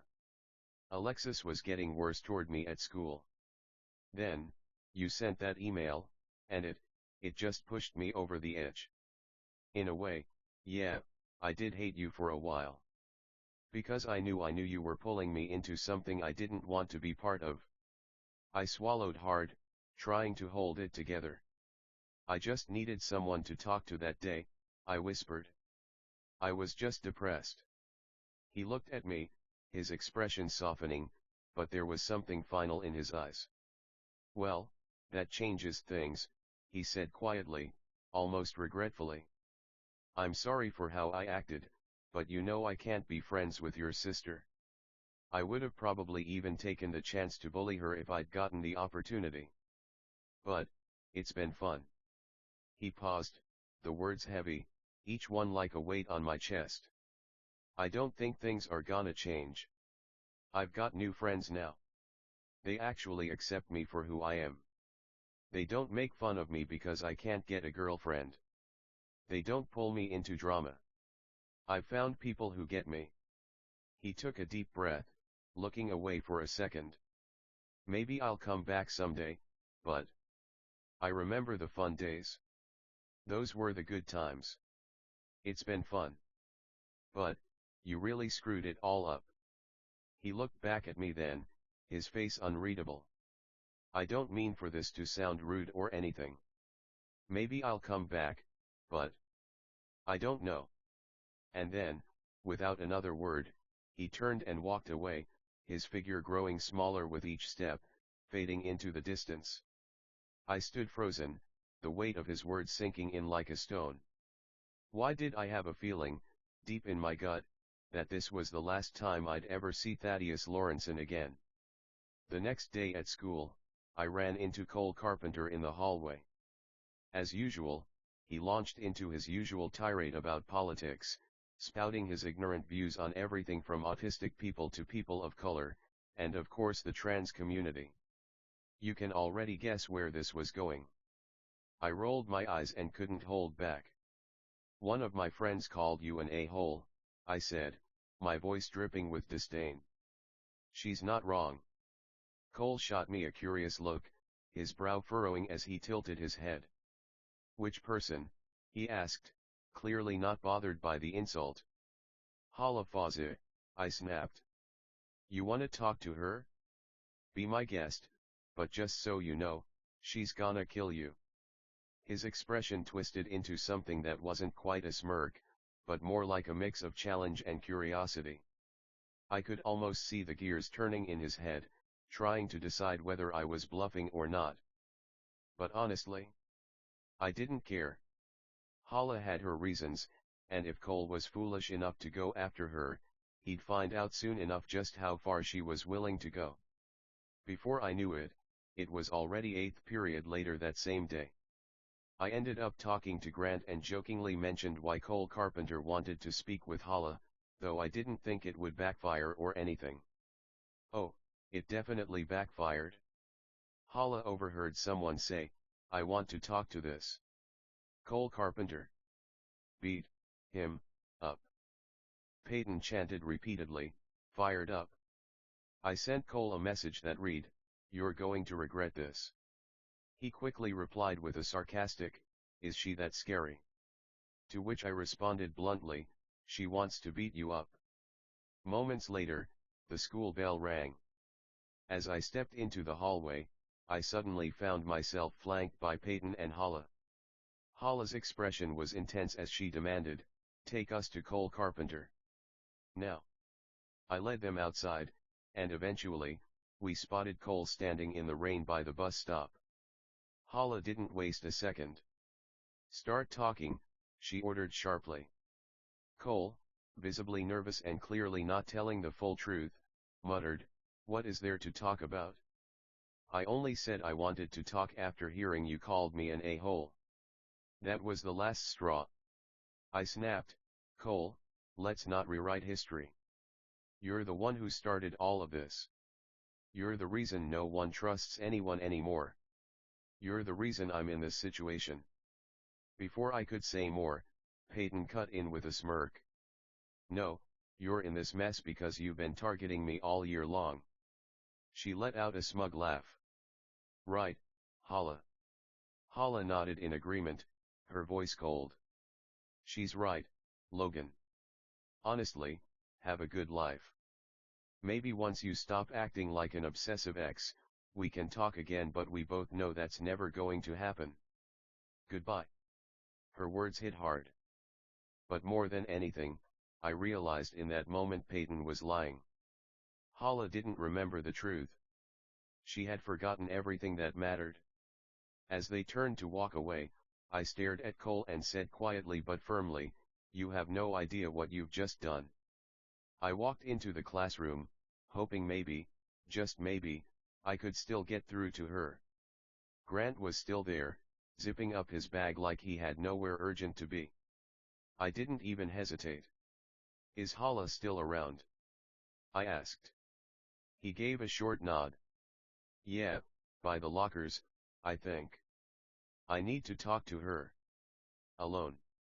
Grant didn't stop me. He didn't need to. He could probably tell I wasn't asking. I found her just outside, arms folded tight like she was holding herself together. I stepped in front of her. "Hala, just talk to me. 5 minutes. Just you and me." She stared straight through me. "No, Logan. What's there to talk about?" And just like that, she turned and walked away. No hesitation. No emotion. Like I was no one. Like nothing had ever happened between us. I stood there, stunned, until the hallway emptied out and the weight of it all hit me in the chest like a brick. I ended up on the steps outside the freshman center, trying to breathe through the ache building in my throat. The air smelled like wet pavement and cold rain. Grant came out a few minutes later and sat next to me. He didn't say anything at first. Just sat there with me in the quiet. Then, out of nowhere, he said, "I had a feeling something was off with Hala. Like, she didn't remember something. Like a part of her was missing." I turned toward him, sharp. "You knew?" He didn't flinch. Just nodded slowly. "I didn't know, no," he said. "I just had a hunch. I didn't say anything. I couldn't. I was angry, confused, broken everything at once. Then he looked at me, his voice softer than I'd ever heard it. Logan, if she really wants to come back, if there's even the smallest part of her that remembers what you had, the best thing you can do right now is let her go. Give her the space to find her way back, on her own. Maybe one day she will. Maybe she won't. But I believe she will. Because I've seen the way you care about her. And I don't want that to be what ruins it. If you push too hard, you'll just become the version of yourself she's being told to walk away from. He paused, then added quietly, sometimes loving someone means stepping back, even when every part of you wants to hold on. And that's when it really hit me how much I could lose, how much I already had. And all I could do was sit there, letting the silence swallow me whole, while Grant sat next to me like a quiet reminder that not everything had to be said to be understood. Grant was right. I hated it, but he was. Every word of it. The truth sat heavy in my chest, bitter, undeniable, and sad. Hala was gone, maybe not physically, but the version of her who remembered me, who trusted me, that girl had vanished. And nothing I could say or do would bring her back right now. But before I could even begin to make peace with that, there was someone else I owed a reckoning. Someone I'd burned along the way. Raven Jones. Yeah, I could pretend I'd misread that email, misinterpreted what was said. But the truth? I didn't want to believe she was innocent back then. I was looking for someone to blame, and Raven was easy to hate. But she didn't deserve it. Not any of it. I walked down the quiet hall to Mr. Nielsen's room, the weight of everything pressing down harder with each step. My hand trembled slightly as I knocked on the door. It opened with a soft creak. "Hey," I asked, trying to steady my voice, "is Raven here?" Mr. Nielsen raised an eyebrow but didn't question it. "She is. I'll go get her."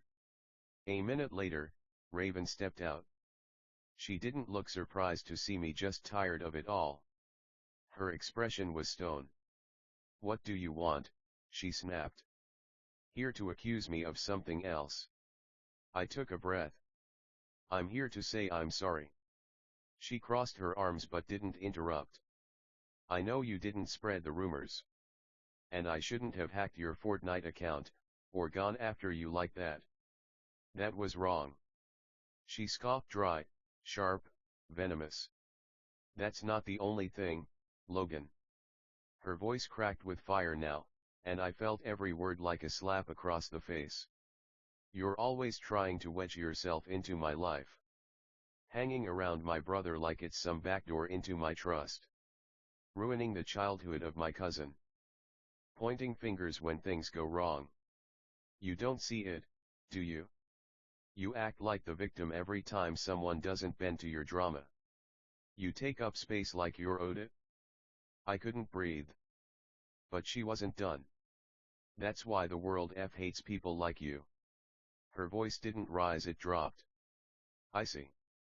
Controlled. Lethal. You think you're the center of the storm, the main character in a tragedy no one else signed up for. But what the world needs, what it really runs on, is people like me. People who hold it all together when people like you try to tear it apart." She leaned in slightly, eyes burning into mine. "That's what keeps the world spinning," she said. "That's what keeps the ride going." She turned and walked back into the classroom without another word, leaving me standing in the hallway, hollowed out. The door clicked shut behind her like the end of a sentence I couldn't argue with. I just stood there, the silence after her words roaring louder than anything she'd said. My heart was hammering, but I didn't know if it was from shame or the sheer weight of truth crashing down on me. Then, just as I turned to walk away, the door creaked open behind me. Raven peeked out, her expression calmer now but no less serious. She didn't raise her voice. She didn't need to. "Think before you do things next time," she said, almost like a warning. Almost like a plea. Then the door shut again softly this time, but somehow, it still felt louder than a slam.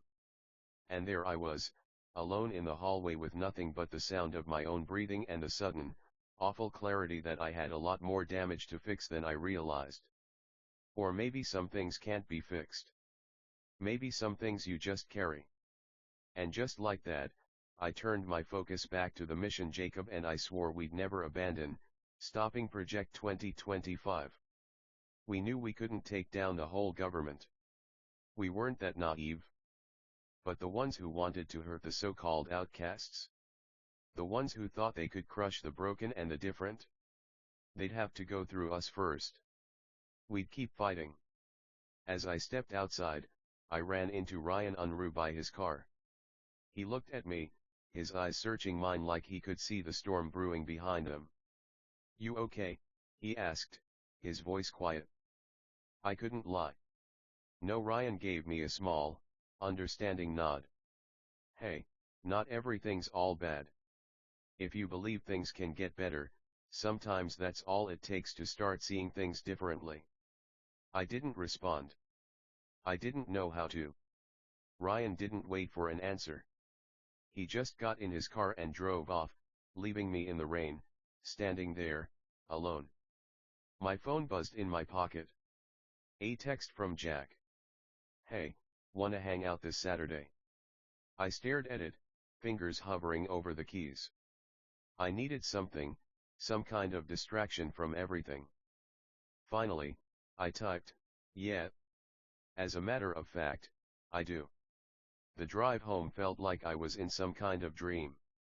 The rain hammered against the windshield, the world outside blurring as the storm intensified. Lightning split the sky every few seconds, followed by thunder that shook the car with each roll. By the time I got to my room, I didn't bother turning on the lights. The darkness was more fitting. It mirrored the mess inside my head. I went straight to the window and stared out into the storm. The sky was a violent mess of jagged lightning and thick, dark clouds. Thunder rolled in waves, each boom shaking the house like it might crumble. I couldn't look away. The world outside felt like it was breaking apart, and it seemed to match how I felt inside. I thought about everything I knew what I had to do. I had to keep fighting. I had to protect my friends. Because if anyone came after them, they were going to have to go through me. And if anyone thought it was over? Thought they could walk away, forget everything, like it was all just some mistake? They were wrong. I felt a surge of certainty build inside me, something stronger than doubt. I was ready to face whatever came next. I could feel the storm outside growing fiercer, the lightning flashing in time with the thoughts racing through my head. My mind was running on overdrive. And as I stood there, I didn't even need to look at the storm anymore. It wasn't the chaos outside that mattered. It was the war I was already fighting, right here. Inside. Hala, if you ever remember, I'll be here. But I'll be waiting. I'll never stop. Peyton, you might think you're my biggest problem, but... And then it happened. A single, earth-shattering crack tore through the sky. The air vibrated with the intensity, as if the very heavens were breaking apart. The world around me seemed to pause for a split second like everything was holding its breath. And then, without warning, a lightning strike so bright, so violent, it felt like the sky itself was collapsing. The light flooded everything, turning the world white for an instant, then fading just as quickly into darkness. The thunder that followed was so powerful, it rattled the windows, shaking the house as if the very earth was trembling beneath me. I didn't flinch. I didn't look up. The storm was still raging outside, but I was already somewhere else. Somewhere deeper. And as the deafening thunder rumbled, my mind was finally clear, my voice steady in the silence that followed. "I've got bigger battles to fight.